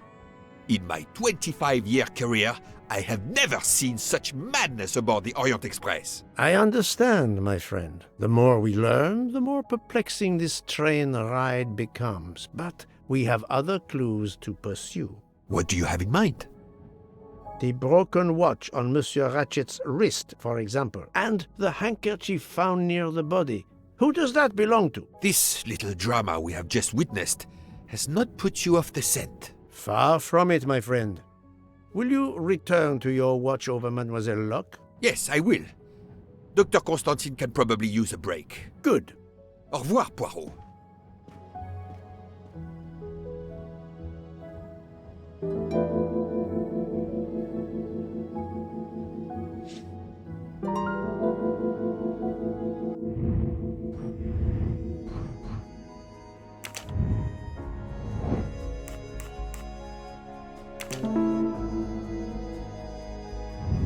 I'm right again.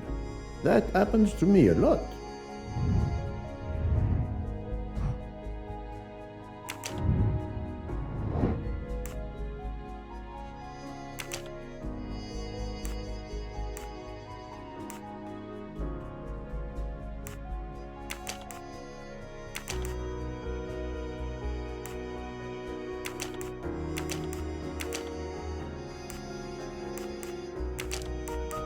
I do not think that's the right answer.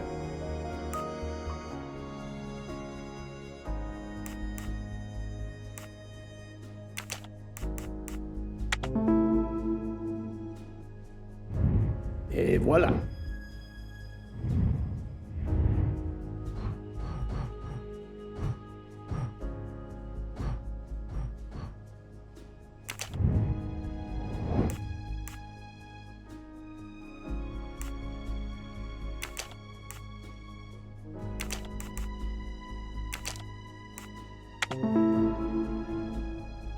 Yes, there are only 3 possible hypotheses.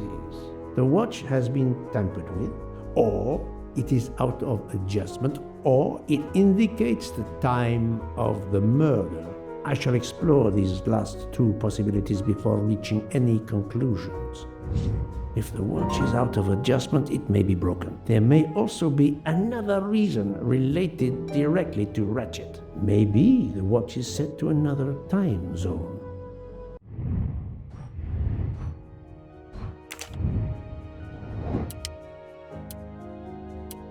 The watch was not defective because the second hand is still moving. That's the right answer.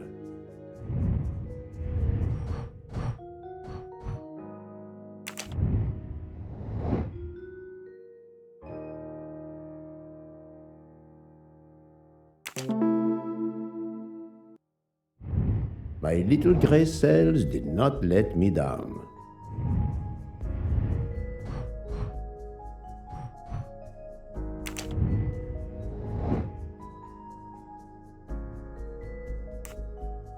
Great.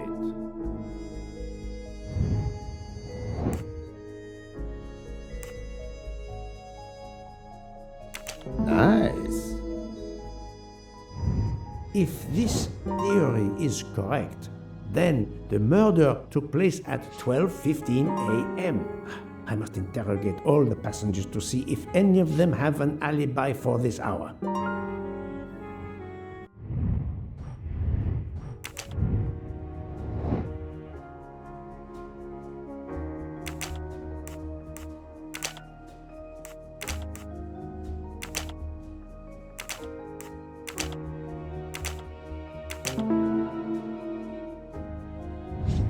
That was easy.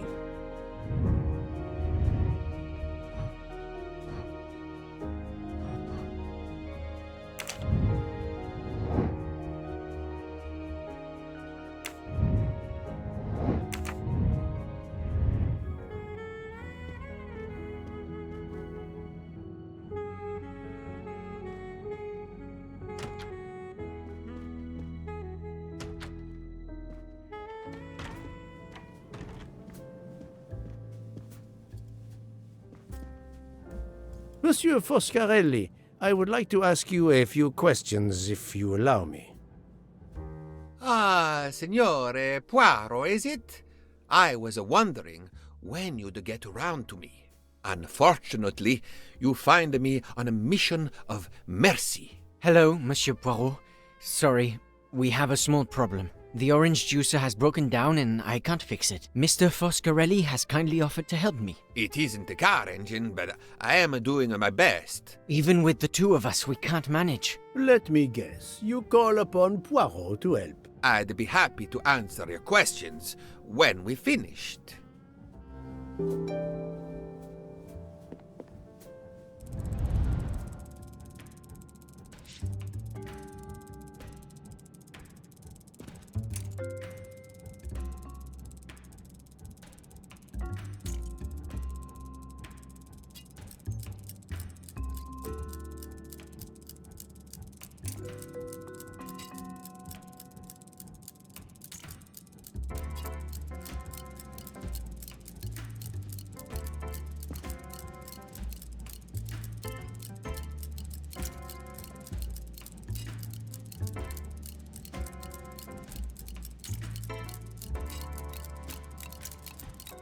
Voila, it should work correctly now.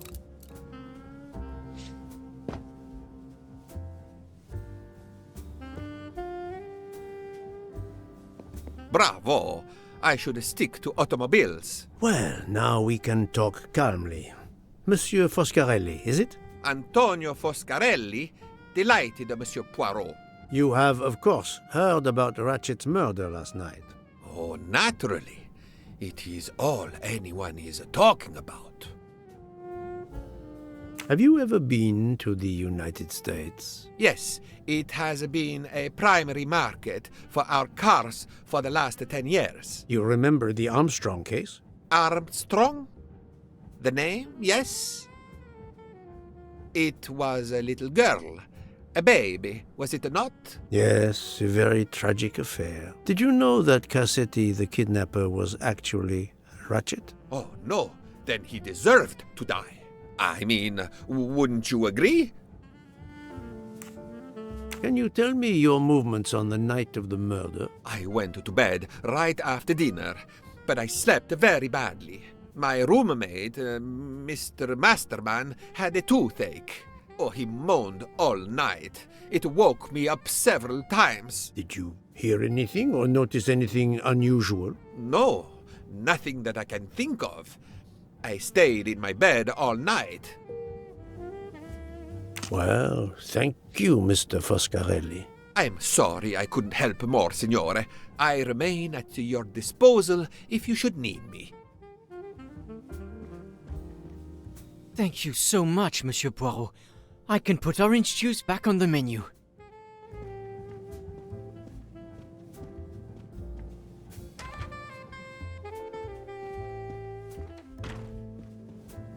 Enchanté, mademoiselle. You are Hildegard Schmidt? I am, Herr Foll. And you, I know, are Herr Poirot. Correct. May I ask you for a few minutes of your time to answer a few questions? With pleasure, but first may I ask for your help?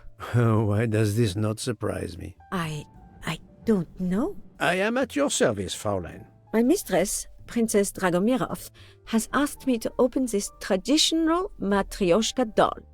There is a trinket inside she must retrieve. Madame, in my experience, each Russian nesting doll simply pulls apart to reveal the next one inside. Indeed. Yet try it for yourself. As you wish. Ah, you are a gentleman.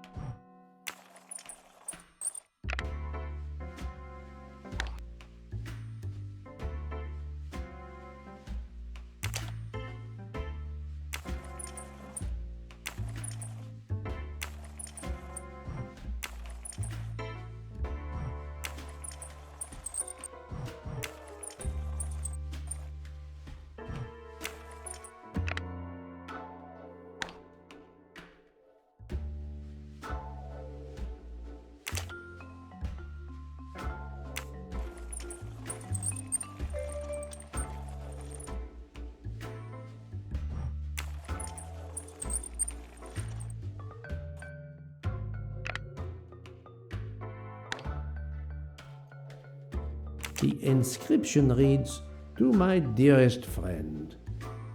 Ah, thank you very much. This doll reminds her of her youth in Russia.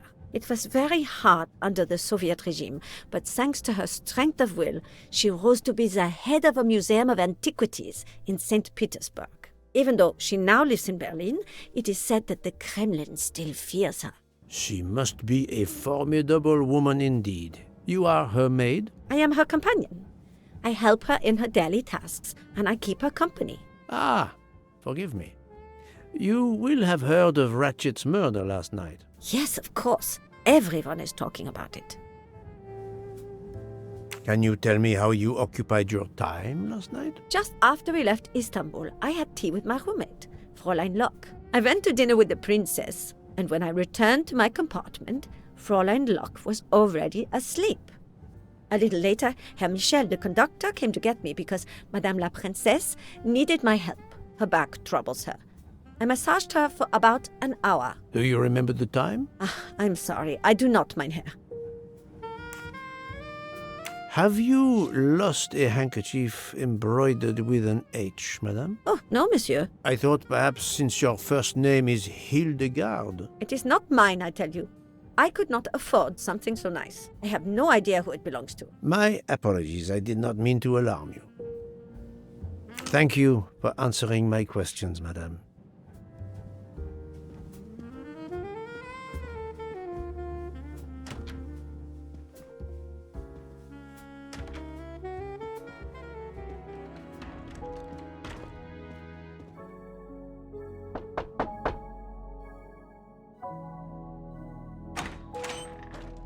Monsieur, I am Hercule. I know who you are, Monsieur Poirot. What do you want? Answers to a simple question or two. All right, but quickly.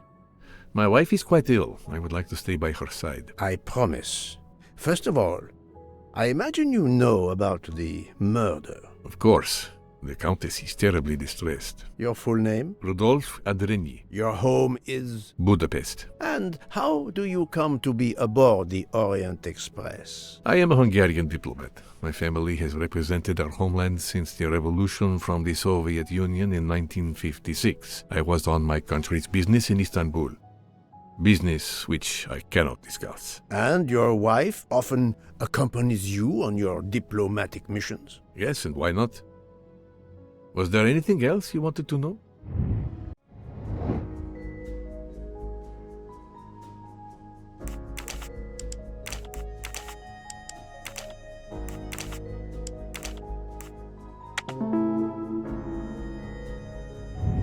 Et voilà.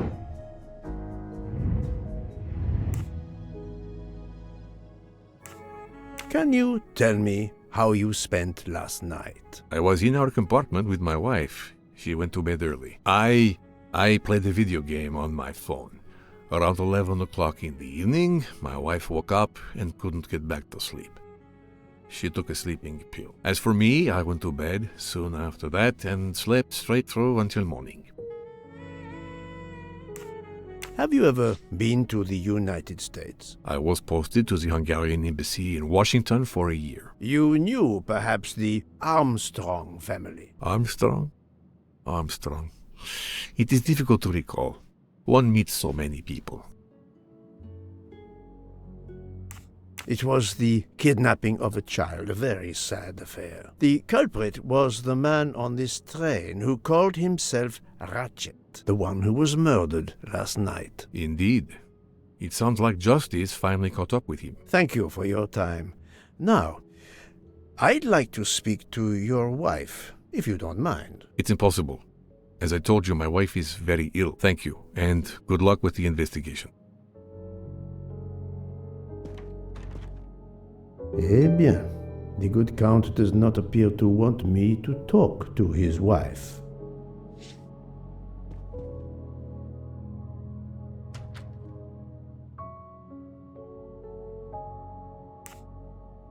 Monsieur, if I am to catch this murderer, I will need your help. My help? I am at your service, Poirot.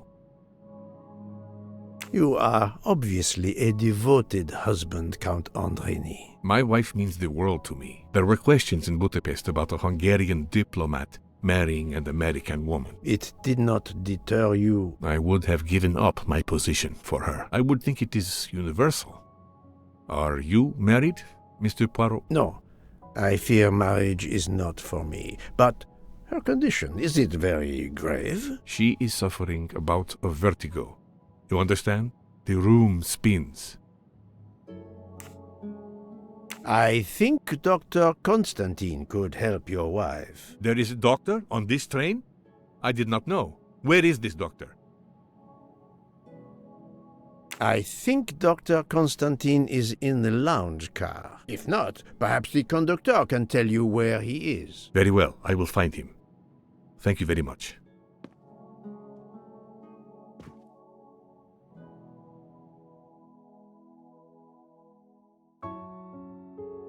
Forgive me for intruding, madame. I am Hercule Poirot. I know who you are, Mr. Poirot. I overheard you send my husband on a wild goose chase. Your husband cares for you greatly, madame.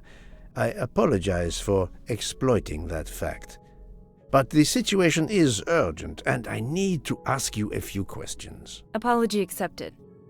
I realize you must speak to everyone. This horrendous murder. It's very upsetting. That is a beautiful music box. Please don't touch the music box. It's a fragile family heirloom. Your accent, is it American? Boston, perhaps? You have a good ear, Mr. Poirot. Yes. Born and raised in what we call the Back Bay. Are you in the diplomatic service like your husband? No, not officially. I was still in college when I met Rudy 2 years ago. I keep myself busy handling his scheduling, travel, appointments. Ah, what is the saying? Behind every great man there is a great woman. That was the saying. Today one might reverse the sentiment as well, don't you think? Of course, I stand corrected.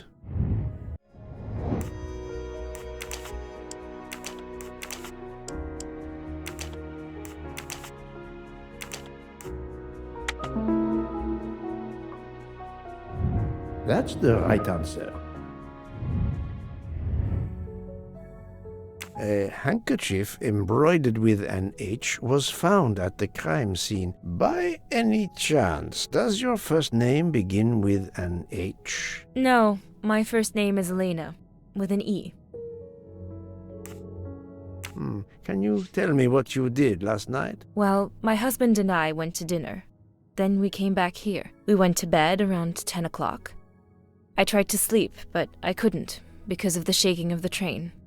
I suffer from vertigo. I finally took a sleeping pill, and that did the trick. When did the train's motion prevent you from sleeping? Between midnight and 2 a.m. I know because I must have looked at my watch about 10 times. I see.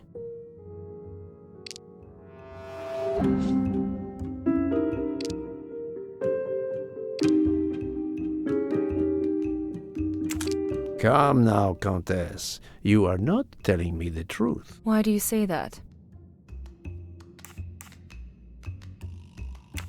The train stopped at 12:30 a.m. due to snow, so there was no shaking of the train. But you told me that it was the shaking that prevented you from sleeping. I don't know, you're confusing me. My vertigo. Madame, a man died last night. You can't talk nonsense just because you're sick. You are hiding something from me. How dare you? I didn't do anything wrong. I'm going to find my husband.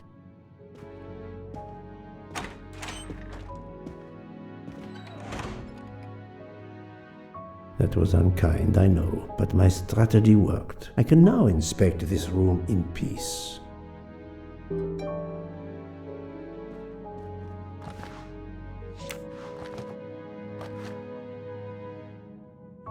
These must be the sleeping pills that Countess Andreni took last night.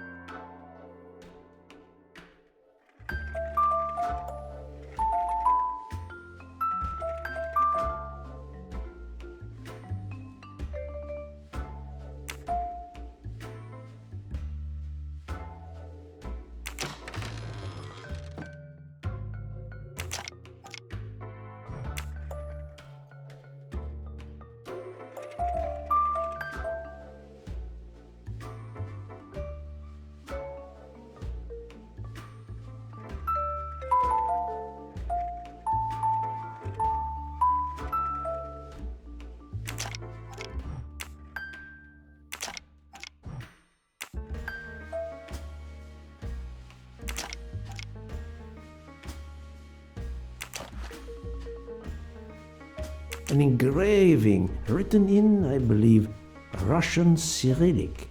It looks like a first name.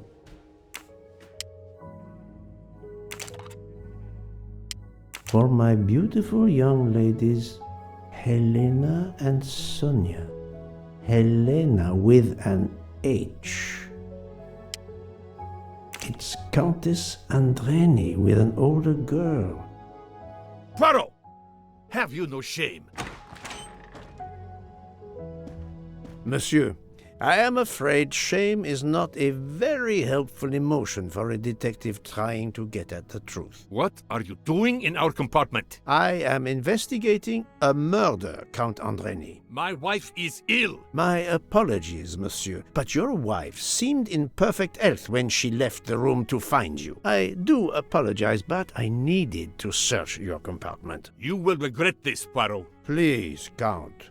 You aren't going to challenge me to a duel, are you? Countess, I'm afraid I took the liberty of inspecting your little music box. How dare you? The message in the medallion was addressed to you and Sonia. Sonia Armstrong, your older sister, the mother of Daisy, the murdered child.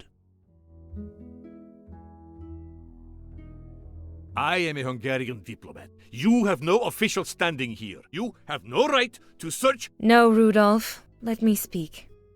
It's useless to deny what this gentleman says. I am Helena Goldenberg, the sister of Sonia Armstrong, and Daisy was my niece. The music box is a gift from my sister's godmother, a very close friend to my mother. We hid the truth from you when we learned that the man killed last night was the person who destroyed my family. I panicked. I didn't want to be accused. That is also why you lied about the H in your first name? Exactly. Your ferreting about looking for the H is obviously part of your investigation. If I found a handkerchief in Monsieur Ratchet's room embroidered with an H, I might suspect you had been there. A handkerchief?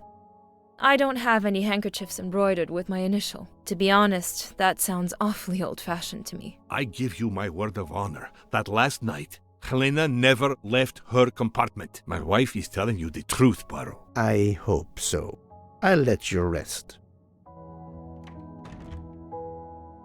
The matter of the H on the handkerchief still needs clearing up. But first I should check the inscription on the back of the medallion.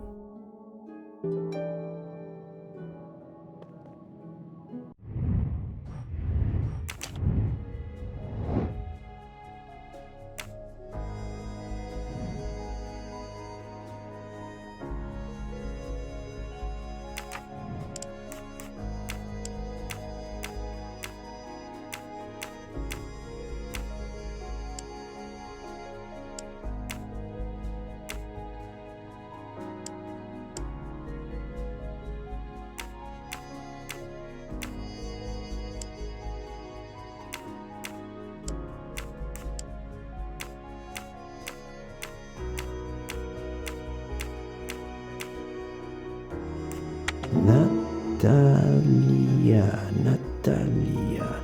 Would it be Natalia Dragomirov? She is the only Russian passenger on the train. In addition, her first name begins with an H in Cyrillic. My little gray cells did not let me down.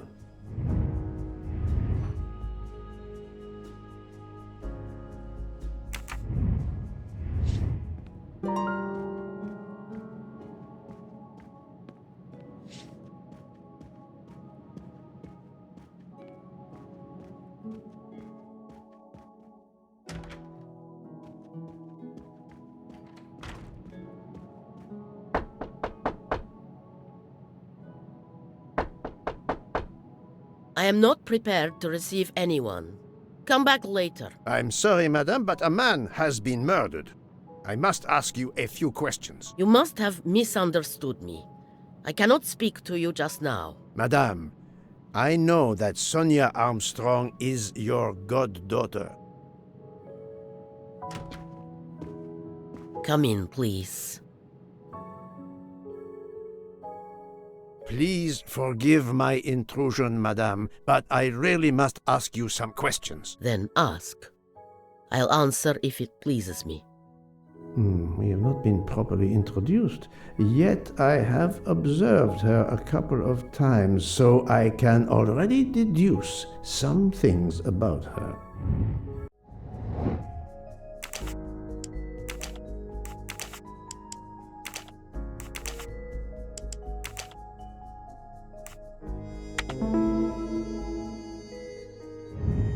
I'm right again. That happens to me a lot. I will first ask you about last night. Will you tell me your movements? I went to bed just after dinner. I read until 11, then tried to sleep. Later I woke. What caused you to awaken? I suffer from back pain, a consequence of old age interfering with an active life. I called Schmidt around 12:45 a.m. to give me a massage. She did so until I fell asleep. How long was she with you? A good hour, I would say. I see. The first initial of your first name, Natalia, in the Cyrillic alphabet looks exactly like the letter H in the Latin alphabet. I'm Russian, Monsieur Poirot, and I was the head of a museum of antiquities in St. Petersburg for decades, until I moved to Berlin recently. I'm familiar with Cyrillic. This handkerchief is yours, isn't it? Yes, indeed. I lost it. It was found in Monsieur Ratchet's room. Can you explain to me why Madame Schmidt didn't identify the handkerchief? She must have known it was yours. Possibly to protect me. She is very loyal. Your next question will be, how did my handkerchief come to be lying by a murdered man's body? My reply to that is that I have no idea.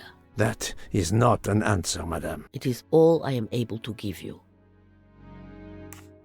I must tell you, Princess Dragomirov, I have discovered something astonishing. And that is? You are Sonia Armstrong's godmother. You make that sound like a revelation. I have never hidden the fact, monsieur. You knew Colonel Armstrong well, then? I knew him slightly, but his wife, Sonia Armstrong, was my goddaughter.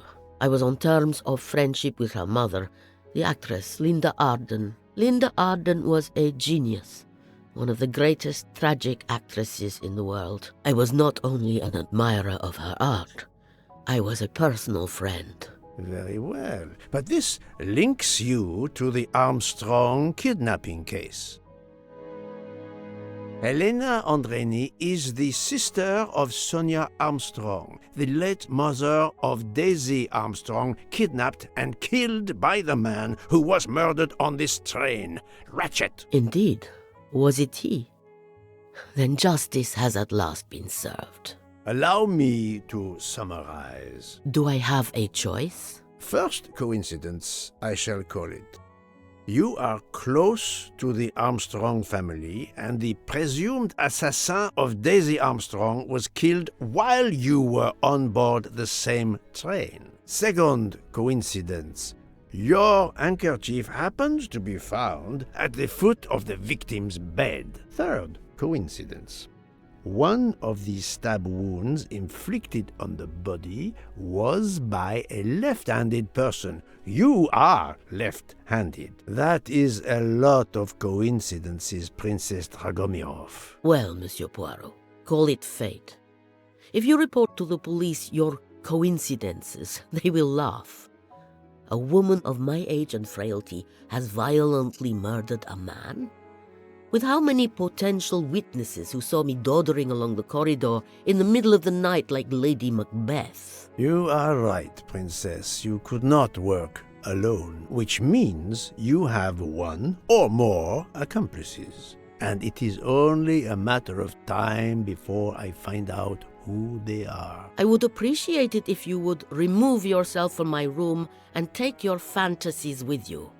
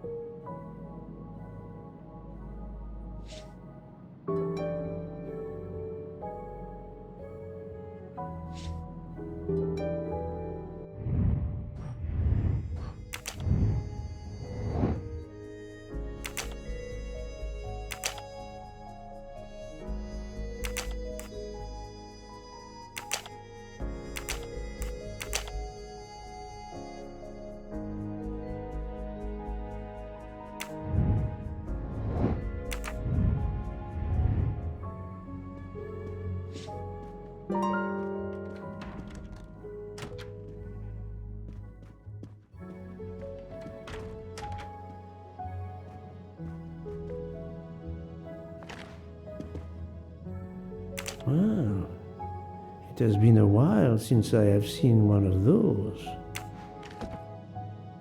Hello. Can I do something for you? Hello, Monsieur Hardman, I believe. You have heard of the murder? Cyrus Hartman. Yes, and the fact that there's been a murder is all over the train. You do not seem very concerned about it, monsieur. It's not the first murder I've run across. I had no idea the selling of toys was so dangerous. I did overhear you mention at dinner that this is your profession. Toy salesman is a cover. I'm a private detective, just like you, from the U.S.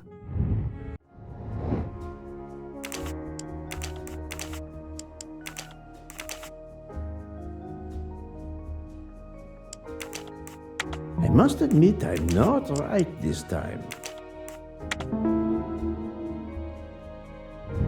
That's the right answer. I did not expect to find another detective on this train. I just finished a job in Istanbul when I received an email from Ratchet. He hired me to protect him. Something you failed to do. I'm not happy about that. He'd received some threatening letters. I was supposed to watch his back, and yeah, something I failed to do. But he seemed to think he was in more danger when he left the train. He was traveling to Paris? I assume so, but I'm not entirely sure. Can anyone on this train confirm your identity? Yeah, that McQueen kid, Ratchet's secretary. Were you on duty last night? You bet. I kept my door open a crack and I watched all night. No one entered that car who didn't belong there. Did you see anything in particular? The conductor, Michel. He was there most of the time, too, except for 15 minutes or so after we left Vinkovsky. He must have answered a call from Ratchet's room. Then he was absent again for a while around 1 a.m. After that, he didn't move until 5. Monsieur Hardman, have you heard of the Armstrong case? Armstrong? The kidnapping 3 or 4 years ago? Who hasn't? Why? Ratchet's real name was Cassetti. I have reason to believe he was the kidnapper. What? He killed that little girl? No, I didn't know. If I had known, I wouldn't have taken the job. Do you have any idea who was behind the threatening letters? I don't know his name, but Ratchet told me he was a small man. Dark hair, with a womanish kind of voice. Oh, thank you for your help. Thank you for answering my questions, Monsieur Hardman. Listen, Poirot. I know I fell down on the job, but if you need help, any at all, let me know. I'd like to make it right.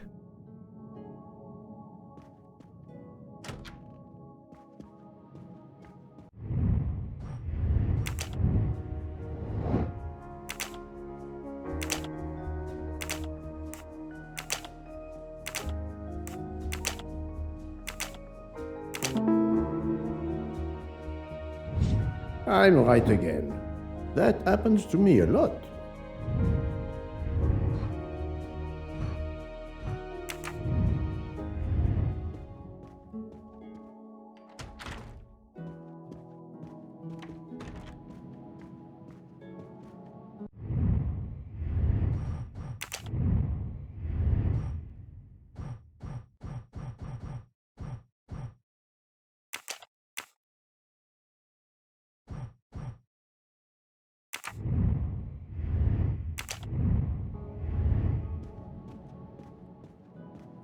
Oh, Poirot, you're there. She hasn't moved, but she seems to be waking up little by little. What about you? Your investigation progresses? I find myself helping everyone with their problems before they can help me with mine. I have shifted boxes, helped with hangovers, repaired an orange juicer, unlocked some Russian dolls, all so my investigation can proceed. Don't forget the dessert recipe. How can I? Truly, the labors of Hercules. My friend, I would rather clean out the Orient stables. Yet, I have managed to solve a few mysteries. Oh, tell me everything. The embroidered handkerchief belongs to Princess Dragomirov. I also found out that she was Sonia Armstrong's godmother. On the same train with the little girl's murderer? Exactly. Also, Elena Andreni is the younger sister of Sonia Armstrong, Daisy's mother. Another passenger connected to the Armstrong case? Yes, Book. What are the odds, do you think? But I cannot see either woman stabbing Ratchet over and over again in a frenzy. And they apparently have alibis. I had 3 theories concerning the broken watch. It could have been tampered with. It could have been out of adjustment before the murder. Or, of course, it could indicate the actual time of the murder. The only hypothesis I could rule out was that the watch was out of adjustment. For the others, they are impossible to verify. So the watch is of little use to the investigation. And I was convinced that it indicated the time of the crime. 2 women involved in the Armstrong case. Let us not forget our patient here. There are 3 women. Look, she seems to be waking up.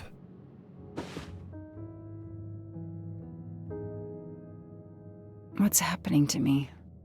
Did I fall asleep again? Indeed, Mademoiselle Locke.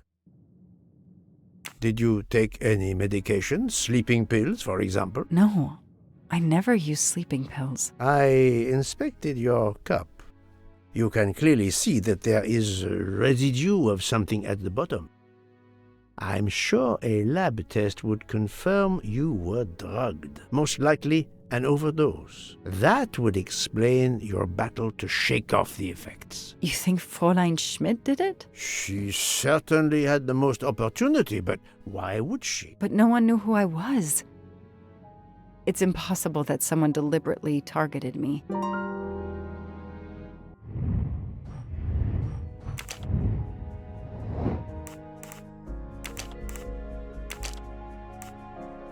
Fräulein Schmidt or Monsieur Michel may have drugged the tea that Mademoiselle Locke drank. Fräulein Schmidt or Pierre Michel could have drugged your tea. They are really the only 2 people on this train who could have done it. But why would either one do it? Mr. Poirot, I'm feeling much better. I'd like to bring you up to date to why I ended up on this train. If you are able, I would very much like you to finish your story. Very well then. After the Daisy Armstrong case was officially closed, I put out a standing request to the police departments in the Boston area for anything on Michael Clark. But he didn't turn up on their radar. I even set up an anonymous tip line for news about Clark. That's how I met Braid, a sketchy contact on the dark web, but they found nothing I could use.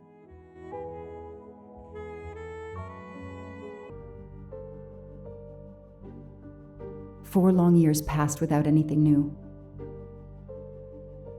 Every day I looked at the evidence board I put up in my apartment bedroom. Then this morning, a police report landed on my desk that changed everything. I paid a visit to the police property room and took home a box full of clues. There was his name. Michael Clark.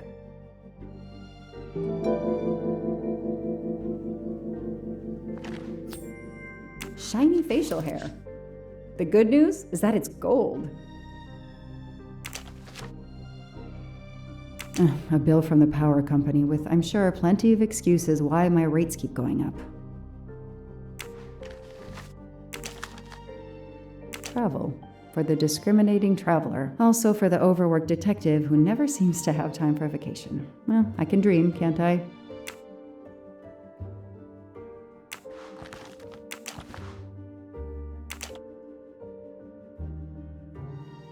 Years of no new leads in the Armstrong case, and then this. Michael Clark, the sarcastic reporter, my prime suspect in the kidnapping, murdered 4 years ago? This is Michael Clark? He doesn't look anything like the journalist I interviewed. Michael, you have earned a place on my evidence board.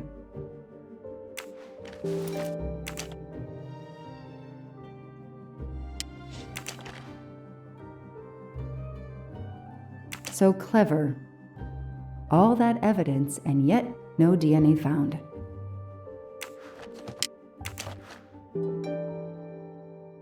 The only fingerprints found on the bottle were Suzanne's.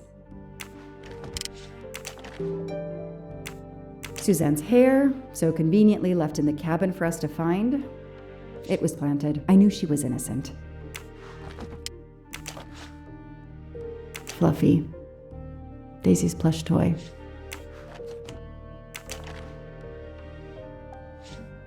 The lab team found this keychain in the cabin, but they wouldn't have bothered to examine the keys once the DA shut down the investigation. The keys were just tossed in the evidence box along with everything else. It's too unusual not to demand a closer look.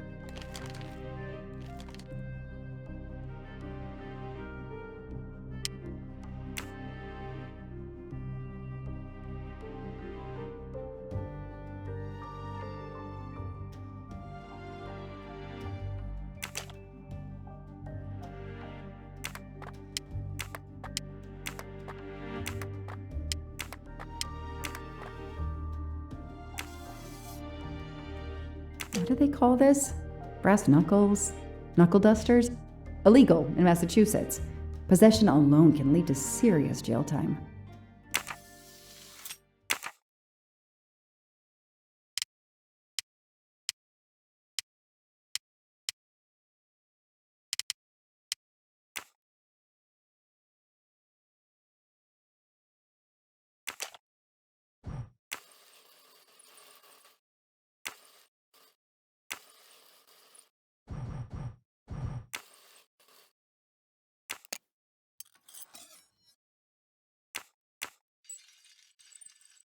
What do we have here?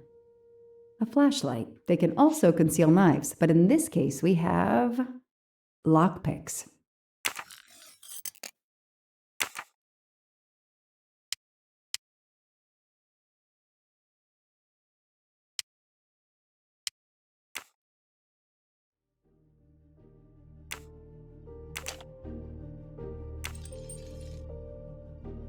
A key knife. They sell them on the internet for self-protection.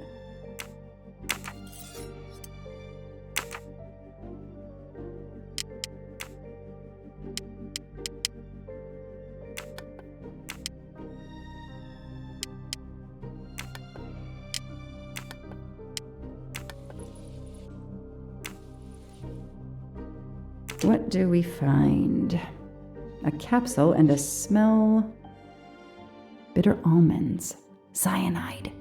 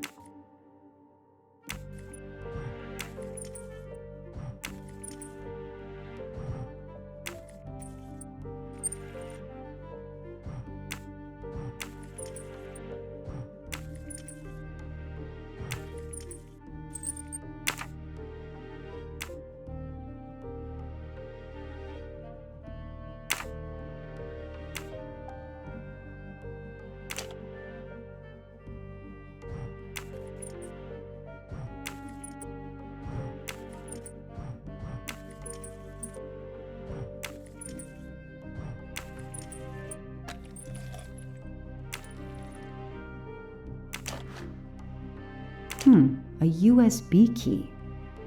Let's plug it into my PC and see what nasty little secret it contains.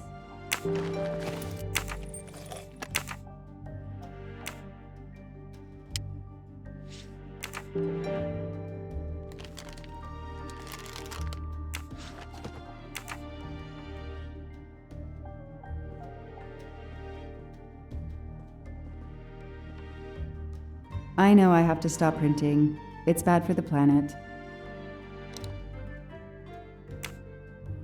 shaved off the metro beard.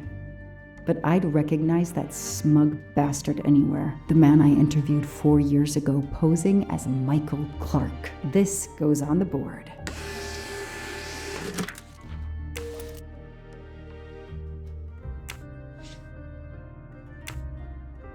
Maybe they needed to show the ransom to someone, to check if the serial numbers were still on record. I'll print them, and on the wall they go.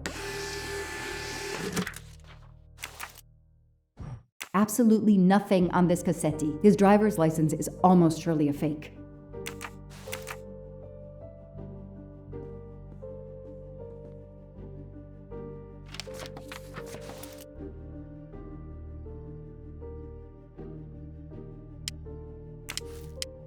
I knew it! The faces don't match at all. They are clearly two different men. I should run facial recognition on my computer. So, Ratchet's real name was Cassetti.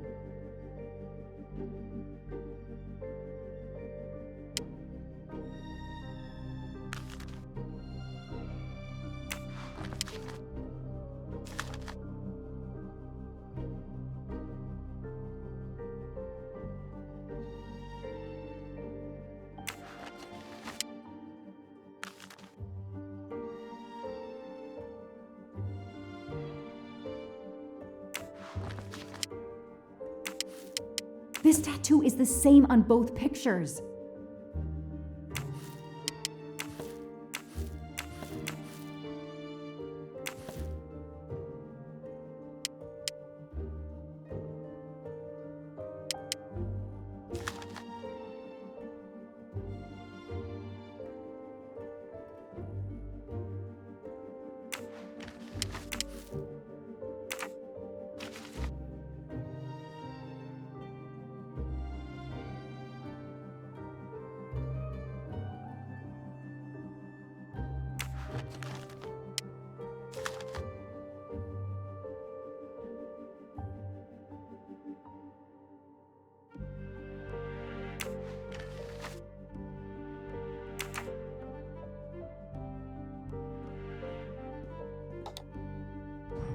Okay, the real Michael Clark has been dead for years. Let's see if the photo of the fake Michael Clark matches someone in the database of known criminals. I've tried this several times in the past few years, but came up empty.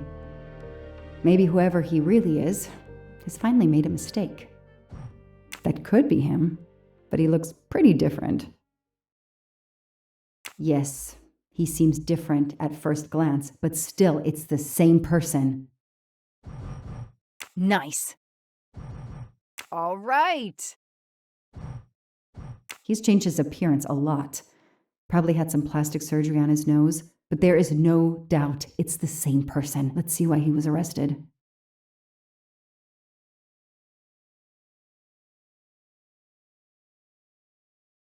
Mr. Ratchet, you didn't just steal statuettes. What recent information does the database have on you?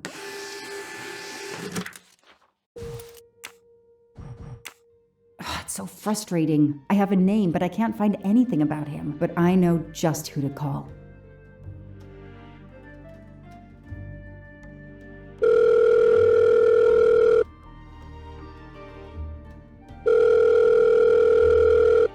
Robot Defense League, we are monitoring this call. Hello, Braid. Long time. Oh, Joanna.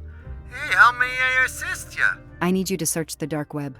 Yeah, can you narrow that down a little? Cause, it's pretty big and pretty dark out here. Could you find intel about a Samuel Ratchet? Samuel Ratchet. Got it. Bad dude? They don't come worse. Send me what you find by email. Alright, hang on. Okay. Yeah, okay, nope, and okay. Oh, this might be something. I gotta do a deeper dive, but you should find this interesting. Could be coincidence if I believed in them. Emailing details. Domo arigato, Mr. Roboto. We're here to save mankind. Oh, it's a cookbook!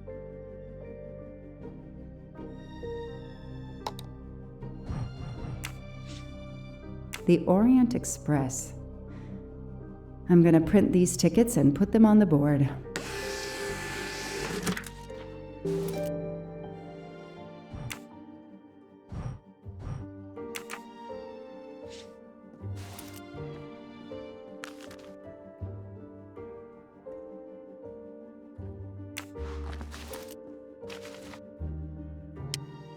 The event?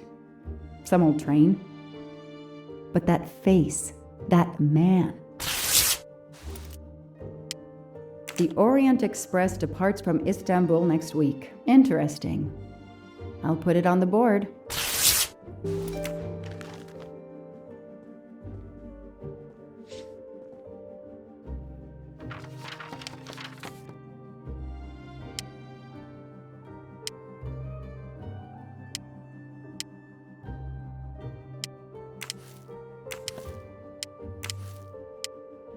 Goodbye, Michael Clark. Hello, Samuel Ratchet, the man who stole your identity and your life.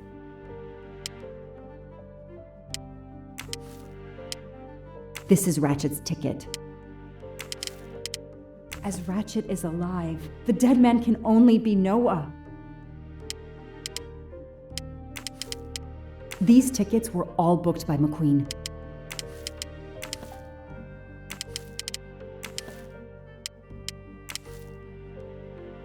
Next week, a certain Edward Masterman will be on the Orient Express. Hector McQueen will be on the Orient Express next week. Ratchet will be traveling on the Orient Express in a week.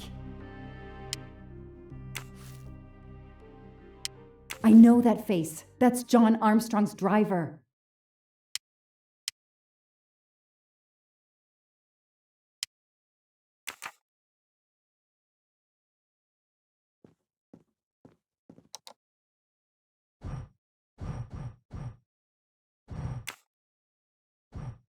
Mr. Ratchet, you didn't just steal statuettes. What recent information does the database have on you?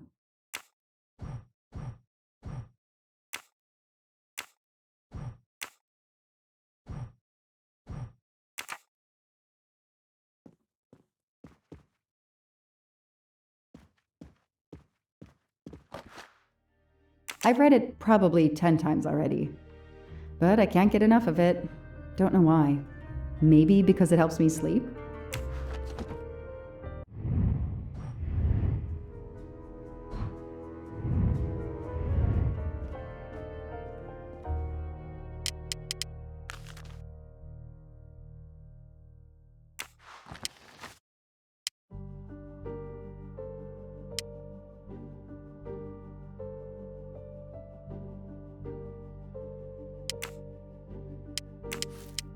The DA resigned soon after the Armstrong case. It haunted him just as it has haunted me.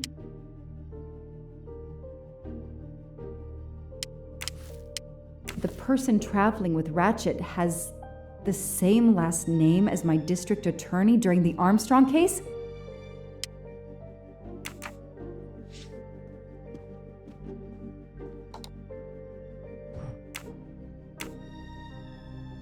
I knew it. He's the son of my former DA. He goes on the evidence board.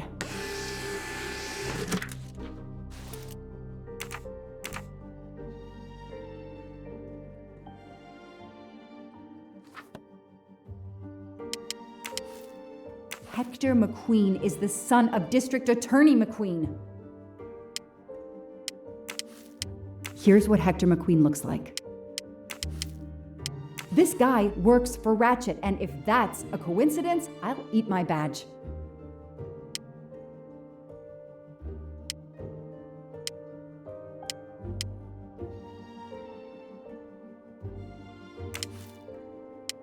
Foscarelli will be on the Orient Express next week.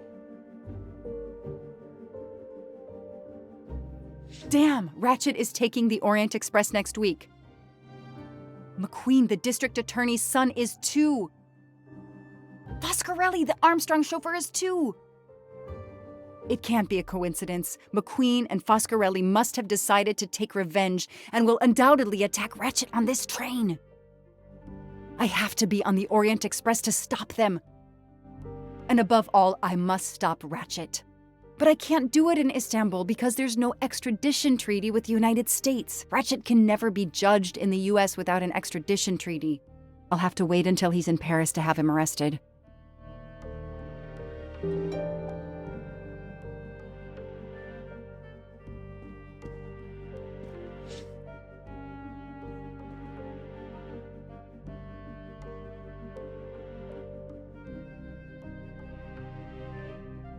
Every compartment is taken for this special anniversary journey. Oh, it's impossible to find a ticket. What can I do? Let's find out who's traveling on the Orient Express. Time to call Braid.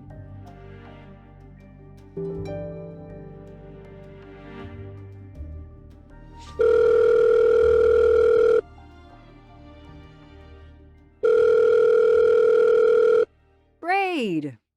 It's me again. I haven't found anything useful yet. I need one last favor. But it's a big one. Uh-oh. Can you find me the list of passengers of the Orient Express for that anniversary trip? Hold on. Jeez, their IT is surprisingly good. Maybe because of the big event. I found the list, but they sealed my back door as I was starting to capture it. Oh, no. Whoa, calm down. I got one name. Female. The name I got before they kicked me off the server was Stacy Johnson. Do you feel like a Stacy Johnson? The question is, how is she going to feel about helping me? That's one you'll have to figure out for yourself. I gotta go back to weaving my magic on the web.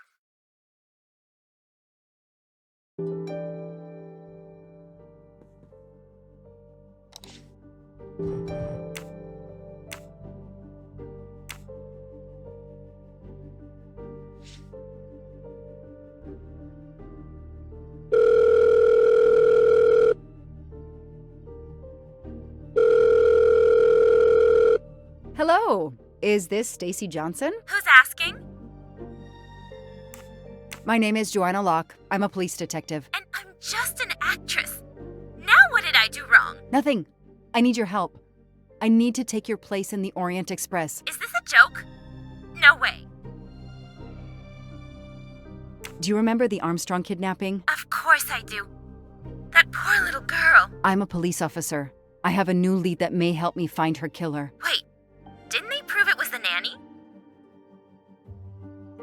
I have found compelling new evidence. I've reopened my investigation. You know, I had my doubts about the murderous nanny. I played a nanny a couple years ago in a slasher. I was killed in the first episode, but it got me interested in helping kids. Stacy, please, you say you help kids? Well, I joined a couple of associations who are trying to help underprivileged kids. If this little girl's real killer is still out there somewhere, I'd do anything I could to help. Getting me on that train will help more than you can imagine. So, you want my ticket for the Orient Express? But I booked it months ago. I was so much looking forward to this trip. Stacy, I can tell you care about kids. Here's your chance to help put this beast in prison for the rest of his life. Think of the publicity for those causes you care about. Think about the kids. The kids? Yeah. All right. We'll do it for Daisy and the kids who suffer. I'll take care of changing the tickets to your name and send it to you. Get him. Make him pay. I will. Thank you so much.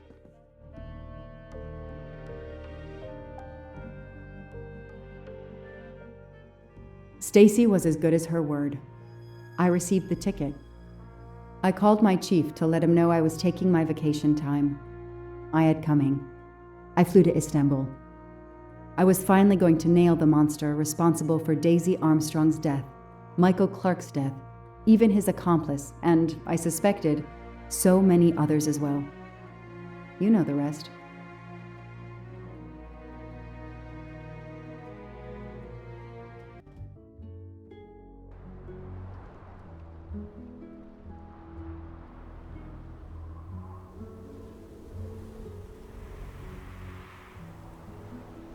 And that's how I found myself on this train.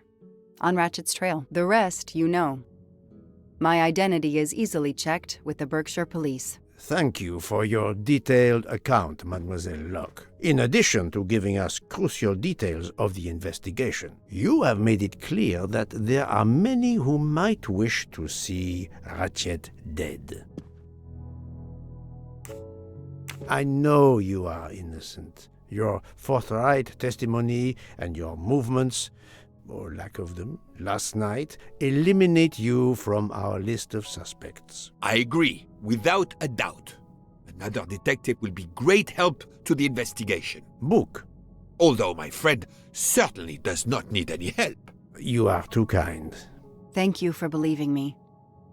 I'd like to help in any way I can. Do not worry, Mademoiselle Locke. Already I see things more clearly. It's obvious whoever drugged you was trying to derail your investigation. You mean the person who did this to me is Ratchet's killer? Both Monsieur Michel and Fräulein Schmidt had the means and opportunity to drug you. While you get your strength back, I intend to interview them. Excellent idea, my friend. All this excitement has whetted my appetite. I'm sure Mademoiselle Locke won't say no to a good, invigorating meal.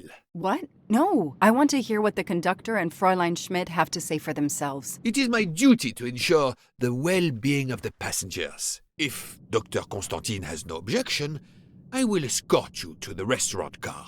On the contrary, some food will do her the greatest good. Well, I'm still a little shaky. Mr. Poirot, will you please keep me informed about what you learn? You may be certain of it.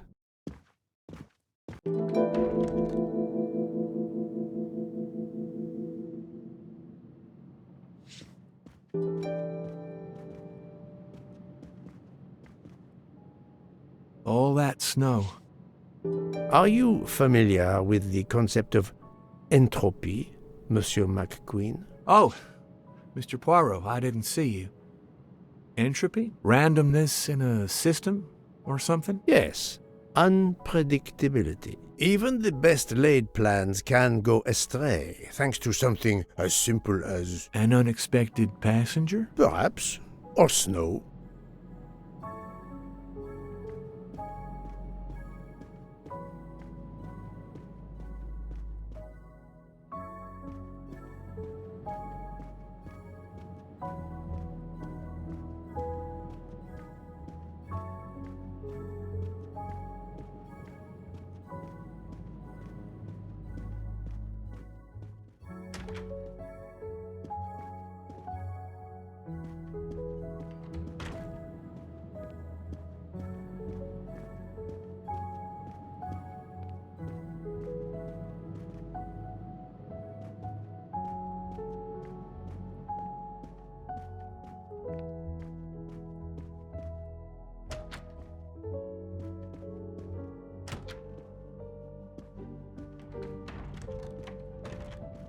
Good evening, Fräulein Schmidt. May I disturb you for a moment? You asked so politely, mein Herr, but I do not think I have a choice.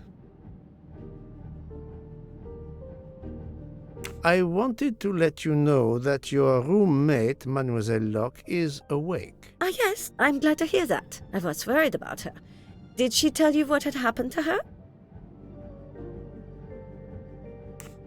Unfortunately, she doesn't remember much, but we found a residue of a sleeping pill in her cup of tea. Since you two were alone together in your room when she drank it, who else but you could have dragged her? Must I point out I do not make the tea on this train? You should question the conductor or the kitchen staff. Mademoiselle Locke could have died. Whoever drugged her must not feel any empathy for their fellow human beings, given the dose that Mademoiselle Locke ingested. She was close to death. Oh my God. What did I do? I didn't want to hurt her. Just have her sleep for a few hours while we had time. We? Time for what? Time for what, Madame Schmidt? You think I feel nothing? Nothing? That poor little girl. Indeed, that poor little girl. Fräulein Schmidt is somehow connected to the Armstrong case.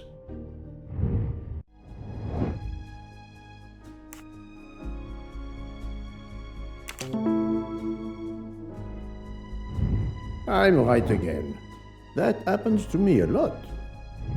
Fräulein Schmidt, I have a certain reputation for sniffing out... I am not a murderer. Forgive me, but I was going to say brilliant chefs. You were the Armstrong family's cook, were you not? But...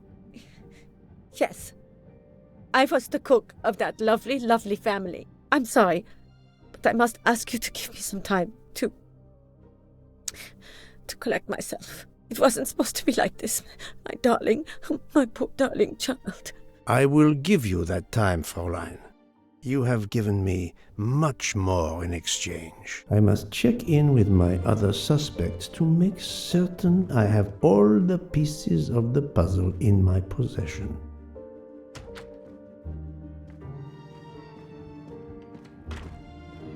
Can I get you something, Monsieur Poirot?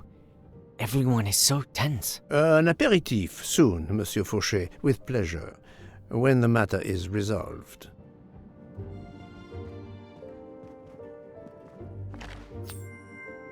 Another golden moustache to treasure.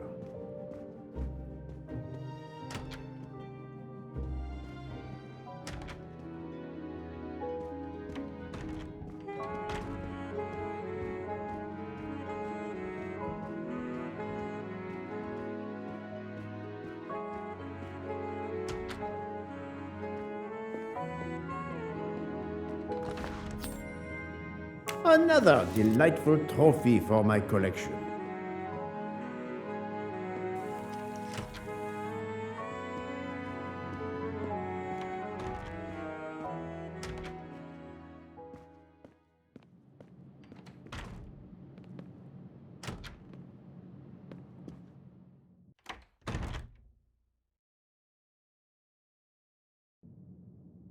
Good evening, Michel. Am I bothering you?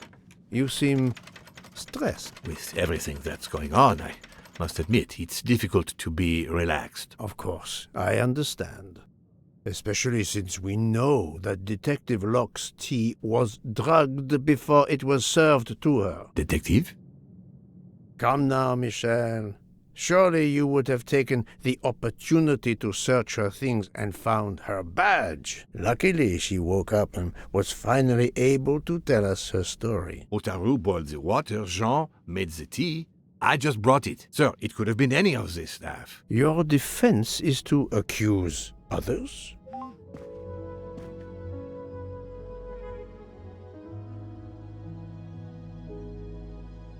You have a network connection? No, unfortunately.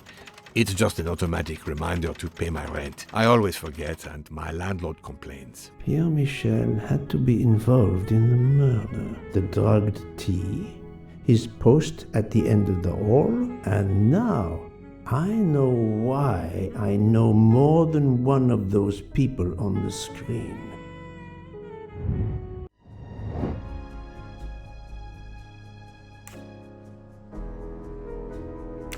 Yes.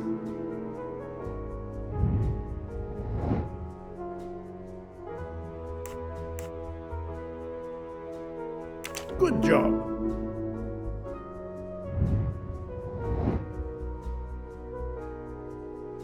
Nice. I'm right again. That happens to me a lot. You are the father of Suzanne Moreau, Daisy Armstrong's nanny. My condolences on the death of your wife. What? But my wife... Enough lies.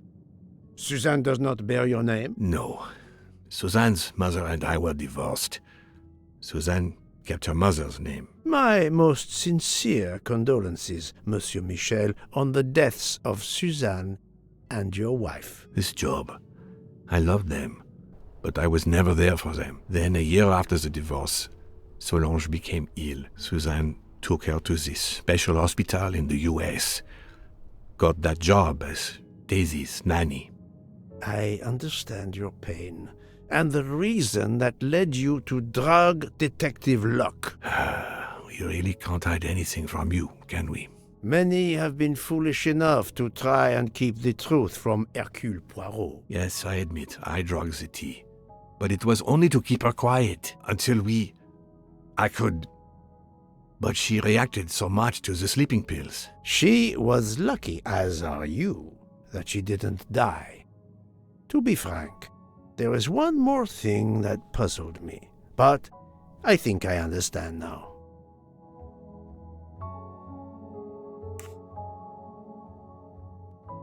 Monsieur Hardman was Suzanne's fiancé. Huh.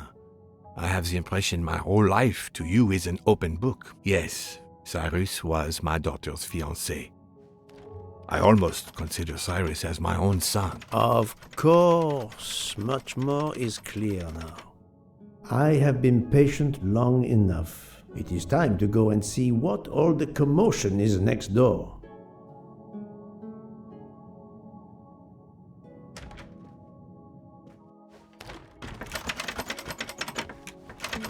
Monsieur Hardman, excellent. The gods who watch over detectives must have trapped you here. Why didn't they watch over me? I'm a detective, too. I was talking to Michelle about a leaky faucet, and I wanted to go out, but, you showed up. No need to invent some preposterous story. But really, Michelle has told me everything. You are the fiancé of Suzanne Moreau, his daughter. Oh. I see. Surely this is not a big surprise to you. No. Suzanne was the only woman I ever loved. And I failed her. We got into a spat. It was nothing, but I was too proud to apologize. We weren't speaking at all. Suzanne never really cared for that guy Noah. She would have forgiven me. If only... If only... If only. A common refrain between lovers who quarrel. Obviously, Pierre Michel and Fräulein Schmidt both drugged Detective Locke's tea, causing the overdose. No wonder she had so much trouble waking up. Time to report my findings to her and Book. Come to Poirot, my exquisitely sculpted friend.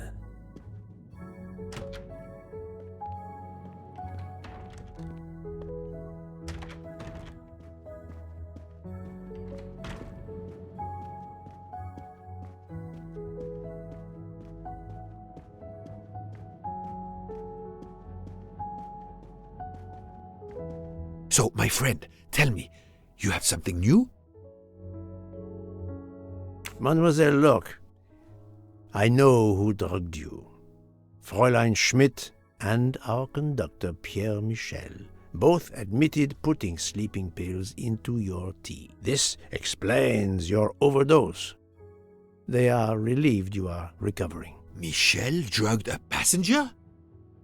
On behalf of the company, I offer my apologies to you, Mademoiselle Locke. Michel will answer for this outrage. Both of them? I was pretty sure about Fräulein Schmidt, but I admit that I did not suspect the conductor. I have uncovered multiple connections with the Armstrong case. Pierre Michel is the father of Suzanne Moreau, little Daisy's nanny, and Monsieur Hardman was Suzanne's fiancé. As for Hildegard Schmidt, she was the cook of the Armstrong family. What a coincidence, don't you think? But it's incredible!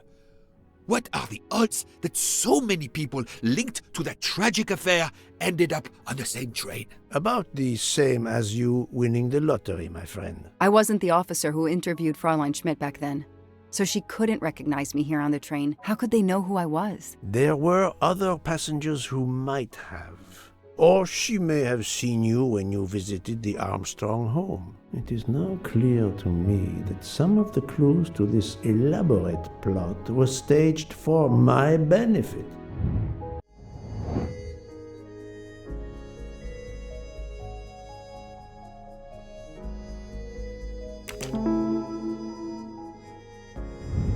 Et voilà. Some clues and information collected so far could lead to a hypothesis.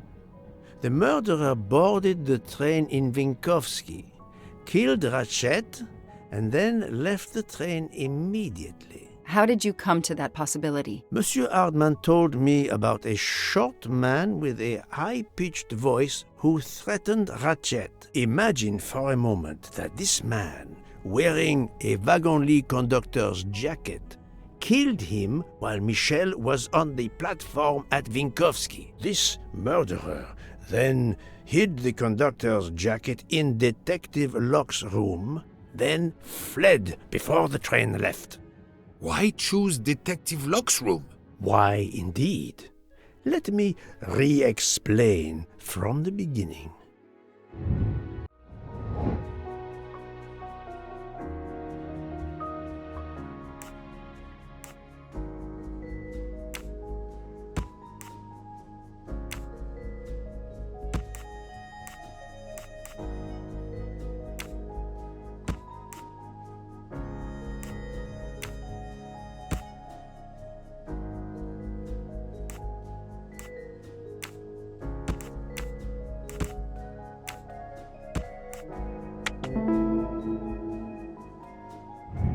My little grey cells did not let me down. Mon Dieu! Oui! That must be it! Everything fits so well! It fits too well, my friend. Other clues lead to a second hypothesis, much more plausible.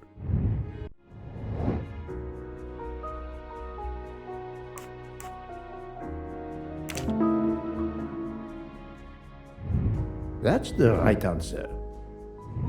So, we have multiple murderers, all related to the Armstrong case. The murderer from Vinkovsky was a fabrication to turn suspicion away from those on the train. They expected the investigation to be led by some small-town official who could easily be misled. Mr. Poirot? Detective Locke, forgive me. You are an obvious exception. You tracked Ratchet with the tenacity of a bloodhound. Unfortunately for the killers, they not only had you to deal with, but now they had, and I say this with all modesty, the world's greatest detective, Hercule Poirot, dropped into the midst of their meticulous planning. Multiple murderers? Multiple detectives? Poirot, please take pity on me. Who is linked to this case, and who is not? My poor friend, I have gone speeding out of the station without you. I will continue.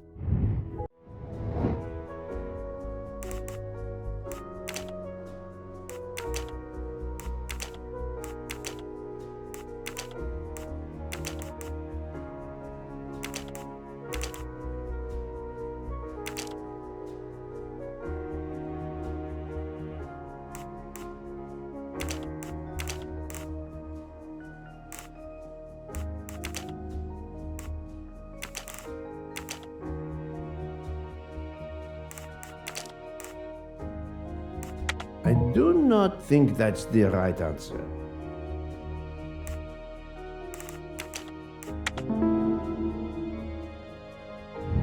I'm right again. That happens to me a lot. Fraulein Schmidt, Pierre Michel, Monsieur Hardman and Monsieur McQueen are all linked to the Armstrong case. I also know that Sonia Armstrong's sister and godmother, Countess Andreni and Princess Dragomirov, are on this train. And finally, Detective Locke discovered that Mr. Foscarelli was the Armstrong chauffeur. If we add Detective Locke and Ratchet, of the 12 passengers in that coach, 9 have a connection with the Armstrong case. What next, Poirot? Or should I say, who next? It is time to summon everyone. Everyone? Even Dr. Constantine? The train crew other than Michel? Dr. Constantine, yes. I will need him. But we don't want the others as witnesses. I will see that their duties keep them occupied elsewhere. Excellent. I have always thought this moment in a case is much like Rodin unveiling the thinker before a captivated audience. A work of art. Have you not felt that way, Detective? No, Mr. Poirot. I'm happy just to slap the cuffs on him. Well, there is some artistry in that as well, I suppose. Where would you like the unveiling, Poirot? The lounge? Perfect. Then I will gather all the passengers in the lounge.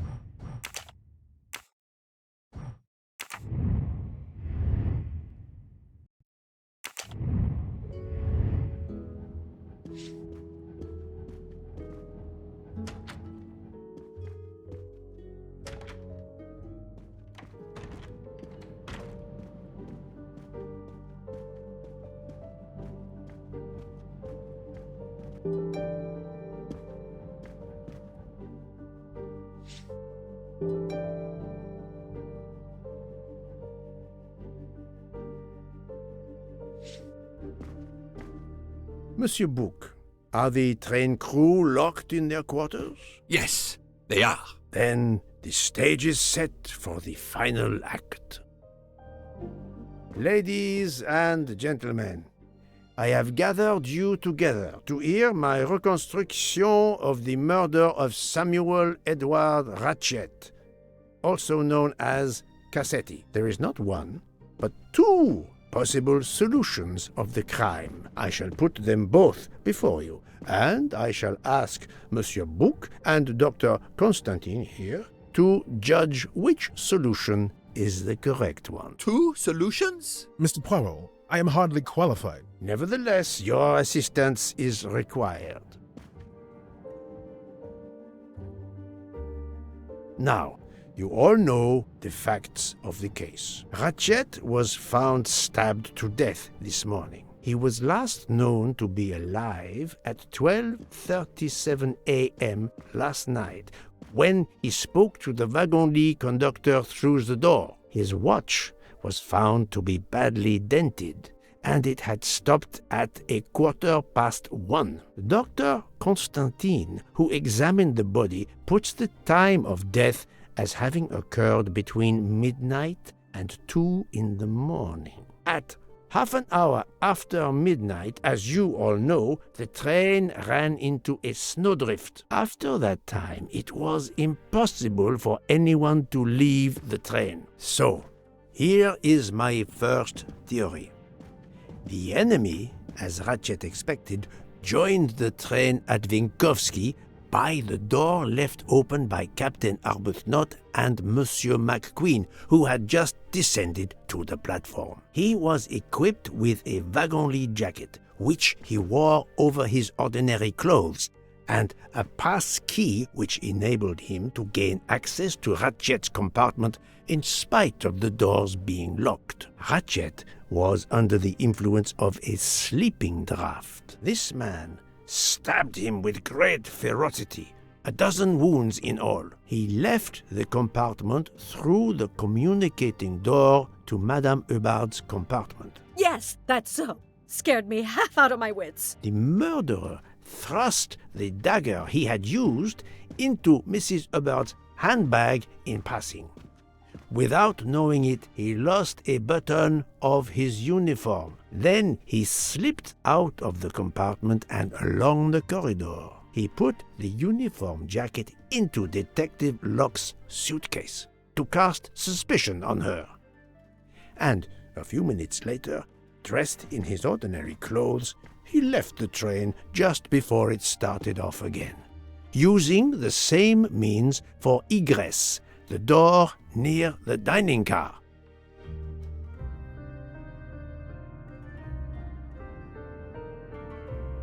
That is the first hypothesis. But there's a second. For that, we must examine the motive for the crime. Why was Ratchet killed? The motive is clear. Revenge, of course. Nothing was stolen, and we know that Ratchet had made many enemies. This was a premeditated crime, meticulously planned since the kidnapping and death of little Daisy Armstrong, which traumatized many people close to the family. Even when the police concluded that it was Suzanne Moreau, questions remained. Detective Locke continued her investigation, as did others. They became convinced the truth lay elsewhere. We now know who the real murderer of Daisy is. It is clear now that Daisy's killer was Ratchet, also known as Cassetti and Michael Clark and how many other names. But of course, many of you have known this for a long time. It is obvious that the 12 stab wounds are not a random number. Dr. Constantine's analysis revealed that some stab wounds appeared to have been caused by a right-handed attacker. Others indicated the knife wielder was left-handed. Some wounds were deep, more than one fatal, yet others were not much more than mere scratches. What can explain these discrepancies? This leads us to an obvious conclusion. They are symbolic.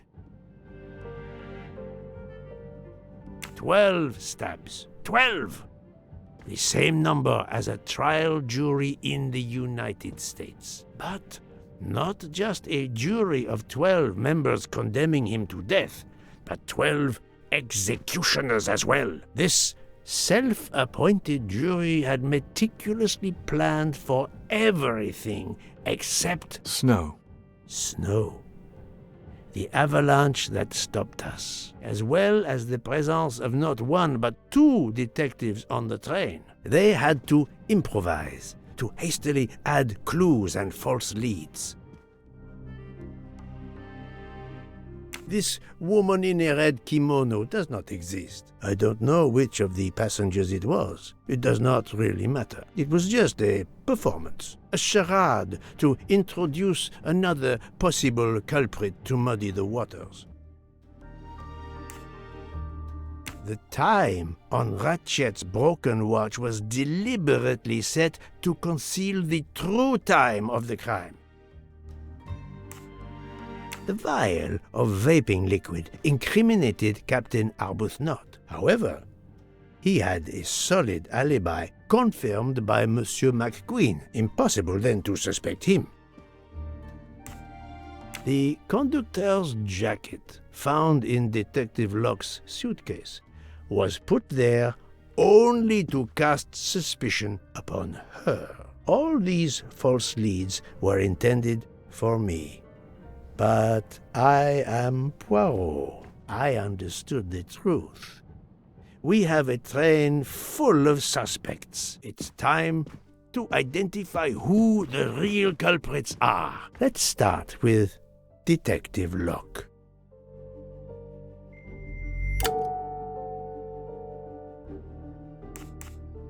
Planting the conductor's jacket in her suitcase was an attempt to implicate Detective Locke, but she couldn't fake her drugged condition. Dr. Constantine can testify that the drugged tea incapacitated her for hours, and she had 2 relapses. Let us move on to Monsieur McQueen. When I told him about Cassetti, he looked very surprised that I managed to make the connection between him and the Armstrong case. He told me, "But I thought we had..." I think he meant, "You thought you didn't leave any real clues linking the murder to the Armstrong kidnapping. Moreover, you insisted that Ratchet did not speak French when you knew I had heard a voice calling out in French that was supposed to be Ratchet."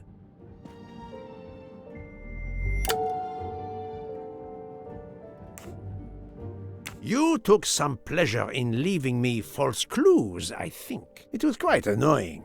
But you told me yourself that your father was the district attorney who handled the Armstrong case. The case haunted my father. At first, he believed Suzanne Moreau had helped her boyfriend, Noah, to kidnap Daisy, even though there were questions that went unanswered, and a young policewoman refused to let it go, continuing to find discrepancies, but never enough to reopen the official investigation. That policewoman sits there. Her name is Joanna Locke. Then tell him.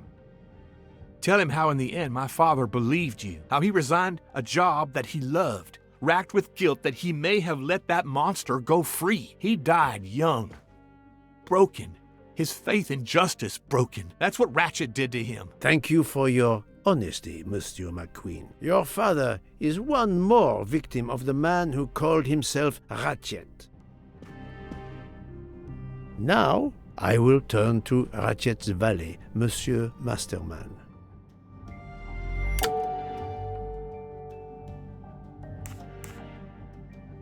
Ratchet sensed danger close to him and naturally wanted to stay awake. You gave him sleeping pills without his knowledge. Once he was sound asleep, you could do what you had to do in peace. Sir, I'll tell you the truth. I was Colonel Armstrong's adjutant in the war, sir, and afterwards, I was his valet in New York. I'm afraid I concealed the fact this morning. It was very wrong of me, sir, but I knew how suspicious it would look. Is that all you have to say? That's all, sir. Now, to leave no suspicious stone unturned, let us move on to Monsieur Bouc. What? Me? A suspicious stone?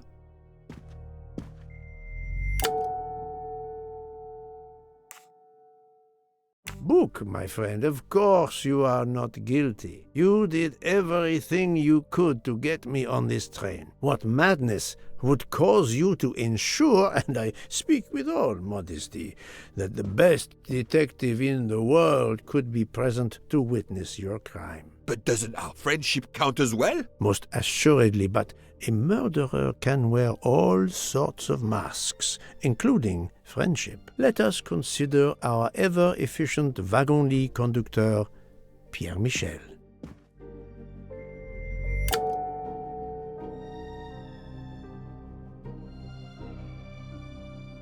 Your admission that you drugged Detective Locke immediately incriminates you, but the murder could not have been possible without your very capable assistance. Your knowledge of train procedures made the murder possible, and your position in the corridor of the train allowed you to be the perfect alibi for several passengers.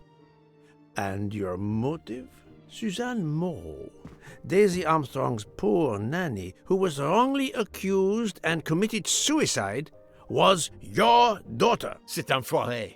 He got what he deserved. My poor daughter has finally been avenged. My Suzanne. My child. Let's move on now to Monsieur Hardman, one of 3 detectives on this train.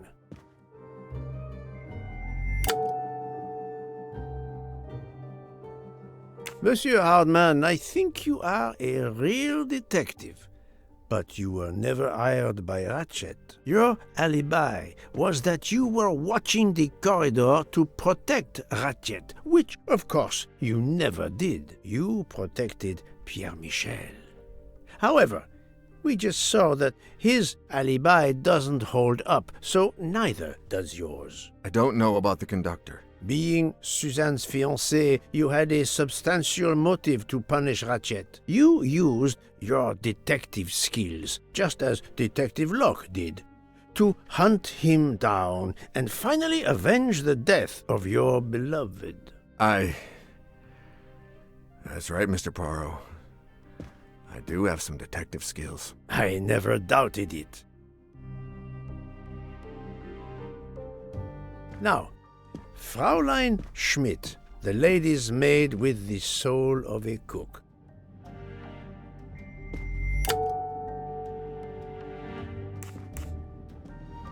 Fraulein Schmidt, you told me of your remorse for drugging Detective Locke. I believe you are sincere. However, as the cook of the Armstrong family, you experienced the drama from within. The death of Daisy, then Sonia Armstrong, who died in childbirth, and finally, Suzanne and John Armstrong. So much misfortune in that poor family. The death of this criminal is only justice. Let us move on to Countess Andreny. I was impressed by the earnestness of her husband when he swore to me solemnly on his honor that his wife never left her compartment that night. Should I believe it?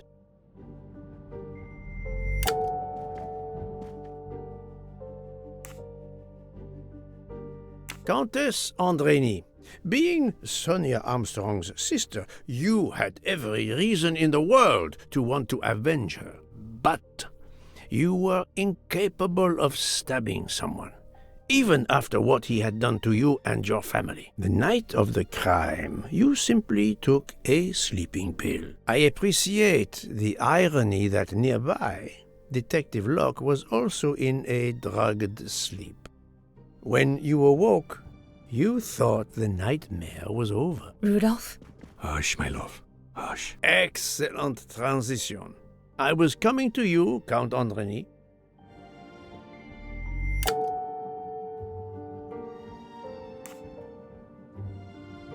"12 people, a jury. This was very important to all of you. If Countess Andreny did not stab Ratchet, someone had to take her place. And you, Count, the beloved husband. I've seen how fiercely you love and protect your wife." Enough! I would do anything for Helena. Anything. Even that. Yes, even that. Let's move on to Monsieur Foscarelli.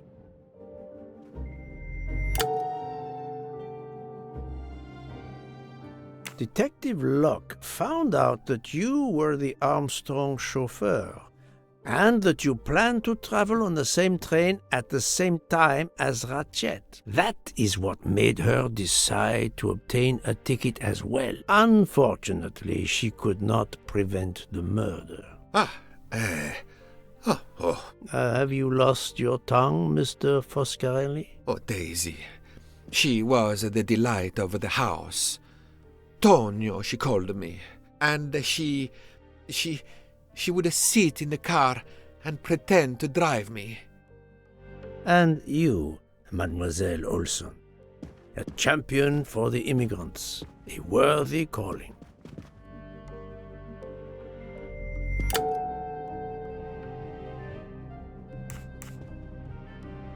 Mademoiselle Olson, you supported Madame Hubbard's story about her connecting door latch, a story that I later demonstrated to be impossible. So, you deliberately lied to me, and you also lied about Mademoiselle Debenham's whereabouts.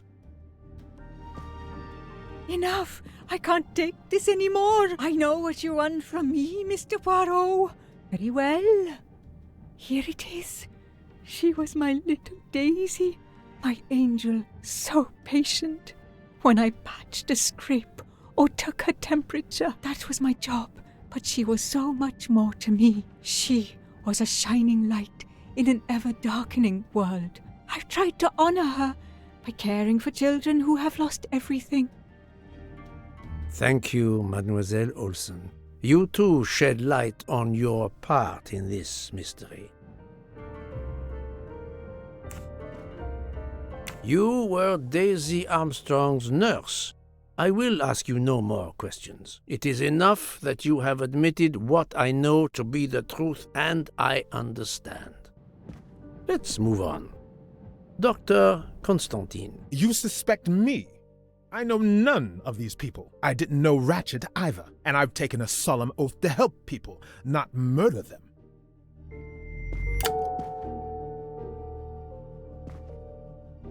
You are one of the few people in this room not to have any connection with the Armstrong case. Moreover, your alibi is confirmed by Monsieur Bouc, whom I would trust with my life. That is That is very kindly said, my friend. We now come to Mademoiselle Debenham and Captain Arbuthnot, whose relationship was not in doubt from the moment I inspected your room at the hotel. You have a bloody nerve. Indeed, I do. We're getting married. Congratulations. But I would rather talk about your relationship to John Armstrong.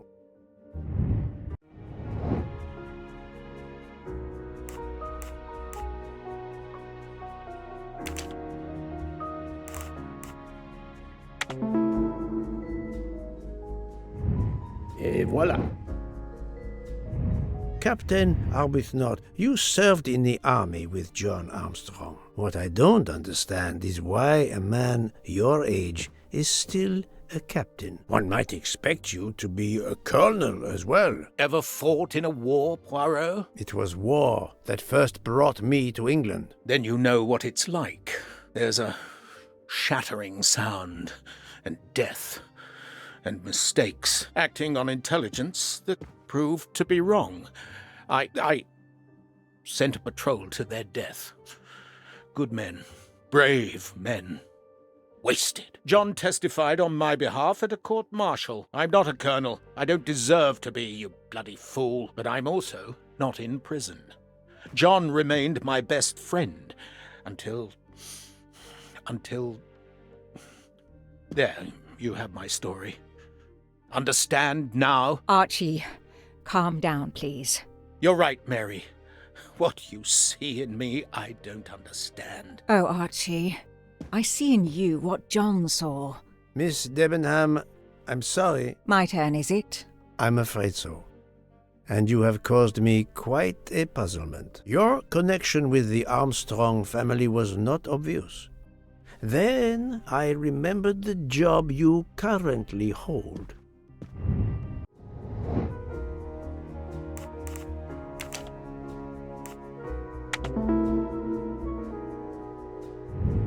That was easy.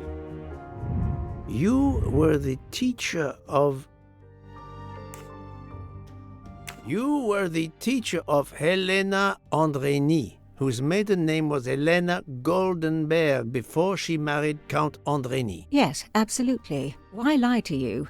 She was an excellent student. Captain Arbuthnot.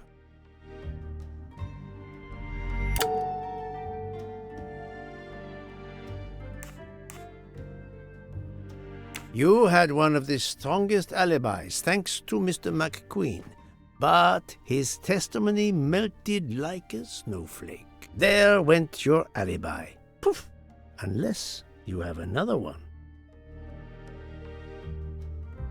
As for you, Mademoiselle Debenham,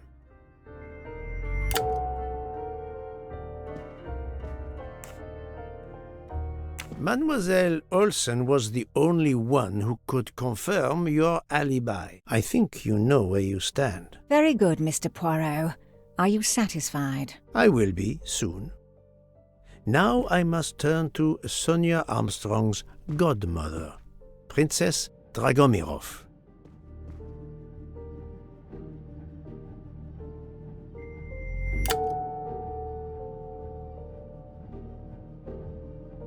Princess Dragomirov, you weren't on my list of suspects at the start, given your social position. I left my social position in a cold country. Do you object to being addressed as Princess? I deny people the opportunity. It makes a good story to tell their friends. It also guarantees a good table in the best restaurants. Princess, there is also, forgive me, your extreme physical fragility. It does not stop me when I must be strong. Indeed. Of more importance, though, is the fact that you're the only left-handed person on the train. And the single blow to Ratchet from a left-handed person was very, forgive me, weak. Finally, I'm afraid I know the alibi that you shared with Fraulein Schmidt is false. You have been very thorough, sir. I hope you will permit me to say we are much alike. I am honored. Now it is time to end with Mrs. Hubbard, or should I say, Linda Arden. If Princess Dragomirov hadn't told me about her relationship with this famous actress, I might not have made the connection. But you are a great actress, madame. Your performance as a flighty, self-involved woman was superb. I never would have guessed something entirely different. As for what ties you to the Armstrong family, it is obvious.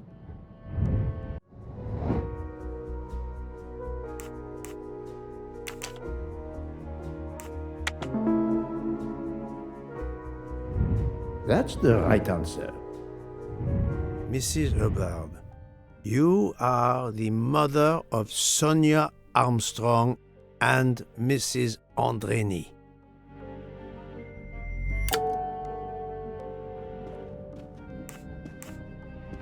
Madame Hubbard, you really are a remarkable actress. You put so much effort into your character and into staging the murder. I saw it as a perfect mosaic, each person playing his or her allotted part, so carefully arranged that if suspicion should fall on any one person, the evidence of one or more of the others would clear the accused person and confuse the issue. Everything was meticulously planned. But you hadn't expected that Detective Locke and I would be on this train, and the avalanche would block it on the night of the murder. You had to improvise. But again, improvisation would be another of your skills as an actress. So you came up with the story that the latch on the door that communicated with Ratchet's compartment was hidden by the handbag. I always fancied myself in comedy parts. That slip about the sponge bag was silly. Shows you should always rehearse properly. You know all about it, Mr. Poirot. You're a very wonderful man, but even you can't quite imagine what it was like. That awful day, I was just crazy with grief. So were the servants. We decided then and there that the sentence of death that Ratchet had escaped had got to be carried out. There were 12 of us, or rather 11. Suzanne's father was over in France, of course. First we thought we'd draw lots as to who should do it, but in the end we decided on this way. It was the driver, Antonio, who suggested it. Mary worked out all the details later with Hector McQueen. It took a long time to perfect our plan. We first had to track Ratchet down. Hardman managed that in the end. Then we had to try and get Edward and Hector into his employment. Well, we managed that. Then we had a consultation with Suzanne's father. Captain Arbuthnot was very keen on having 12 of us. He seemed to think it made it more orderly. He didn't like the stabbing idea much, but he agreed that it did solve most of our difficulties. Well, Suzanne's father was willing. Suzanne had been his only child. We knew from Hector that Ratchet would be coming back from the east, sooner or later, by the Orient Express. With Pierre Michel actually working on that train, the chance was too good to be missed. My daughter's husband had to know, of course, and he insisted on coming on the train with her. Hector wrangled it so that Ratchet selected the right day for traveling when Michel would be on duty. And then, at the last minute, you came. For the rest of the story, you worked out everything, Mr. Poirot. You were right about all of us. What are you going to do about it? If it must all come out, can't you lay the blame upon me, and me only? I would have stabbed that man 12 times willingly. It wasn't only that he was responsible for my daughter's death, and her child's, and that of the other child who might have been alive and happy now. It was more than that. There had been other children kidnapped before Daisy, and there might be others in the future. Society had condemned him. We were only carrying out the sentence, but it's unnecessary to bring all these others into it, all these good, faithful souls. You are a director of the company, Monsieur Bouc. What do you say?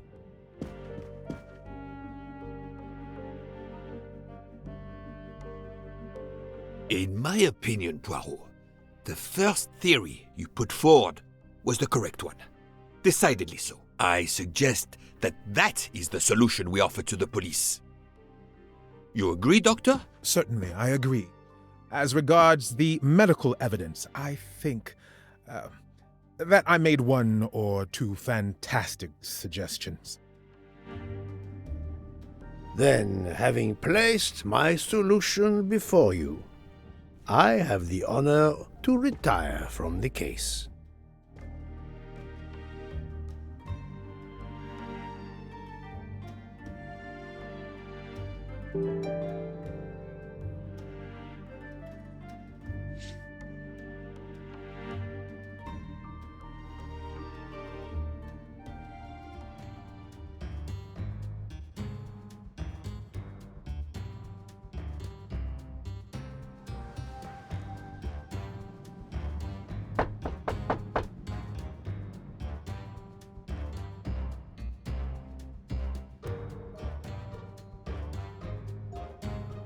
I'm sorry to wake you up in the middle of the night, Poirot, but it couldn't wait. There was a detail that bothered me in my preliminary autopsy of Ratchet's body. I went back to examine the body and I discovered a wound covered by another. The blow I hadn't seen was delivered by a thinner, sharper blade. So there were not 12, but 13 stab wounds. 12 stabs for 12 jurors. It doesn't work with 13 wounds. The symmetry is destroyed. It can't be one of the culprits who stabbed him twice? Doctor, a different knife was used. There is only one explanation.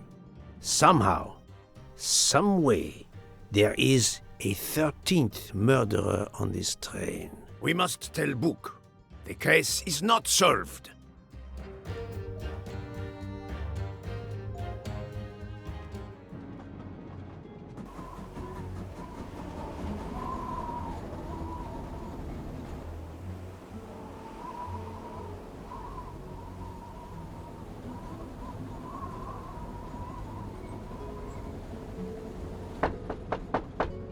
Please, come in.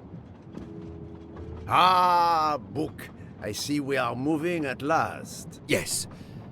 The way was finally cleared while we slept. If all goes well, we will arrive in Venice this evening. The train will be there for several hours for refueling and reprovisioning. What do we do with the 13th murderer? Do you have a lead? I thought about it. There is one clue that was left aside in my investigation. The diary I found in Ratchet's safe mentioned an appointment in Venice. Someone with the initials A.W. He will never keep the appointment. But there should be enough time. I must try to keep that appointment for him.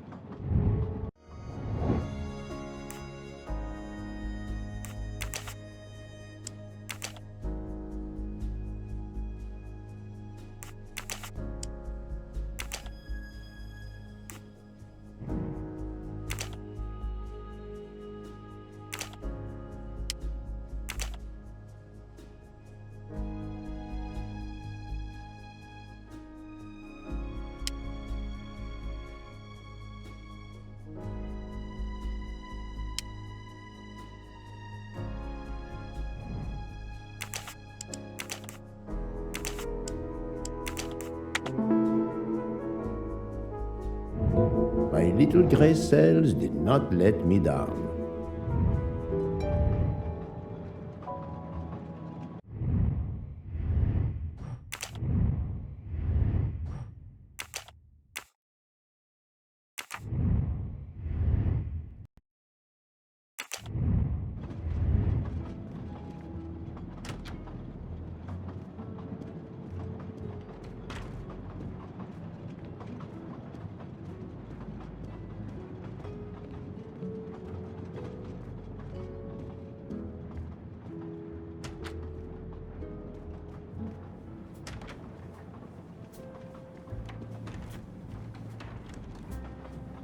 Doctor, a moment. Have you made arrangements for Ratchet's body? Yes, it will be collected by the Italian authorities when we reach Venice. The autopsy will be performed there. However, there is something odd. Oh? Since the train is French, jurisdiction must be shared. When I told them you were already on the scene, they have both agreed to support your investigation until we reach Paris. Ratchet's compartment will be sealed until we arrive there. All of those who conspired to kill Ratchet are to be confined to the train until then as well. So, Thanks to you, I am the rope in a tug-of-war between two countries. Oh, but I thought you would want to be in charge. And isn't it odd we continue on our journey with a trainload of people that police consider potential murderers? Calm yourself, Doctor. It is not the first time I find myself in the middle. And, to be honest, I welcome the chance to see this case through. It is fast becoming one of the most challenging of my career. So, my dear book, how does our journey progress? We are well on our way to Venice. All of our passengers are locked in their rooms by order of the authorities. I watch them when they want to stretch their legs, like the captain there behind you. I see that you have the situation well in hand.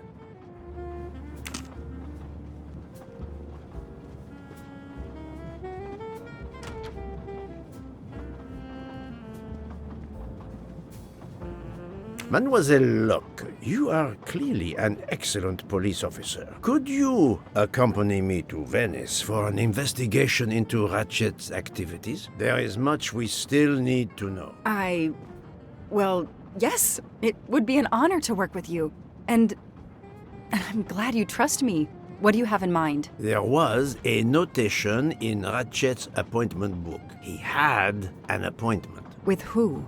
There were only the initials A.W. They were to meet at 10 o'clock at the Fontana dei Conigli. I want to know who Ratchet was meeting and why. But you've already discovered the 12 conspirators. Why is this meeting important? Unfortunately, the case is not complete. Dr. Constantine has discovered the presence of a 13th stab wound. One of them could have stabbed him twice. The wound was made with another, finer blade. Why would one of them have used two knives? Did they want to confess they killed him more than the others? And if so, why bother to deny it when they have already confessed? No, it makes no sense. And I do not close a case until all questions have been answered. You, of all people, must understand this. You're right. I do understand. I'll help you. Thank you. Together, we will uncover the truth. We will arrive in a few hours.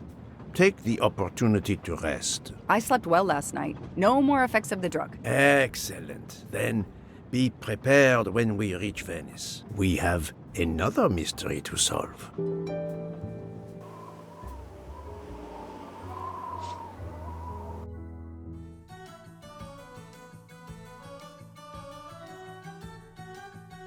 This is the third embarking dock, and no gondoliers available at all.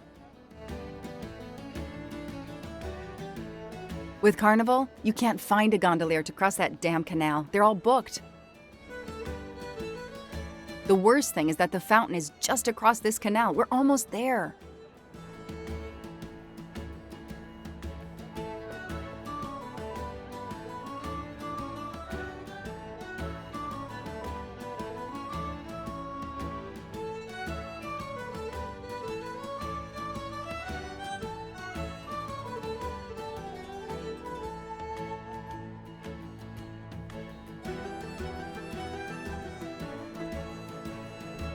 I see a gondolier just over there.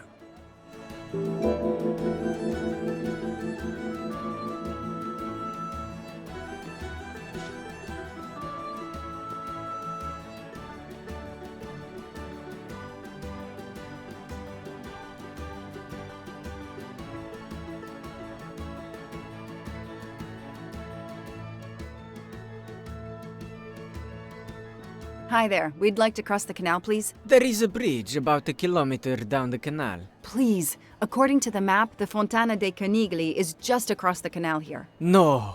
I, Gabriele, cannot help you. I'm sorry. We'll miss the 10 o'clock rendezvous if we try to get through this crowd, and have to walk a kilometer in both directions. Why is he refusing to take us across? He looks upset. I should try to find out why. If it's a matter of price, I'm sure we can work it out. Money? Money won't help me now. His problem isn't money. What is it then? Bella Chiara, the beautiful Chiara. A beautiful name for a beautiful gondola.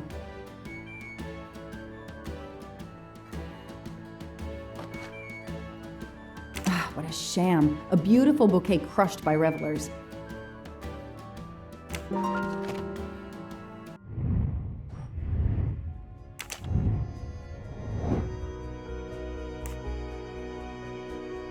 Okay.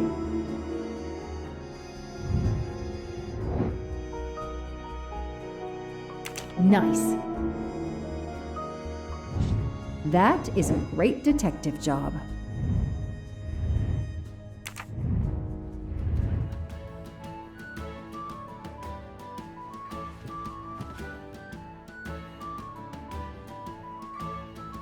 I'm sorry you had a fight with Chiara. What? How did you know? I'm a detective. I'd like to help, if I can. If you have a spare engagement ring, detective, I'll take it. Ah, I see. You lost the engagement ring you were planning to give Chiara? Lost? It is worse than that. I threw it away in the canal. I bitterly regret this gesture. I now find myself without a girlfriend and without a ring.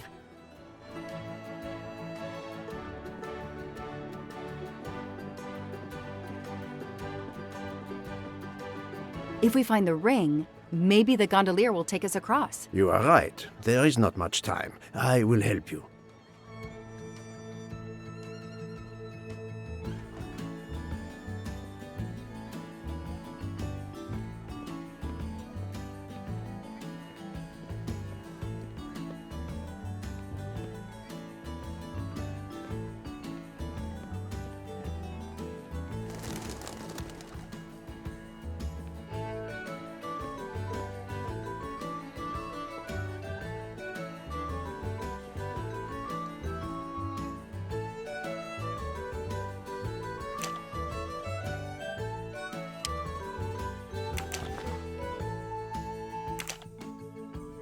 I know someone who'll be happy.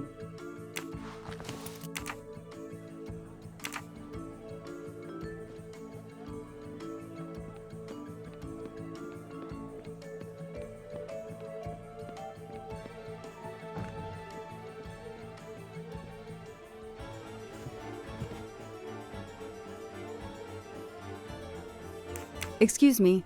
I believe I have something that belongs to you.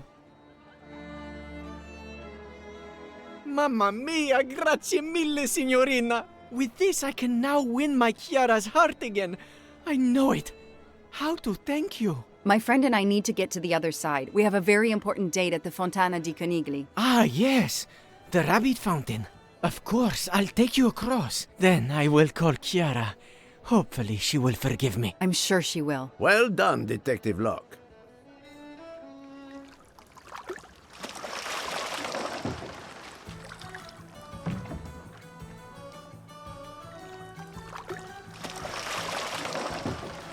This district of Venice is very charming. You will love it.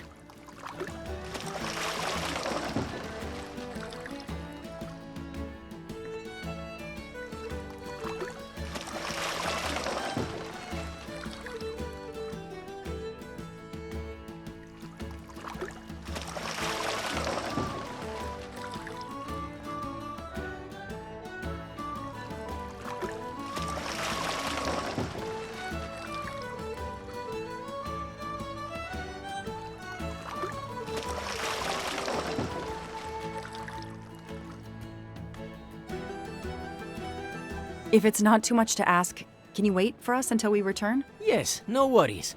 I can call Chiara from here. To find the fountain, walk along the quay on the left, then cross the bridge and you are there. You cannot miss it. Got it. Thank you. Thank you, signorina. You have made me the happiest gondolier in Venice. I fixed everything.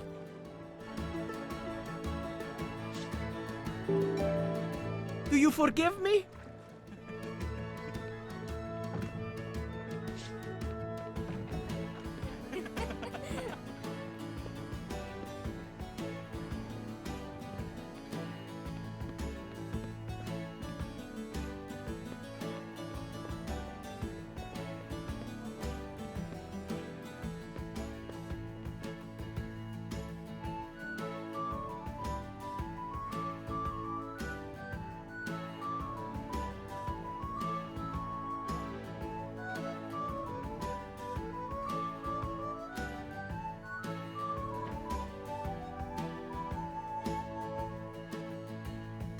It's 9:55. The right time in the right place. Now AW just needs to show up.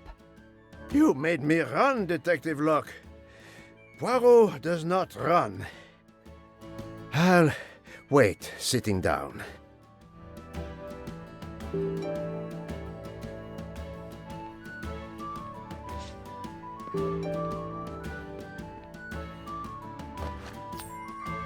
Not really my style, but I'll take it.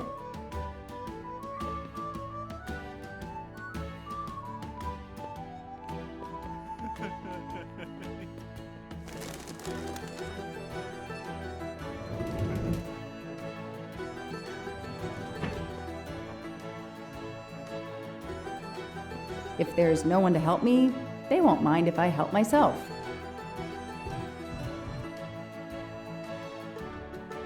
Aziz Wadi. That's the only name that corresponds to the initials AW. Spaziente, non ti ho sentito. Posso aiutarla? I'm sorry, I don't speak Italian. Do you speak English? Of course, signorina. How may I bother you? How? What? Oh, I have an appointment with one of your guests. What is the name? I have an appointment with Mr. Aziz Wadi. Do you know if he's here? Well, unfortunately, he left the hotel this morning. He seemed to be in a hurry, but he left a carta. You are? I'm Mrs. Ratchet. Mr. Wadi asked me to give the message to the signore, but I suppose this is okay.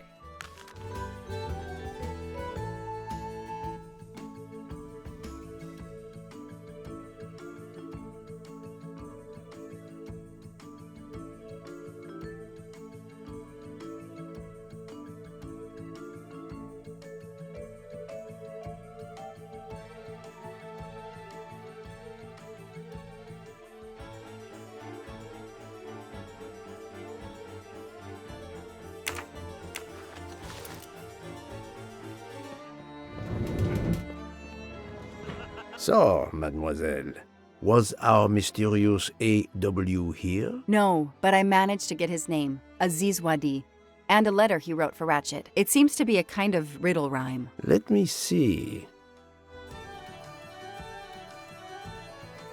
Well, Ratchet and Mr. Wadi must love this book to refer to it so much. Yes, I think we have to search and find the tracks that this person left for Ratchet to find him. I think so. Lead the way, Mademoiselle Locke.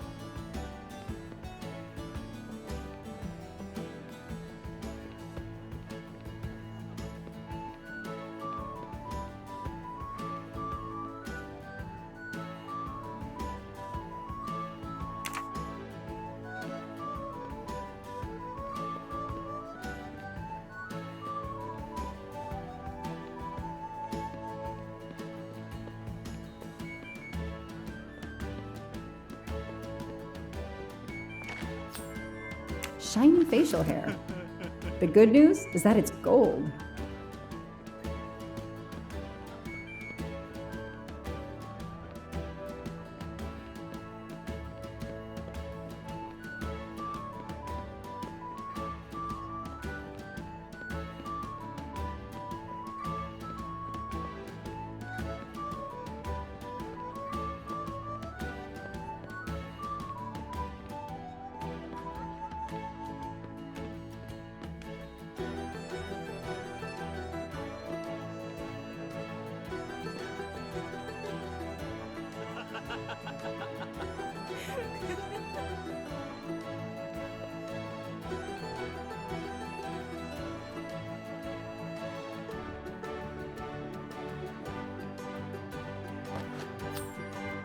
Help yourself, Joanna.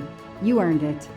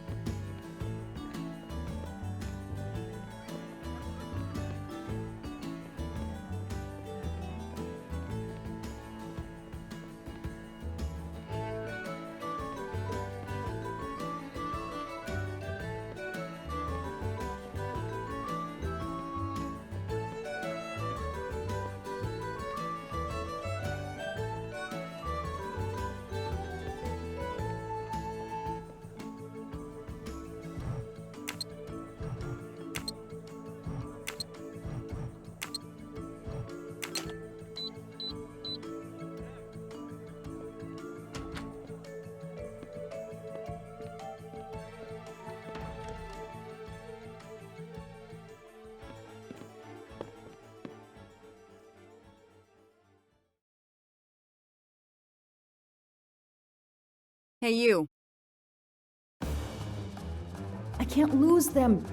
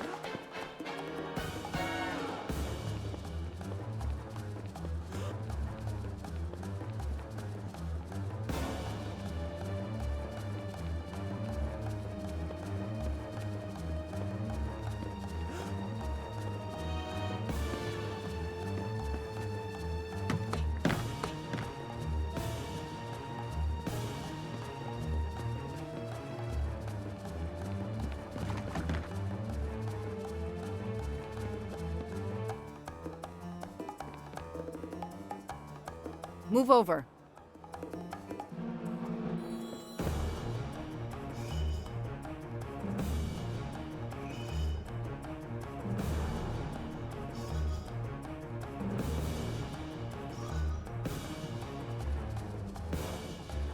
Too many!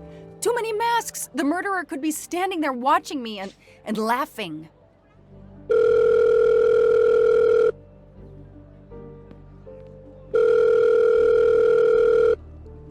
Yes, Detective Locke? The murderer got away. I'm coming back, but it looked like he dropped something when he climbed the first wall. All right, I'll go and see. For my part, unfortunately, I could do nothing for the victim. He was already dead. I have already alerted the Italian authorities. I will see what I can find while I wait for them.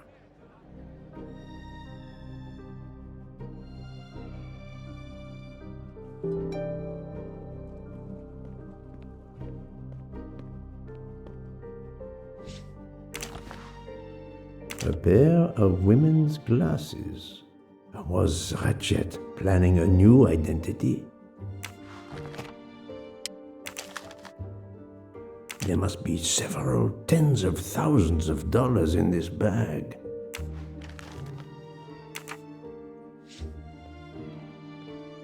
The victim was stabbed. Apparently the method of choice in this case.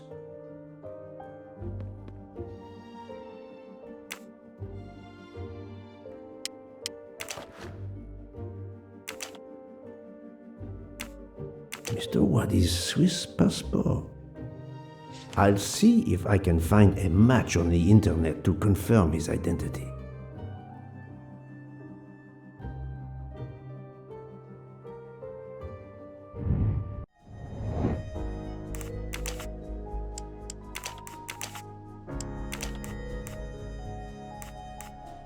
This is wrong, but I'm never far from the truth.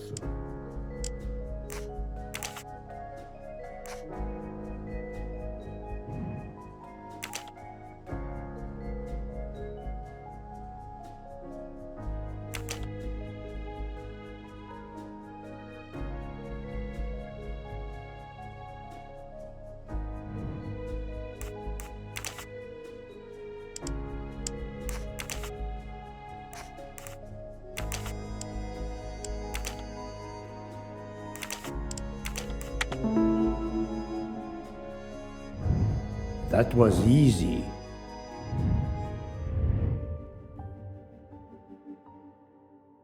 Various clothes in a suitcase. Mr. Waddy was obviously planning to leave this city. A bunch of keys. If, as seems likely, Mr. Waddy is a resident of Geneva, then one of these may belong to his home there.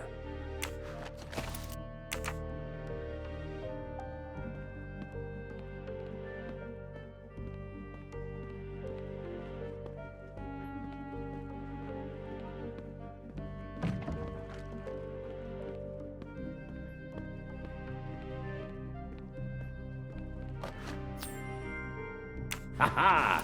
Golden moustache.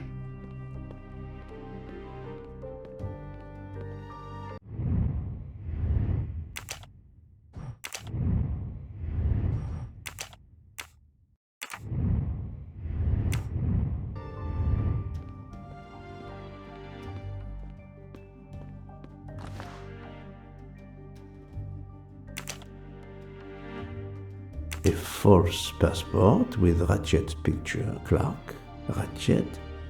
How many others?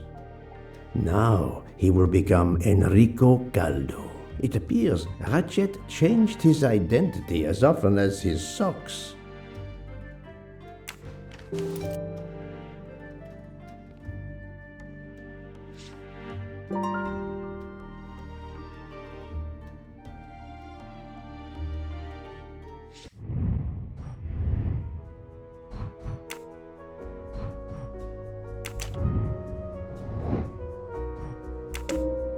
This is the most likely answer.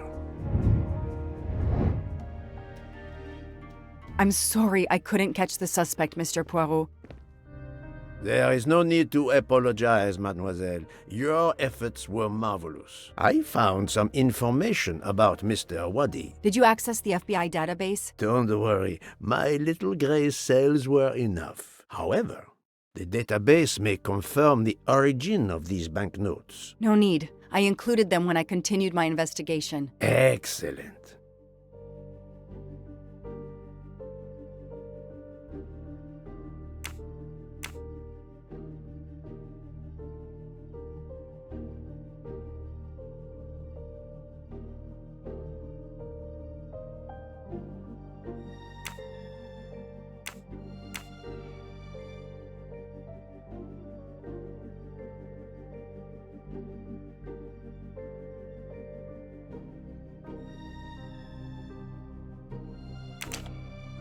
The detective gets it right.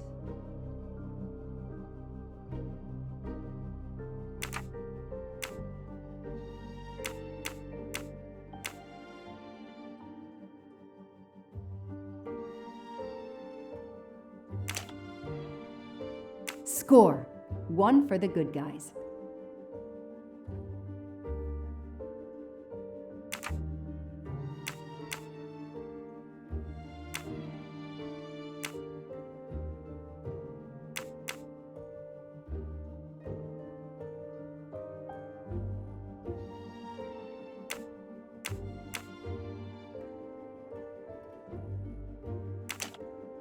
That's it.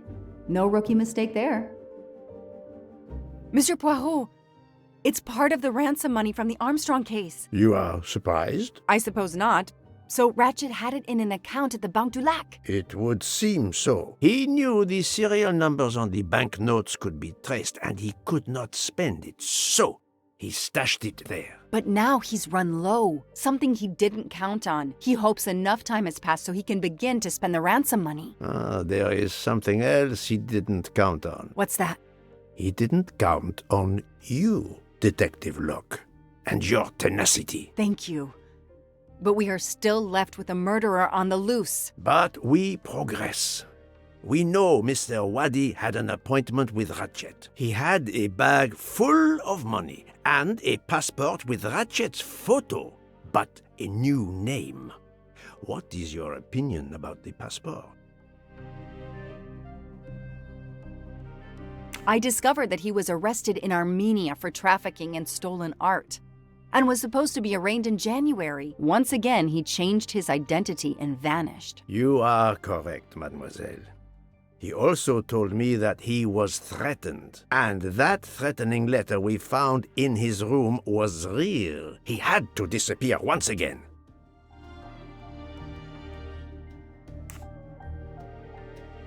The bag isn't very big. He could have easily run away with it. If he didn't take it, it was deliberate. He wasn't interested in the money. If the motive wasn't money, it leaves passion or revenge for motive. So, Detective Locke, what do you think?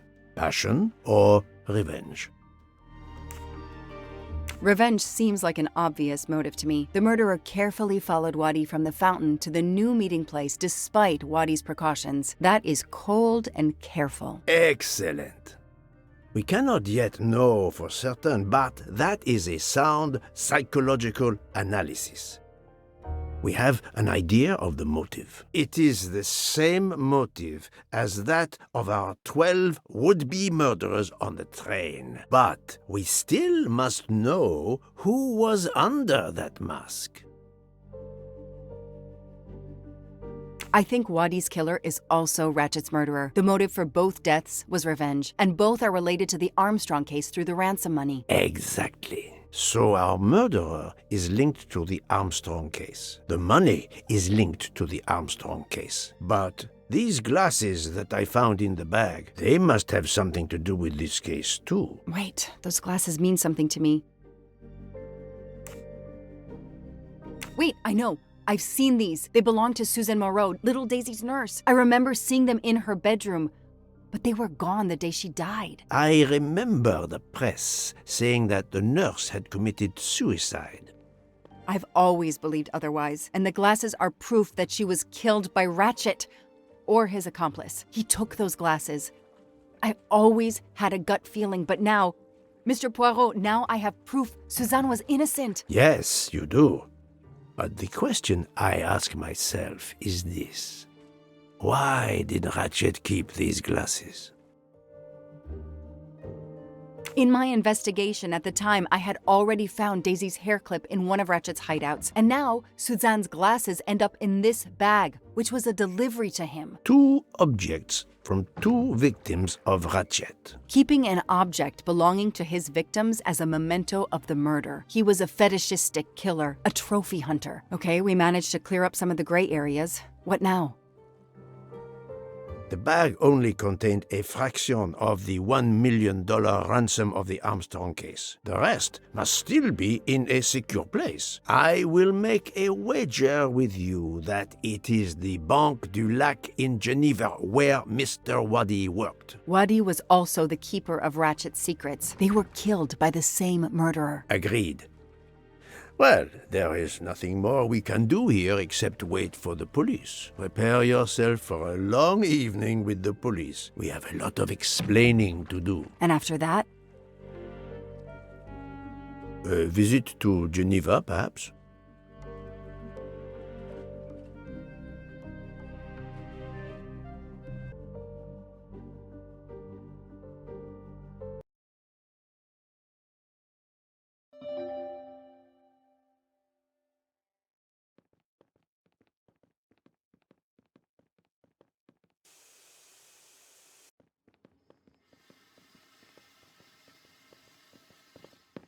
Here you are at last. I I was worried about you. We just left the police station. We had to explain to the Italian police that we were not murderers. What? Another murder? I'll tell you when we're underway. Are all passengers and staff aboard? Yes, everyone is here. We were waiting for you. Excellent. Let's not waste any more time. We have to make a longer than usual stop in Lausanne. What? How long? Long enough to do a little banking in Geneva.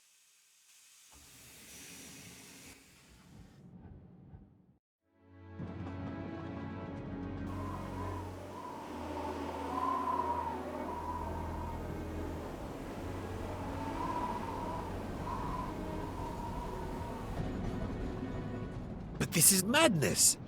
A 13th murderer of Ratchet? Mon ami, he was not well liked. But Monsieur Michel would have seen anyone enter Ratchet's compartment. And there were another 10 people milling about, taking their turn at stabbing him. How could they not notice an uninvited killer? The 13th killer could have acted when Michel was smoking on the platform at Vinkovsky. But even after the train departed, Michel was absent from his post at the end of the corridor several times the night of the murder. I must know where he really was and when. Yes, he most certainly returned to the train. How can you be sure? It's obvious. I mean, I hope Mr. Poirot agrees. Please continue, Detective Locke. All the passengers and crew are still aboard. If the killer of Mr. Wadi had remained in Venice, we would have noticed right away that someone was missing, and we could have alerted the authorities. I promise you, I made certain everyone was aboard before we embarked. Book, calm yourself. Calm myself? But we're back where we started. There is still another murderer on my train. Wait a moment. Can I change my mind about my verdict? Can we turn everyone over to the police? Everyone? Including ourselves? What? No. No. Oh, it's a nightmare. Let us take it step by step, my friend. We can start by eliminating all of the members of the Ratchet jury.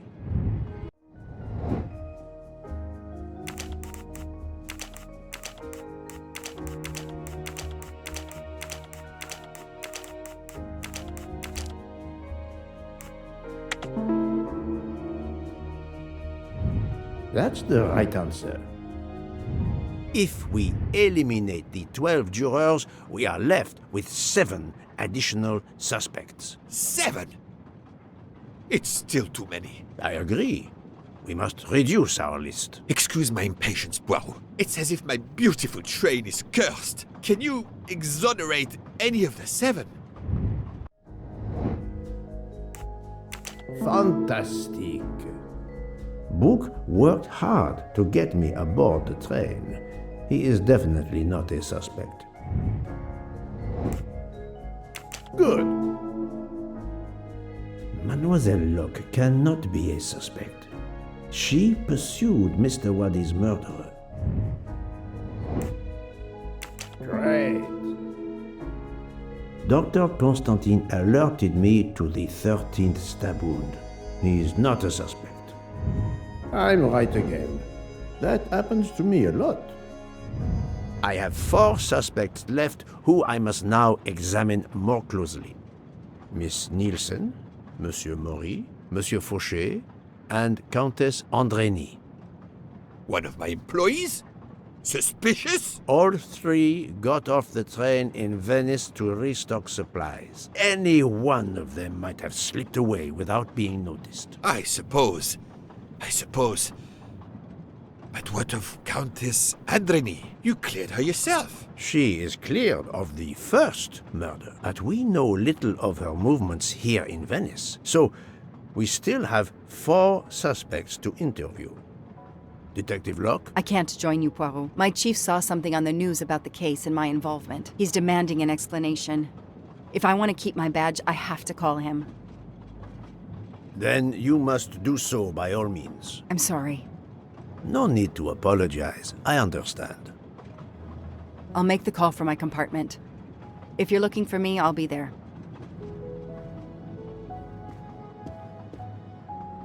hate to say this, Poirot, but I must. There is, of course, one other suspect with a motive for murder. The ransom money. You mean Detective Locke? Then who did she chase?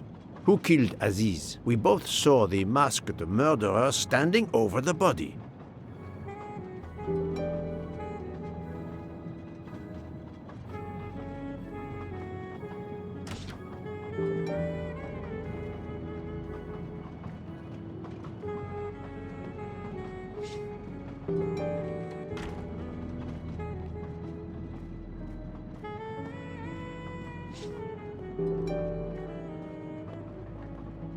Ah, Michel, I have a few more questions to ask you, if you will allow me. Anything, Monsieur Poirot.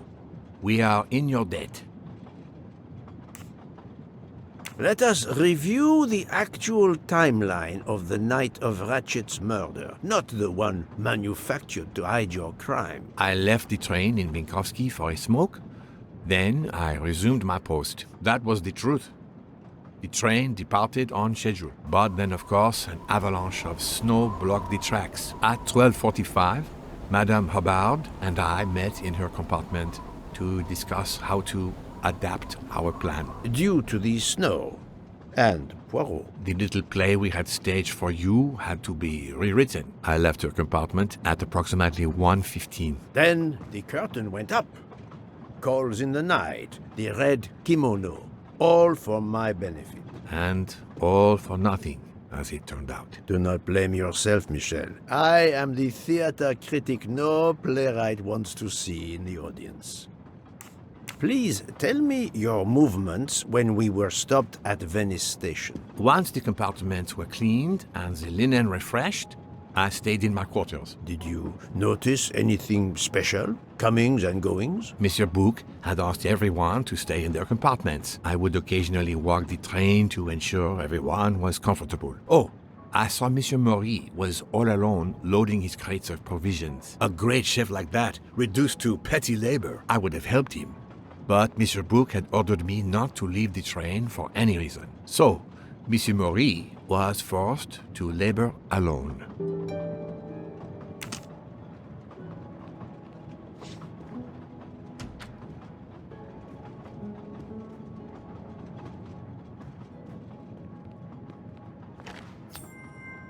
Ha! Golden moustache.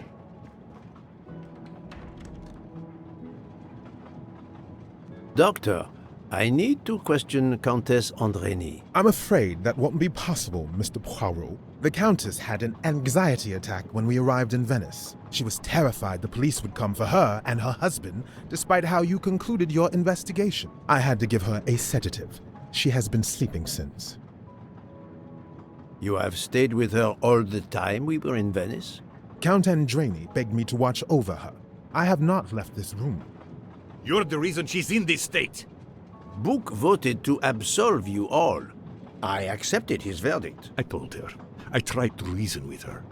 What she has already suffered, the strain of these last few days, it was too much. I understand, Count. It's quite all right.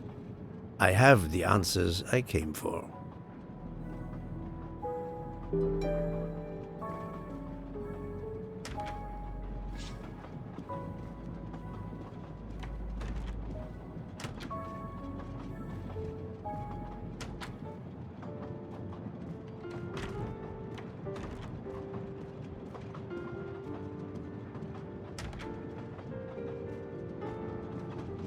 You play well. I didn't mean to interrupt you. Thank you.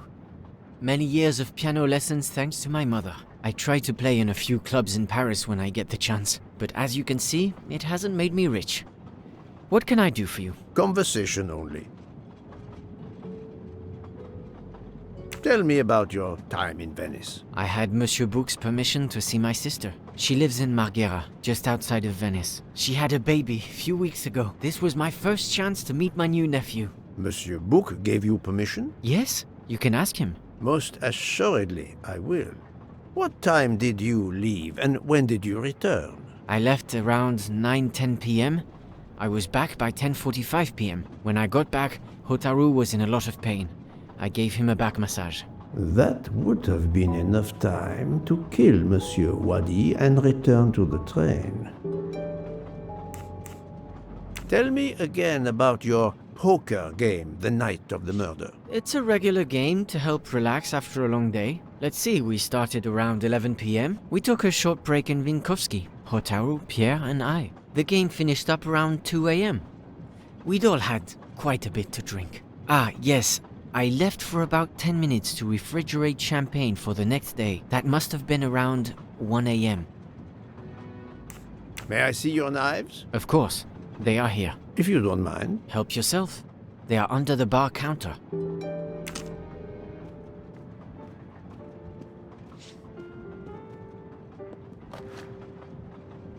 None of these come close to the wounds on either body.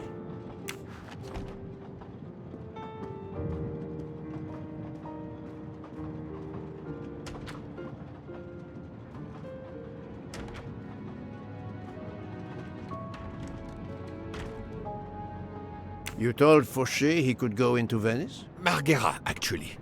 Not so far away. It was his only chance to see his sister. He's been working every trade for weeks. There is never time to see the new baby. Enough, Book.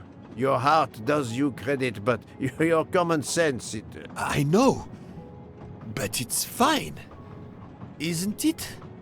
He did come back. Oh, it's fine, as you say. Unless he saw the baby, then killed someone else and returned to the train. But that's monstrous. Murder is always monstrous, my friend.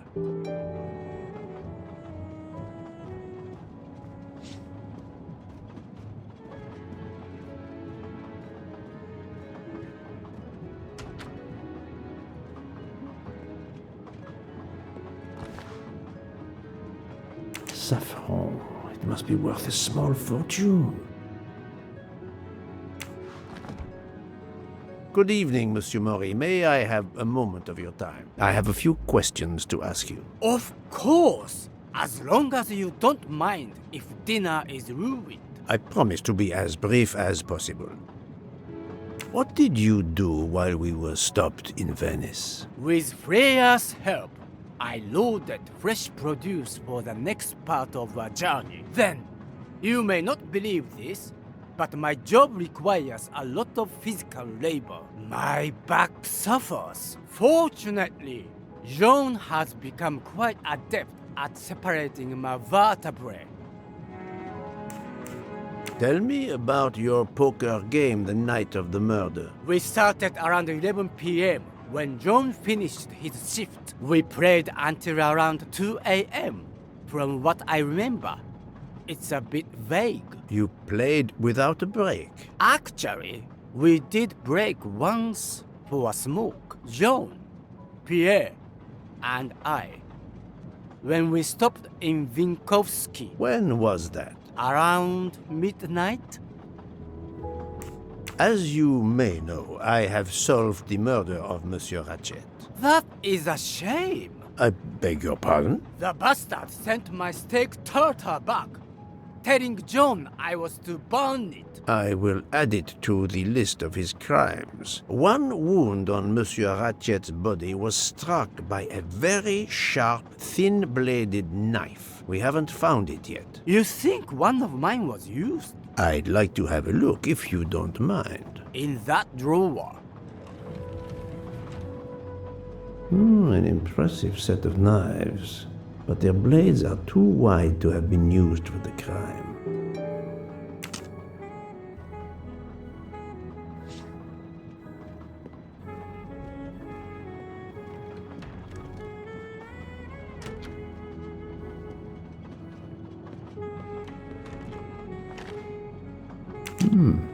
A black feather. That reminds me of something.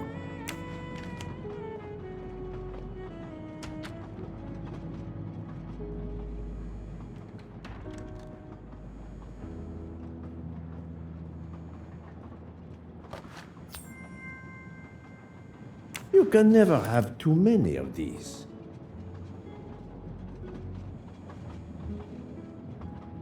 Good evening, Mademoiselle Nielsen. May I talk to you for a moment? Of course, Mr. Poirot. I'm not going to bed right away. Can you tell me your movements while we were stopped in Venice? That'll be easy. I didn't move much at all. Let's see. I helped Hotaru load all of the food crates aboard the train. Hotaru had everything he needed, but I realized they forgot half of my order. I spent over an hour on the phone with the supplier without success. I had to change the dessert menu for tomorrow. Can you tell me exactly about your poker game the night of the murder? We started around 11 p.m. In Vinkovsky, we took a short break. Hotaru and Pierre went outside to smoke. Oh, and Hotaru got sick around a few minutes past 1 a.m. 1:10 a.m. maybe? He spent about 15 minutes in the bathroom, but he didn't want to quit on a losing streak. Did his luck improve? No, so we played to around 2 a.m. He lost every hand. Dr. Constantine found a stab wound on Ratchet's body that was caused by a much thinner and sharper blade than the others. Possibly a chef's knife? My thought, precisely. And you'd like to see my knives? If you wouldn't mind. I would gladly show you if I had any, but I don't. I use the regular kitchen knives. You may search if you don't believe me. I see. All the knives the staff use are in the kitchen or in the lounge, except... Except? Hotaru prefers to use his own. Monsieur Mori doesn't use the kitchen knives? Not usually. I know he keeps a set of traditional Japanese knives in a box in his room. He doesn't let anyone else use them. Although now that I think of it, he has been using the kitchen knives lately. I've talked to everyone, but some elements of the testimonies do not seem to correspond. I need to recheck a few things.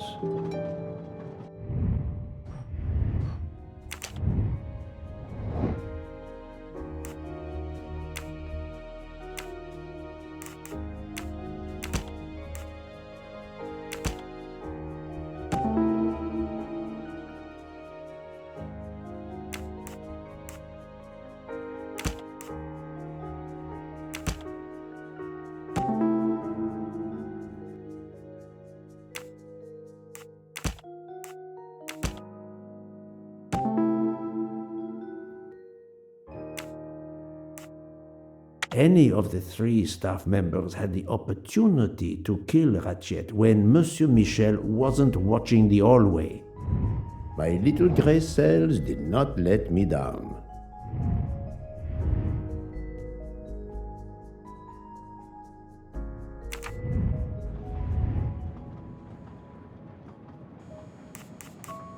Remind me of what you did when the train stopped in Venice. No problem. I helped Hotaru load all of the food crates aboard the train. Hotaru had everything he needed, but I realized they forgot half of my order. I spent over an hour on the phone with the supplier, without success. I had to change the dessert menu for tomorrow.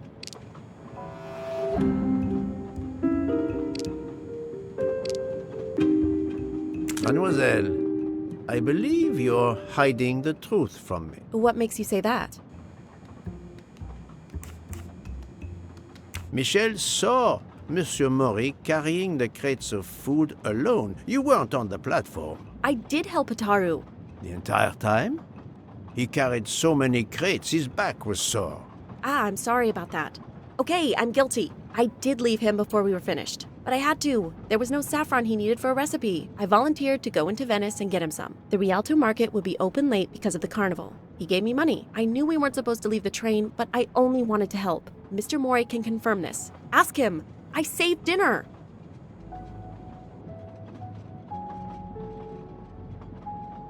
Oh, on behalf of my palate, I thank you. How long were you gone? I left at 9:10 p.m. and was back with the saffron around 11. That's when I called my supplier for the items I was missing. Miss Nielsen had almost 2 hours to buy the saffron, find a costume, kill Monsieur Wadi, elude Detective Locke, and make it back to the train for that phone call. Yes, it's possible that was enough time. Thank you, Mademoiselle Nielsen. That is all for now. Sorry again, Mr. Poirot. I hope you enjoy tonight's dessert.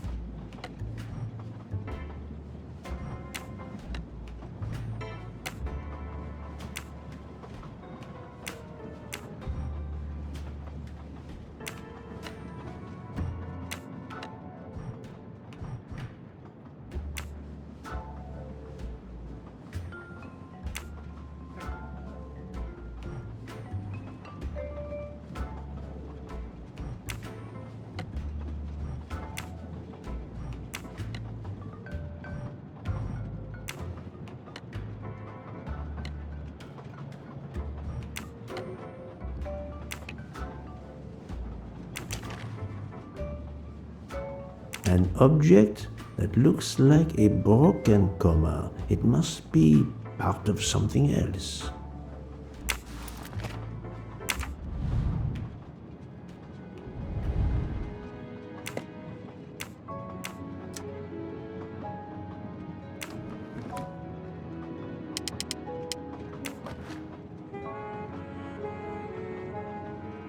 Sushi knives, razor sharp.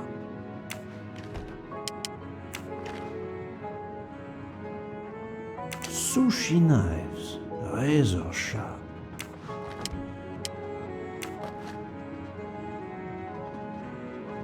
Colteria Venezia.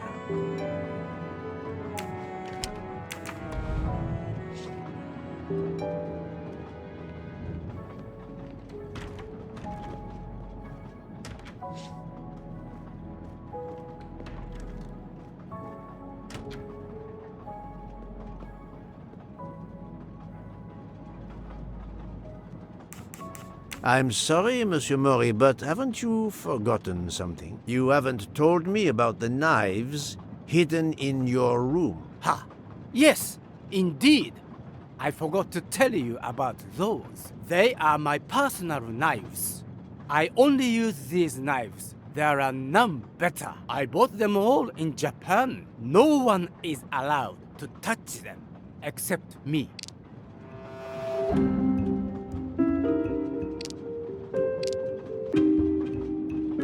I'm afraid you are better at sushi than lying. What? What do you mean? One of the knives has an inscription, Coltelleria Venezia. Did you happen to go shopping tonight, monsieur? Damn you, Poirot. Very well. One of my sushi knives has been missing since the night of the murder. I thought you were going to believe I killed Ratchet. He routinely sent back my dishes to be ruined. Why does God give rich people the money to afford the best cuisine, but not the palate to appreciate it? I panicked. I know a very good store in Venice. I went to buy a knife to replace the one that had gone missing, so I wouldn't be accused. I assure you that I had nothing to do with any murders. I would have an easier time believing you, monsieur, if you put that knife down. Oh, yes, of course. Sorry. What time did you leave on your little shopping trip? I left around 9:30 p.m. I was back a little after 11. 11:15 p.m.? Time enough to stab Monsieur Waddy and return. Very well, Monsieur Mori. That's all for now. If I have another question... I'll be right here, cooking.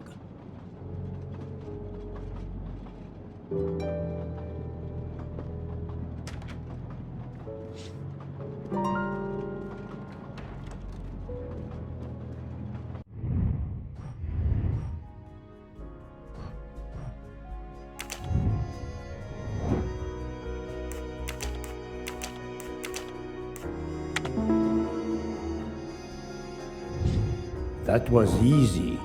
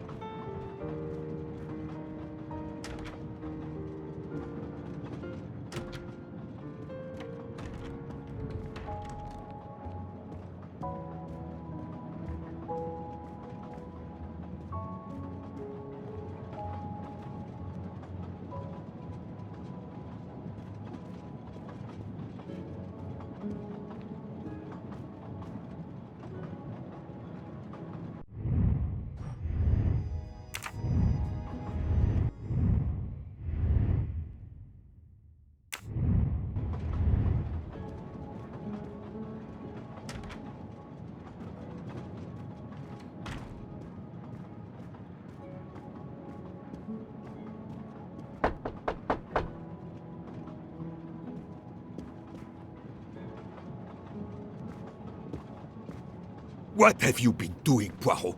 I am completely in the dark. I will shine some light on the situation, my friend. I have 3 new suspects who could have killed Ratchet and Monsieur Wadi. Miss Nielsen, Monsieur Fauché, and Monsieur Maury. They all had periods of time during both murders to commit the deed, and their alibis are weak.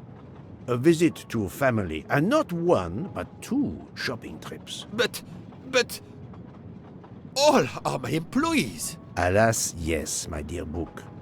But we have no proof against any of them. None of the 3 appears to have any motive whatsoever. But this is a tragedy. Do not give up hope. We will catch this murderer. There is still one place that may hold the evidence we need. Geneva. Exact. Do not give up hope? Well, that's easy for you to say. But what if it's Freya? What becomes of dessert? If it's Sotaru, who will cook? Me? And the worst, if it's Jean, who will serve the drinks? I've been checking up on the Banque du Lac. I had to confirm my identity for Interpol, so they contacted my captain at the Berkshire Police. I suspect he was not pleased. That my vacation was actually an unofficial investigation? I'll say. I would be happy to speak to him on your behalf. Thank you, but he'll get over it. It's a chance to close the books on the Armstrong kidnapping. He stopped yelling, asked for a report, then granted me an extra week. Excellent. What did you learn from Interpol about the Banque du Lac? It's had a bad reputation for over a century. Customers have included the mafia, Nazis, corporate swindlers of every description, even heads of state. It is true, this. It is the worst-kept secret in banking. They take advantage of the bank's strict policy of protecting the anonymity of its clients. This is in defiance of many laws from multiple countries, including Switzerland itself. Of course, I have never taken advantage of such a corrupt system. That goes without saying, my friend. There are ongoing investigations, subpoenas, court orders. The bank will eventually have to comply, or its assets may be seized. But until then, it still thrives, thanks to its wealthy and powerful clients. It sounds perfect for the late Monsieur Ratchet. Do you have any ideas? The serial numbers from some of the bills match those from the Armstrong kidnapping. We agreed in Venice that the bulk of the money must still be physically in the bank's vault. I concur, Detective Locke. Exemplary work. So, our next task is clear. We need to get into Ratchet's safety deposit box. There'll be codes, passwords. And Monsieur Wadi would, of course, have known them all. The bag of money he carried is proof of that. We'll need to find information about Ratchet's box in Wadi's office at the bank. Most assuredly, but remember the secrecy involved. I doubt his office will contain all we need. Where else must we dig?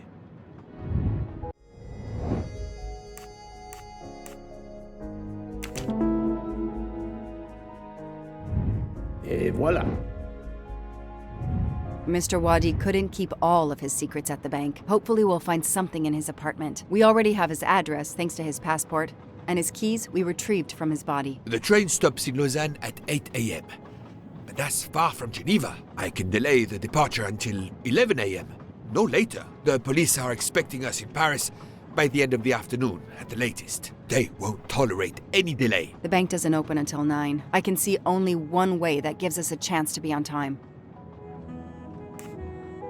Let's take a taxi. I checked a map. It should take us less than an hour to get to Geneva from Lausanne, which leaves us just enough time to access that safety deposit box. We have no choice if we want to be back to the train by 11 a.m.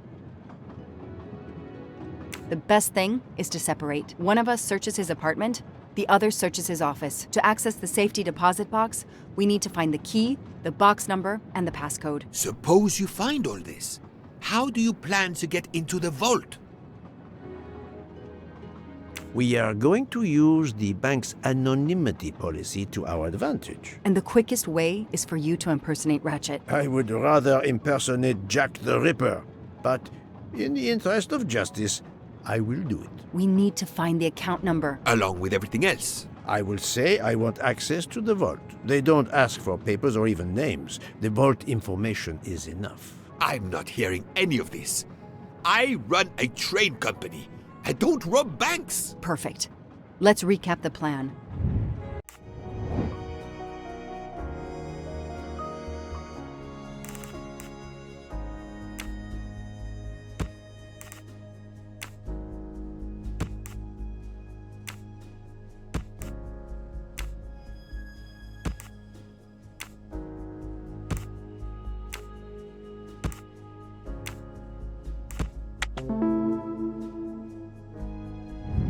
That's the right answer.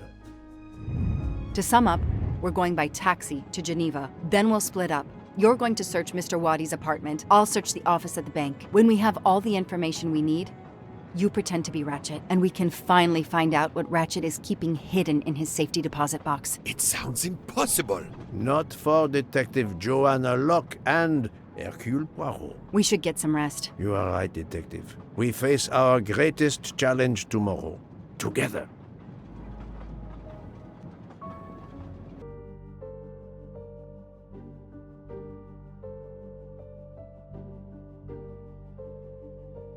"9:00. Our driver did well. It took barely an hour to get here from Lausanne. But we must conclude our business in 1 hour as well. Book can only hold the train until 11 o'clock. 1 hour to find the key of Ratchet's safety deposit box, the box number, and its passcode.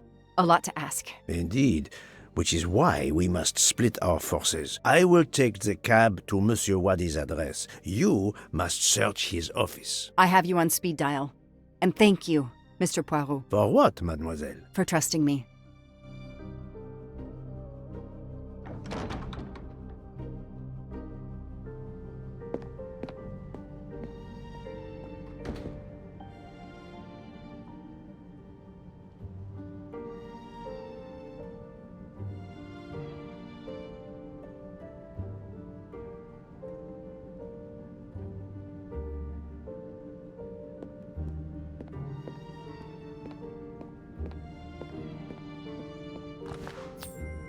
Shiny facial hair. The good news is that it's gold. You there. I have an appointment with Mr. Wadi. Let me check. I'm sorry, I don't see any appointments this morning at all. Mr. Wadi hasn't even arrived yet. Although he should be here by now. Even though your customers are anonymous, considering the amount of money involved, you should still have a mention of a meeting. Yes, I can't understand it. I'll be sure to ask Mr. Wadi when he arrives. In the meantime, you are more than welcome to wait in his office. I'll see you're not disturbed. Please follow me.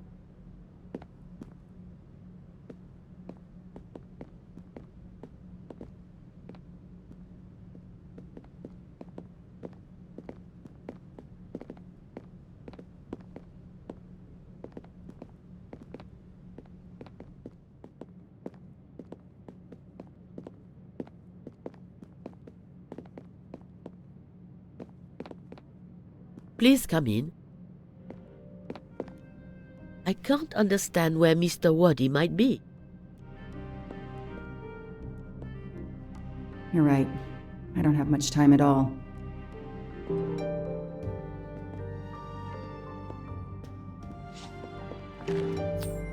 A gold mustache. Thank you very much.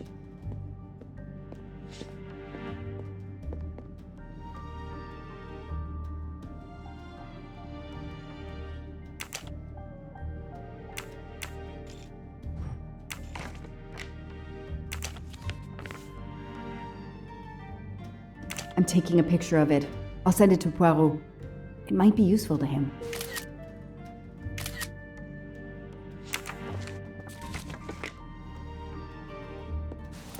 I need the password. Maybe Poirot can help me. Locked. Alice in Wonderland. Again. Mr. Wadi seems to have really liked this book.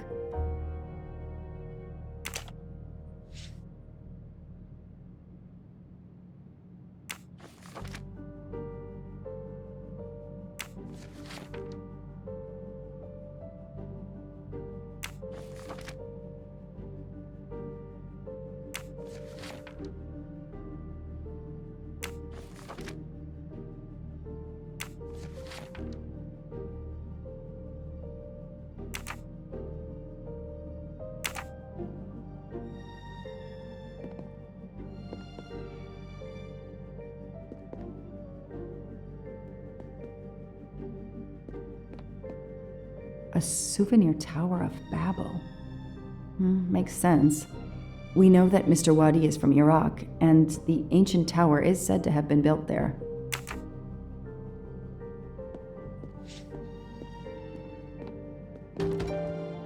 It's closed.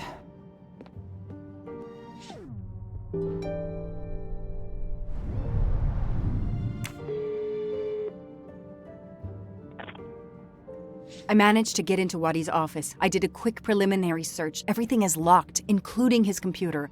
All I could find was a photo with a date on it. I just sent it to you. Maybe you can use it. Thank you. That might help.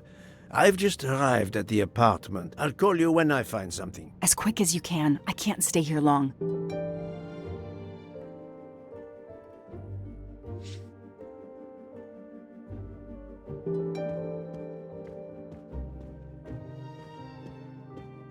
Ah, here we are. Let's see if the key I picked up in Monsieur Wadi's luggage in Venice will open his door.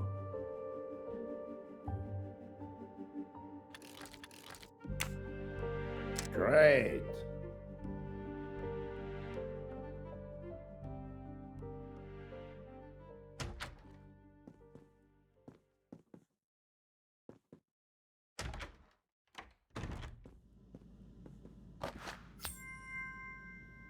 You can never have too many of these.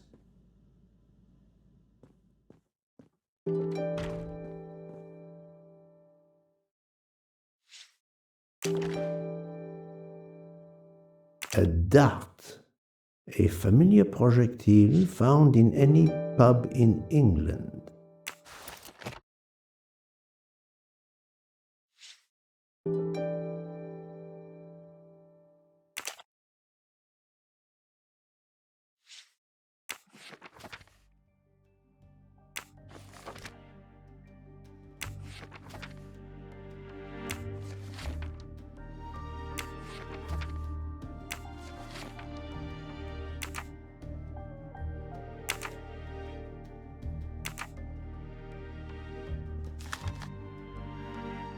The key to the password is close.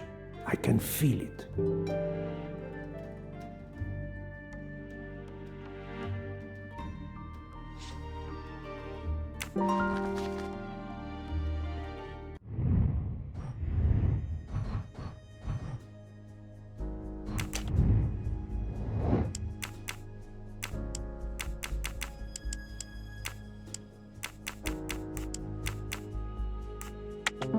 Ratchet's password. Here it is. Et voilà.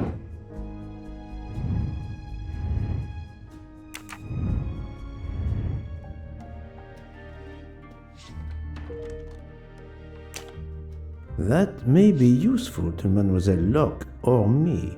I'll take a photo.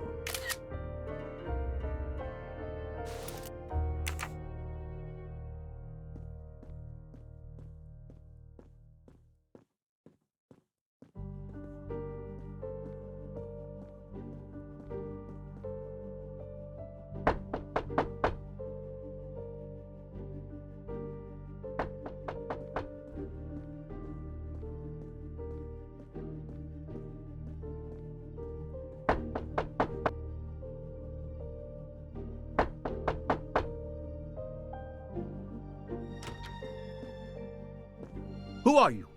What are you doing in there? I am Hercule Poirot. I am working with the police. You are Monsieur Wadi's neighbor?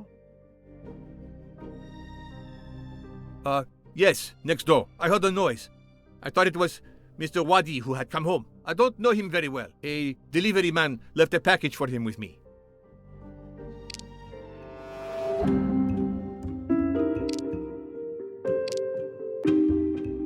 You don't know your neighbor very well. Yes, what of it? How is it that Monsieur Wadi has a picture of you on his desk? There is quite a family resemblance. You wouldn't be his brother by any chance? Why are you going through his things? As I told you, I am working with the police. All right, yes.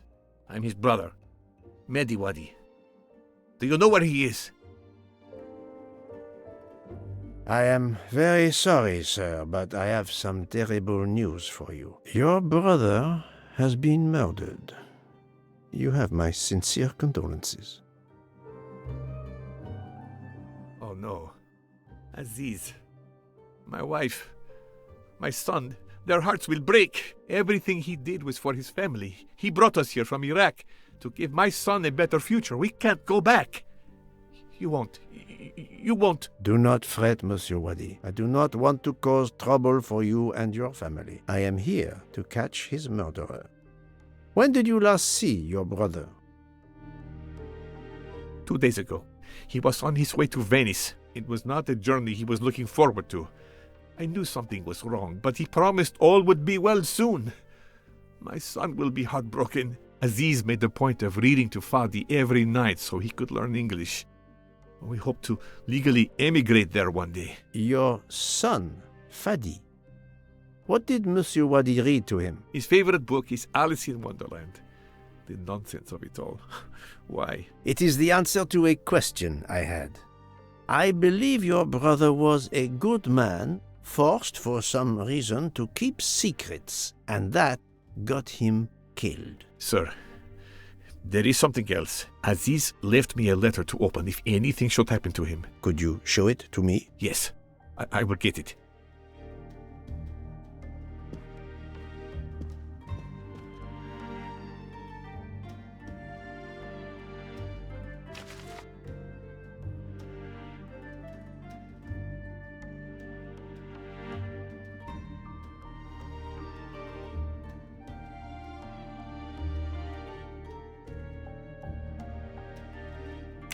It all makes sense. It's horrific.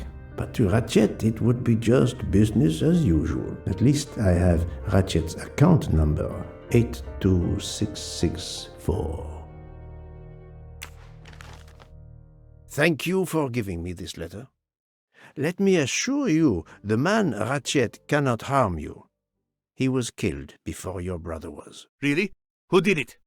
The one you say hunted Ratchet? Yes, without a doubt. I promise you I will find them. Sir, we have no papers. The police... Your secret is safe with me, monsieur. Thank you. Thank you, sir. Now, I must go to my wife and son. Tonight, I will read to Fadi from Alice in Wonderland, and we will remember my brother.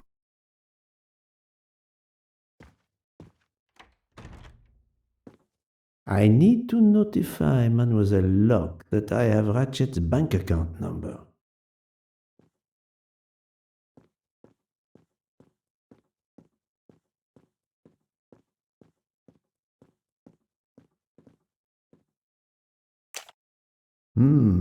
A bizarre endgame to be sure, but I suspect checkmate is possible for white in 3 moves.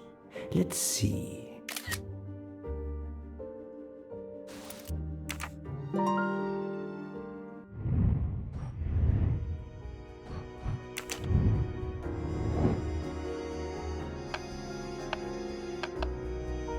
Brilliant.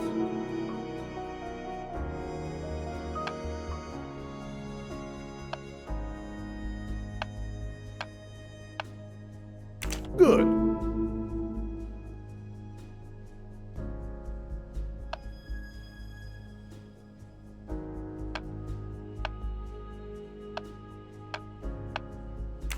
Yes.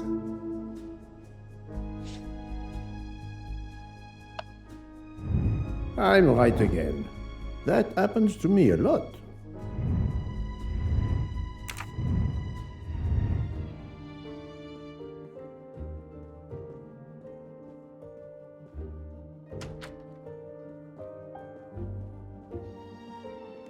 Staring at the clock won't help. Wow.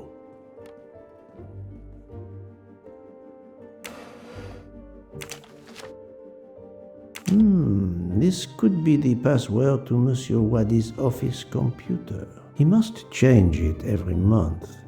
It seems to have a logical sequence, but I need to find the one for December.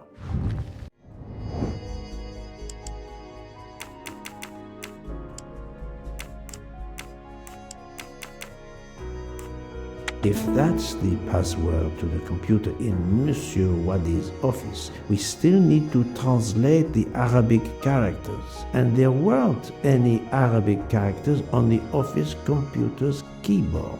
I wonder if the computer in Monsieur Wadi's office has a similar Arabic keyboard. Et voilà.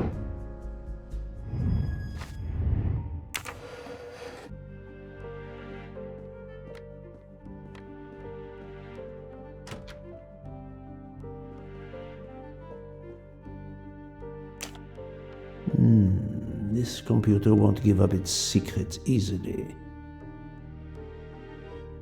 This keyboard should help me translate this code.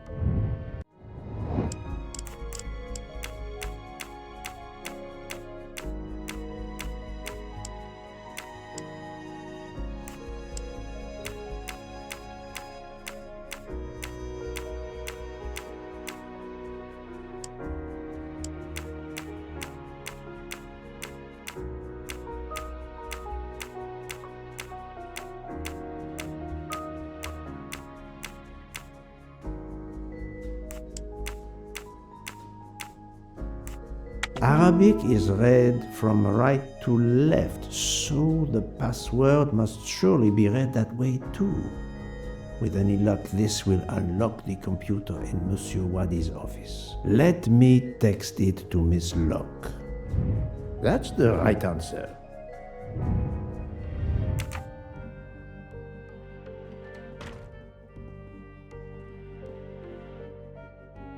I think this belongs here.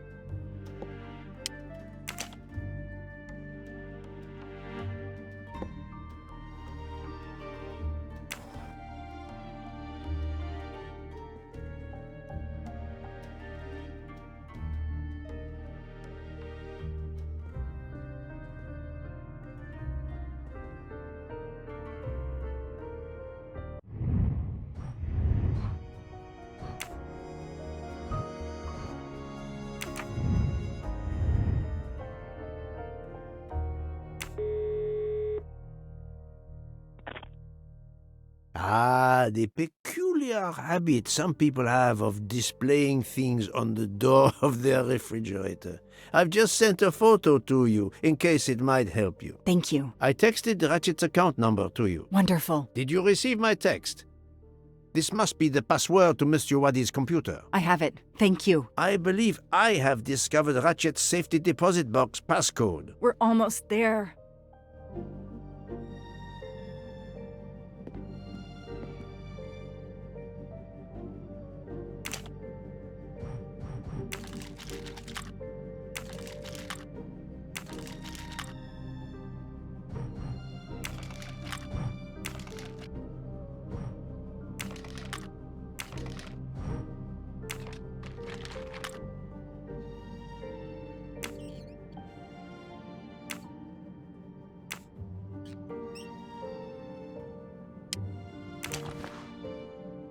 Key. I wonder if it will fit the desk drawer.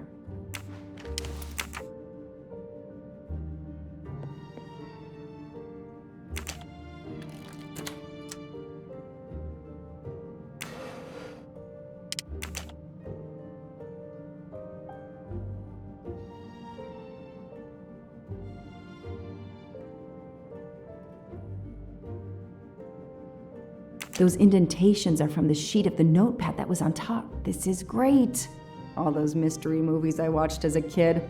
I know what to do.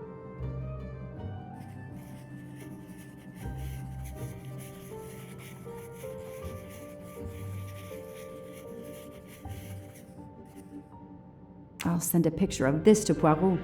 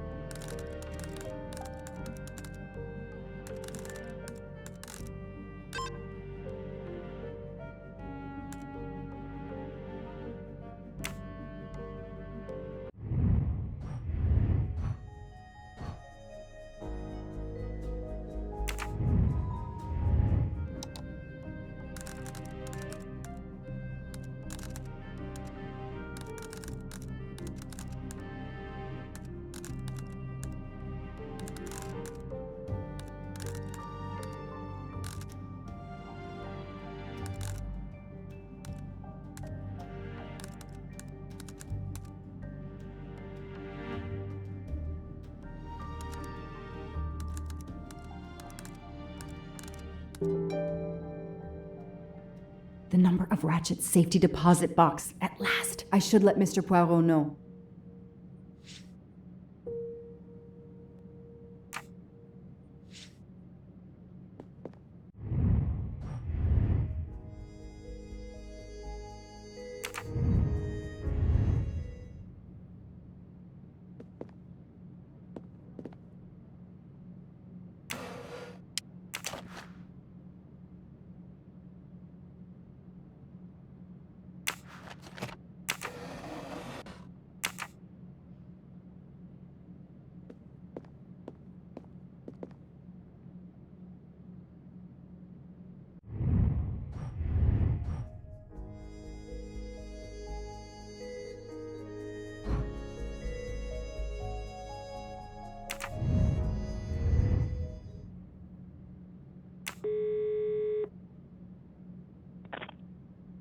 I sent you a photo of doodles I found on a notepad. I hope it can help you. I hope so as well. I was able to access Mr. Waddy's computer. I have Ratchet's safety deposit box number. Excellent.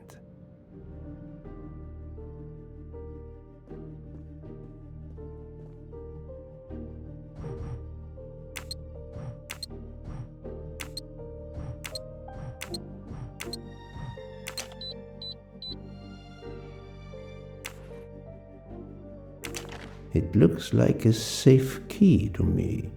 We finally found it.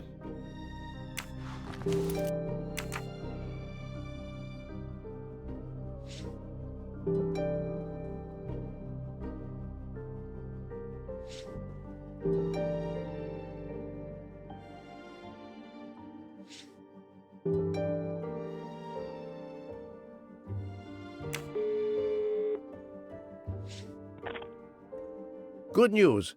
I have found the key to Ratchet's safe. Perfect. We're running out of time. Do we have everything? I have the key to the safety deposit box. I have the number of the box. And we have the passcode. I'm on my way. Time to rob a bank. Sorry to keep you waiting. I haven't heard from Monsieur Waddy. You'll have to reschedule with him. This is quite annoying. I'll have to reschedule. Absolutely. I hope I have been of service. You have no idea.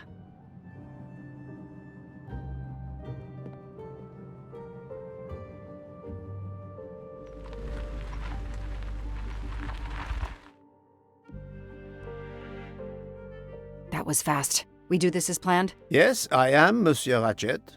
But with the bank's questionable policy, I do not expect anyone to ask. Right. Absolute secrecy regarding their clients. The last Swiss bank of its kind.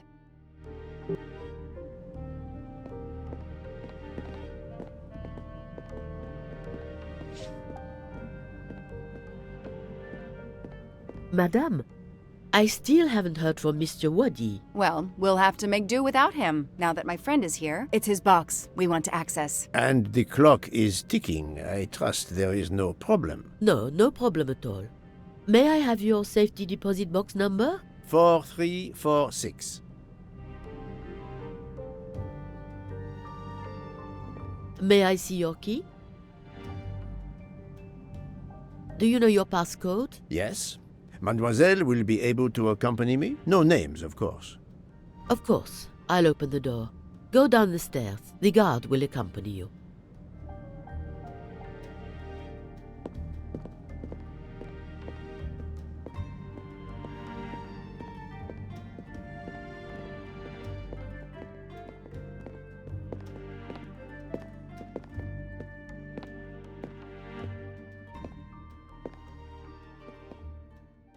Please leave your personal belongings in this bin and then go through the portal.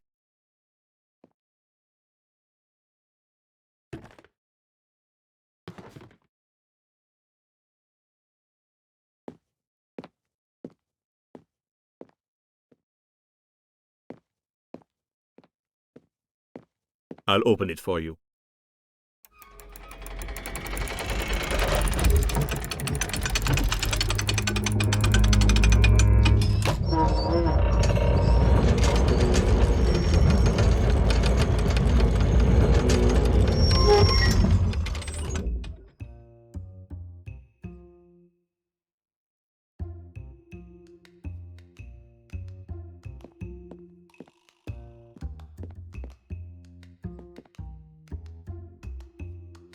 At last we reach our goal.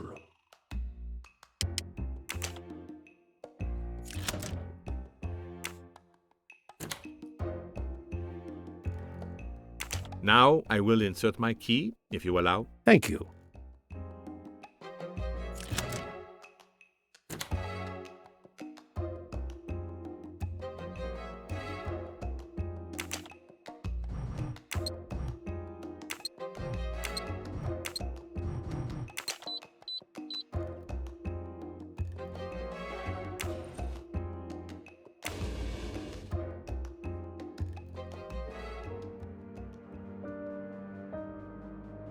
I'll be by the door should you need any assistance. At last! I suspect the effort will be worth it. This collection of various personal items. Do you know what they are, Detective Locke? I do, Mr. Poirot. God help me, I do. Souvenirs. The trophies serial killers take from their victims to remind them of their kills. Ratchet wasn't just a kidnapper. No, indeed. He was a monster.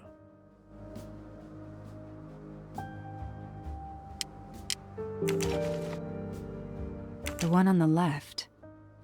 Ratchet. Whoever he is with, their friendship seems over. The build. The hair. It could be Noah, his partner in Daisy's kidnapping. It appears they had a falling out.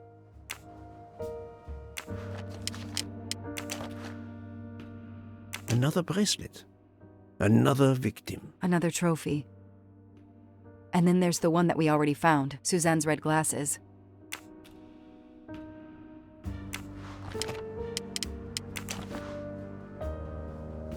He knew the serial numbers on the banknotes could be traced.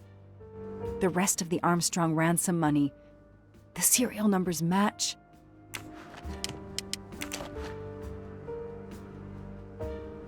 MC. The real journalist Michael Clark. Ratchet would have needed to kill him to assume his identity. He took this ring as his trophy.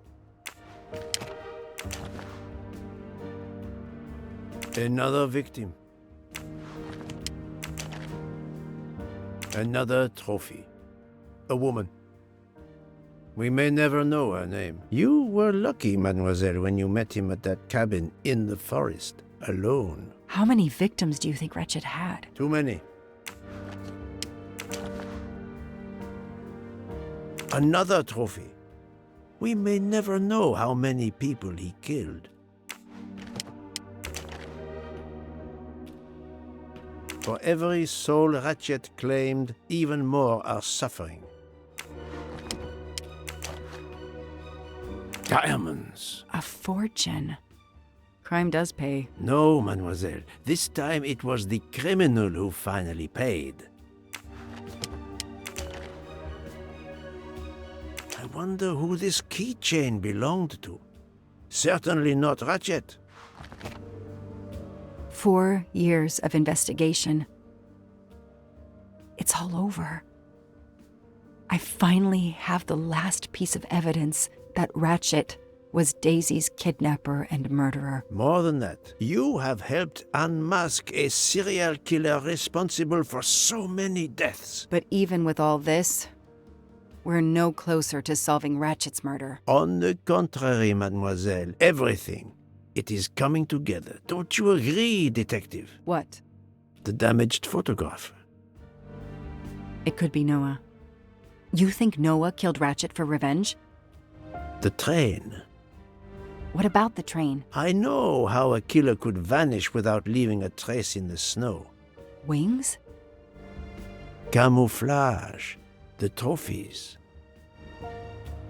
Poirot, we have a train to catch. Not just a train, Detective Locke. We have a murderer to catch.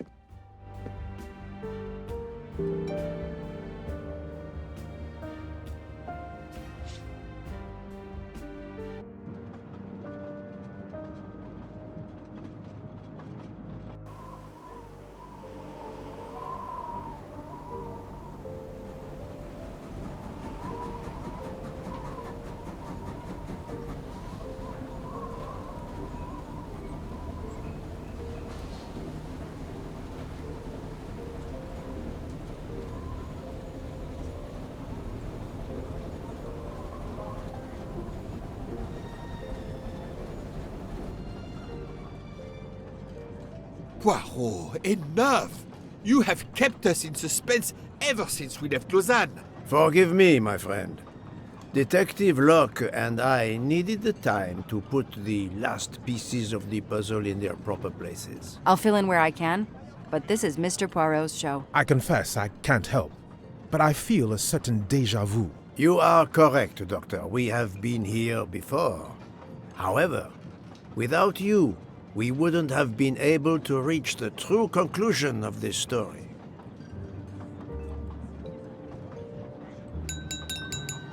My friends, your attention, please. I hope you have finished your dessert. You have every right to think the solution to the murder of Ratchet is a closed book. You are wrong. I, Poirot, admit that I was wrong. There is a final chapter.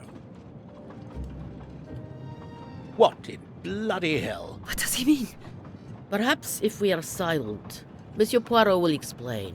Most of us naturally expect a journey by train to proceed in an orderly fashion from station to station. But this journey has gone off the rails. A comfortable journey, which should have been restful, turned out to be quite a challenge for my little grey cells. I beg your indulgence. I know it will be painful, but I must update you on the strange turn the Ratchet murder investigation has taken. I had two hypotheses, as you recall. A stranger boarded the train in Vinkovsky, killed Ratchet, and then exited the train unobserved.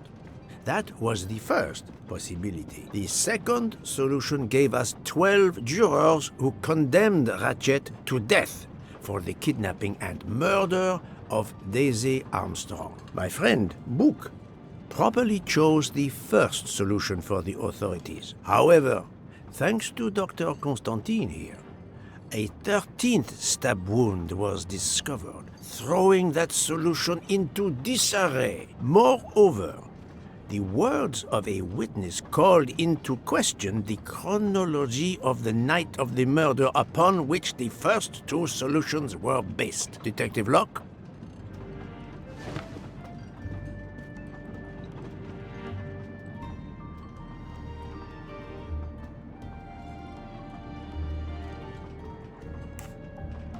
Michael admitted to having been absent several times during the night. His absence therefore gave multiple opportunities for a 13th murderer to slip into Ratchet's room before the other 12 jurors lined up to stab him.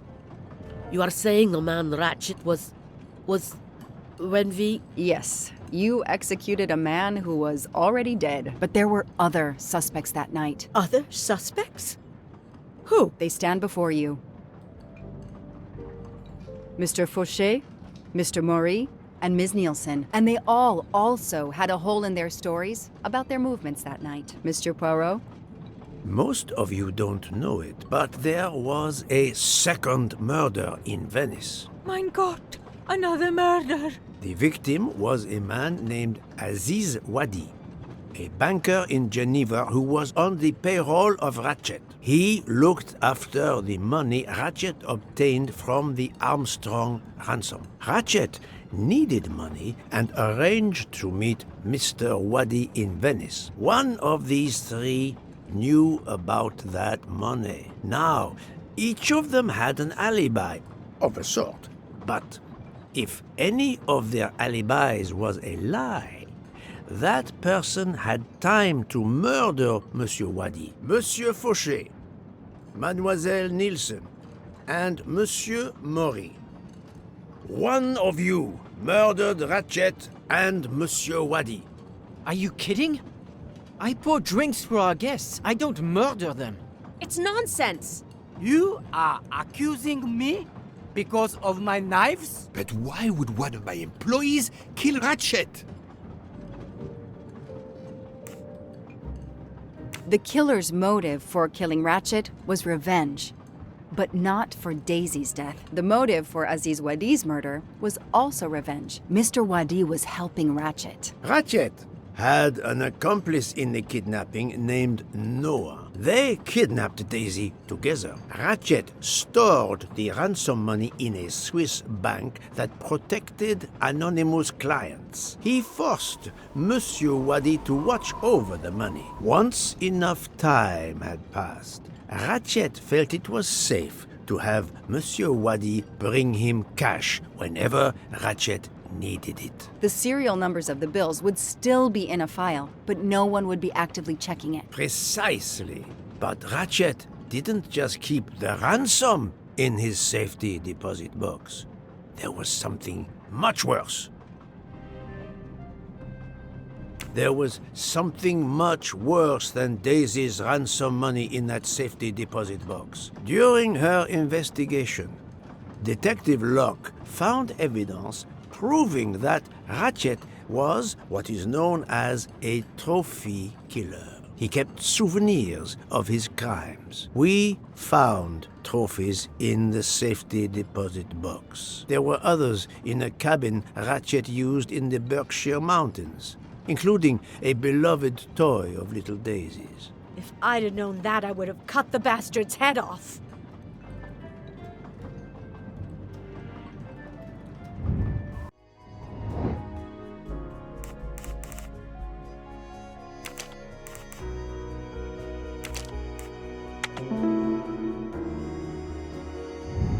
That's the right answer. The bracelet found in the safety deposit box was also on Noah's wrist in a photograph. It's obvious Ratchet killed Noah, and therefore, at last, I can tell you with absolute certainty who the murderer of Ratchet and Monsieur Wadi is.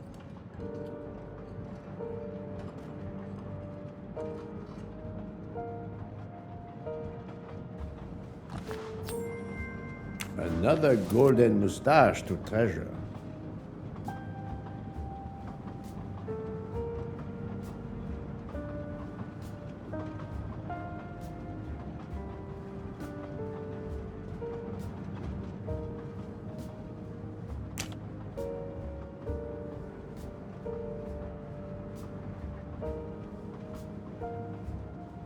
Mademoiselle Nielsen has the same bracelet as the one found in the safety deposit box in Geneva. A trophy from a victim of Ratchet, Noah. Having a similar bracelet doesn't prove anything. Yes, that might be true, if there were not an inscription on it. Mr. Poirot, you're right. The bracelet looks similar to mine, but I have no idea what the marks on it mean. I just like the design. The marks are not random, mademoiselle. These are special bracelets. They are called Morse code bracelets. Because, well, you know why. The marks are Morse code. Happily, I learned Morse when I was a young man doing my service for the Belgian army.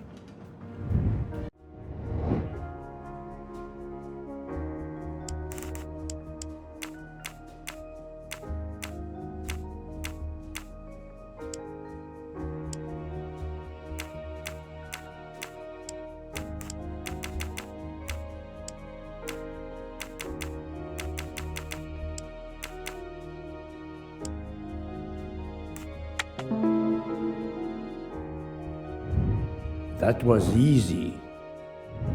On the bracelet found in Ratchet's safety deposit box was the name Freya in Morse code. Your first name. It belonged to your father, Noah. Noah Nielsen. Let's stop playing this little game, mademoiselle. What does yours say? Noah? It says father. Ratchet, that bastard. He kept my father's bracelet as a trophy. Thank you. I have to admit your timing for Ratchet's murder was perfect. Do you mind if I continue? Would it matter? Go ahead. You've earned the right to crow. I do not make bird sounds, mademoiselle. I take no pleasure in this.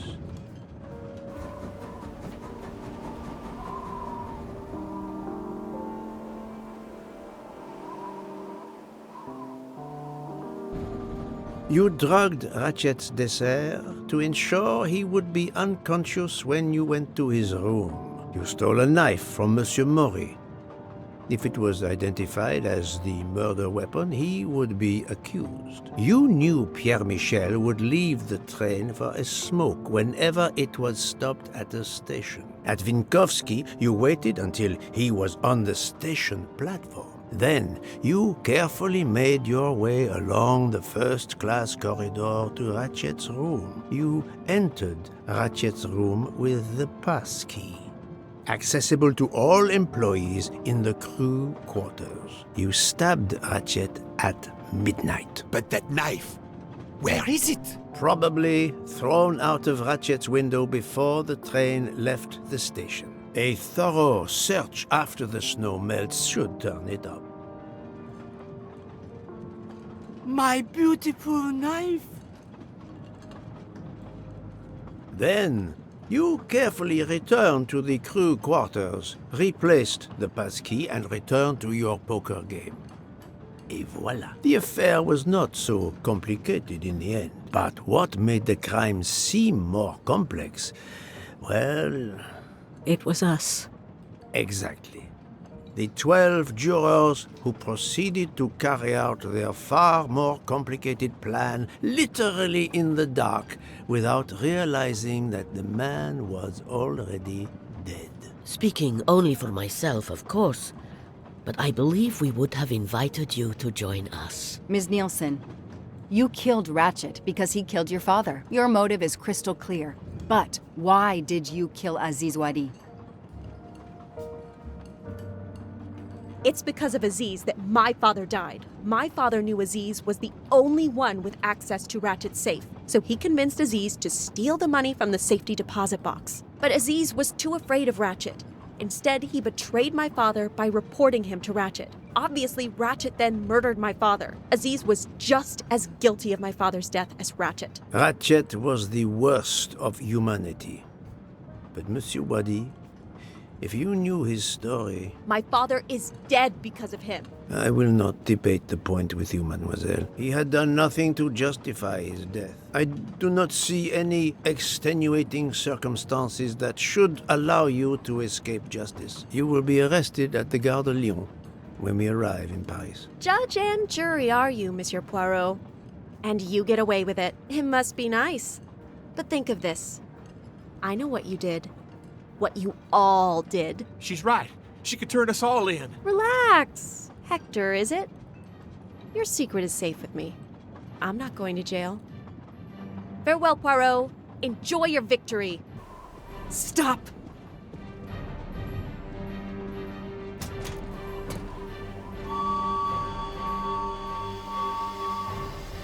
No, Freya, don't jump. You're going to die. I've made my choice. We'll let fate decide. No!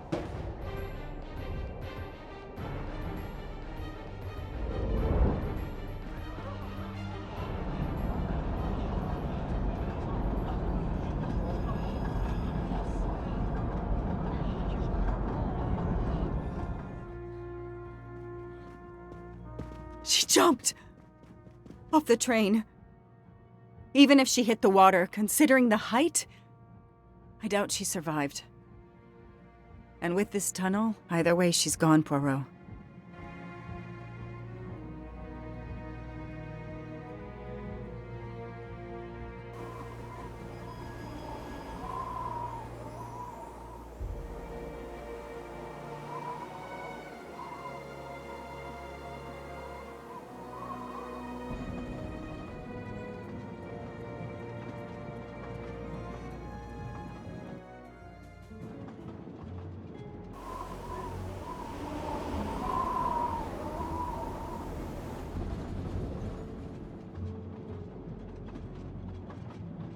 I still can't believe what happened. 13 people took revenge on the same person. This investigation is so incredible.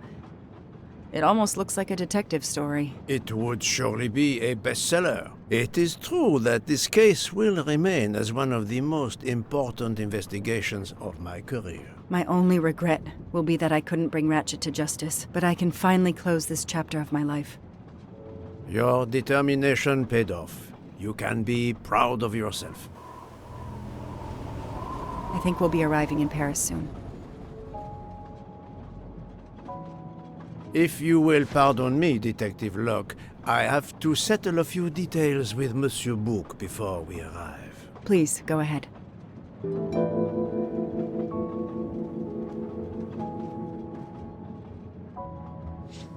I still can't believe Freya was the killer. She never even cheated when we played poker. She used too much sugar. Nonsense! Her desserts were divine! Unfortunately, her actions were not so divine. There you are, my friend. Bouc, I have a favor to ask.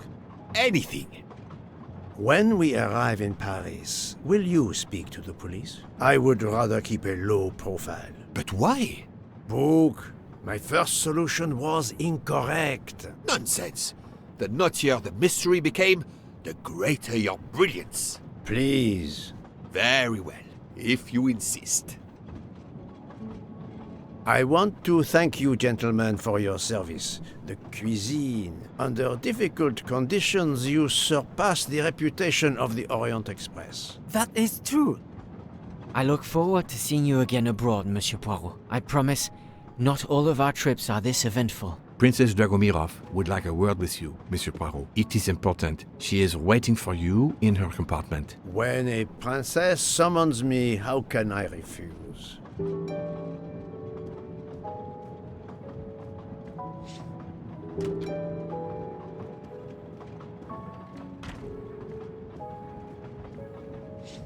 Ah, Mademoiselle Debenham et Captain Arbuthnot. Allow me to congratulate you on your upcoming nuptials. I hope you won't be too disappointed if you're not invited. Archie, really? Thanks to Mr. Poirot, there will actually be a wedding. As you say, my darling. Sorry, old man, and thanks for everything, including finding my train ticket.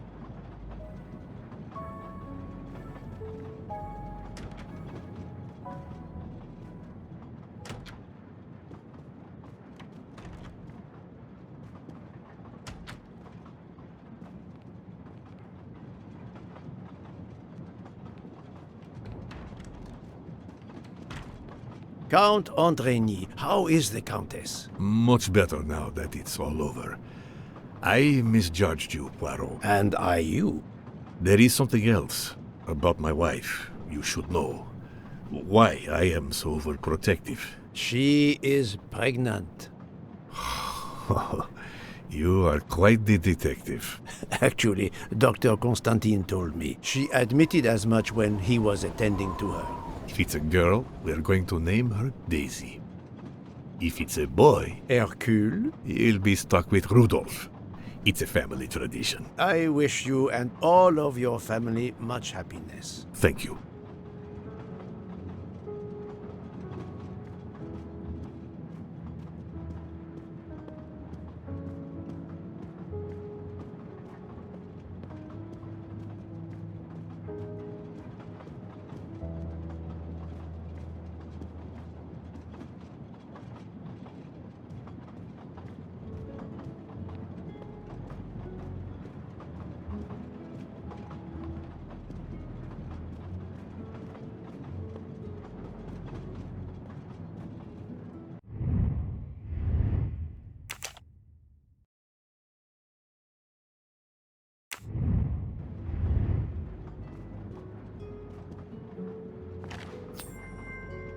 Another delightful trophy for my collection.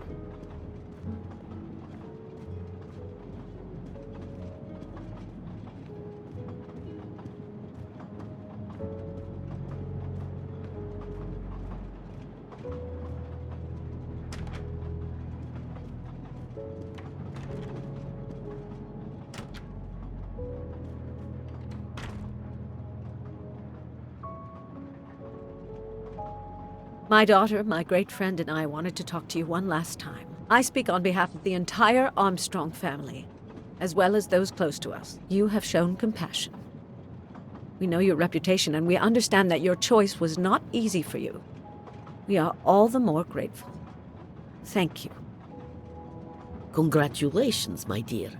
You managed to say the word thank you, although he did manage to put us through quite a lot. You have given us all closure and some peace of mind. You should know that I regret nothing. If this Freya Nielsen person had not been involved, I would have done it again. Someone told me the Stalinists were frightened of you.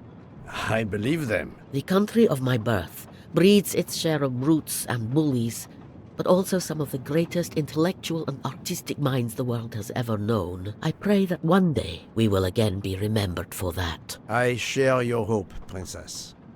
And of course, with the real murderer of that man out there somewhere, we are no longer guilty of much. Correct? Princess, don't push your luck too far. If you'll excuse me, I have some packing to do. Ladies?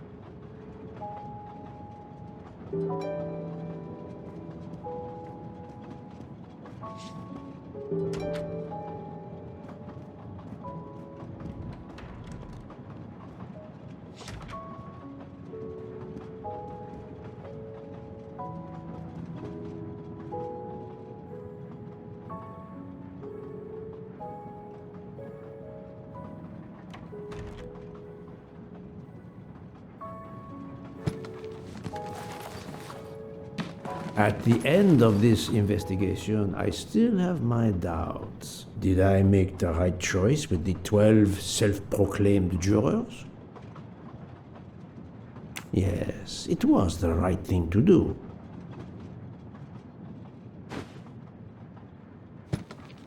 As for Mademoiselle Nielsen, what would I have done if she had not escaped? Is it justice to let the 12 go free but have Mademoiselle Nielsen arrested? A vast question indeed.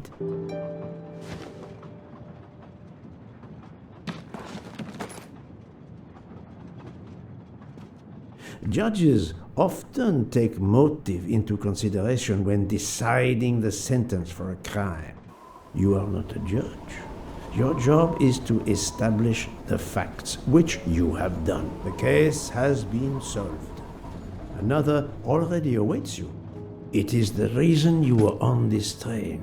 It is time. Time to move on.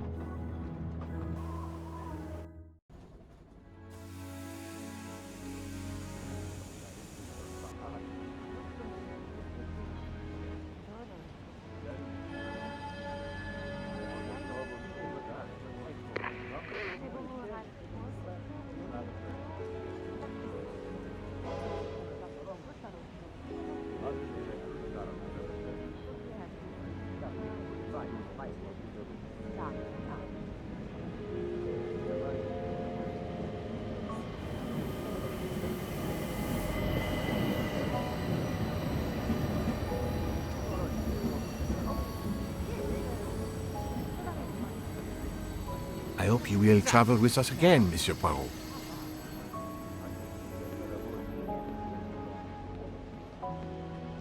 Monsieur Poirot, I spoke with my associates. I convinced them to give you a deal on our new Firenze SUV. No need to thank me. It's the least I could do. That is very generous, but no, I do not drive. You don't? What? But it's electric. It's good for the planet. I am good for the planet, as long as I don't drive. I don't understand. He refused. Yes, that's it. You can never have too many of these. Very well.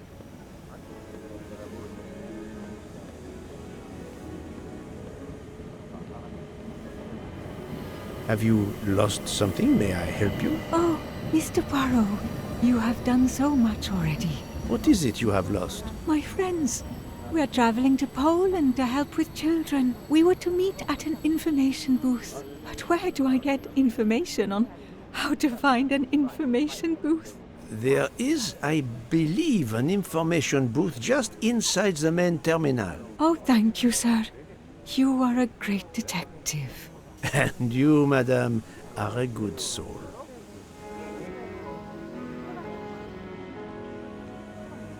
I will miss this train.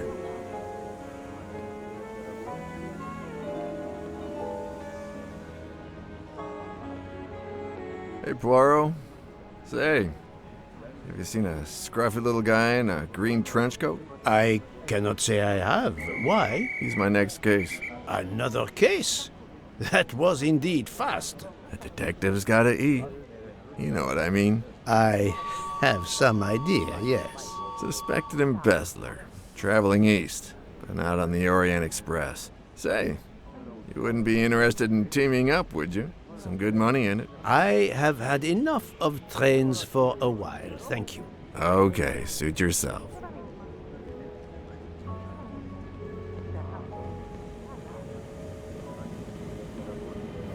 Mr. Poirot, Mr. McQueen here thinks he may know an attorney in the Berkshires who might need a gentleman's gentleman. He's old school English. I think the clock stopped for him in 1934. I hope it works out for you, Monsieur Masterman. What about you, Monsieur McQueen? Well, back to law school for me, following my father's footsteps. We can take the train to St. Pancras, then the Piccadilly line to Heathrow and check out some flights. Might as well. We're already packed. I wish you both bonne chance.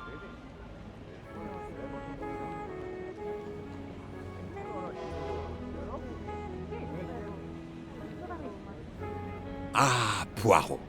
Mission accomplished. I have reported to the police that Freya Nielsen killed Ratchet and that she escaped. They're issuing an international arrest warrant. There's a canal that runs alongside the tracks where she jumped from the train. But they say there's little chance she survived. The police have questioned all of the passengers and crew, so for now, they are free to leave. I gave them the results of my preliminary autopsy, and they have the report from the Venetian authorities. They were arguing about jurisdiction when I left. Thank you, Doctor. You have been of inestimable help. A fascinating case. I'm pleased I could assist you. Mr. Poirot, it seems our paths part here. It was an honor and a pleasure to work with you. And I am with you, Detective Locke. The case would have been impossible without your tenacity and dedication to finding the truth. You also proved to be an able con artist in Geneva. You too. Thank you for everything. I'll never forget you. And I shall always treasure our collaboration.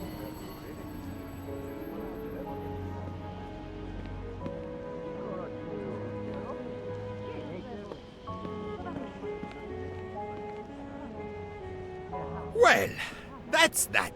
I'm hungry. Let's go to the Wagon Rouge restaurant. They make an excellent leg of lamb. But it's only 5:34 p.m. Is food all you really think about, my friend? I'm the one inviting you. You've well deserved it. I'm warning you, I'm not going to obtain for you a secret recipe this time. Poirot, they make a chocolate mousse that is so creamy. It must have a secret ingredient in it. The last recipe came from a murderer. But it was sublime.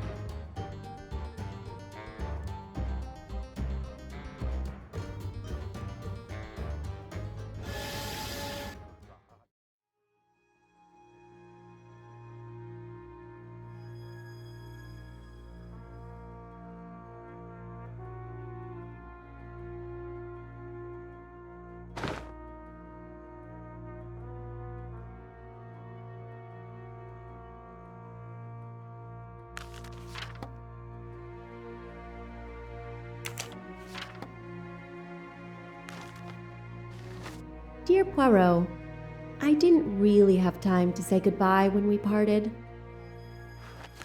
I thought I had beaten the greatest detective in the world, but you unmasked me. I still had my revenge, though. I even managed to help myself to a small amount of cash from Waddy's bag before you interrupted me in Venice. It will be enough to settle somewhere in a quiet little town where I will create delicacies for appreciative clients. You won't hear from me again, nor will Book get any more of my recipes. Oh, and one last thing. You may not think so, but I truly believe Ratchet and Waddy got their just desserts. Regards, F. You, mademoiselle, are entirely too pleased with yourself. You give clues no one could follow, unless they are Hercule Poirot.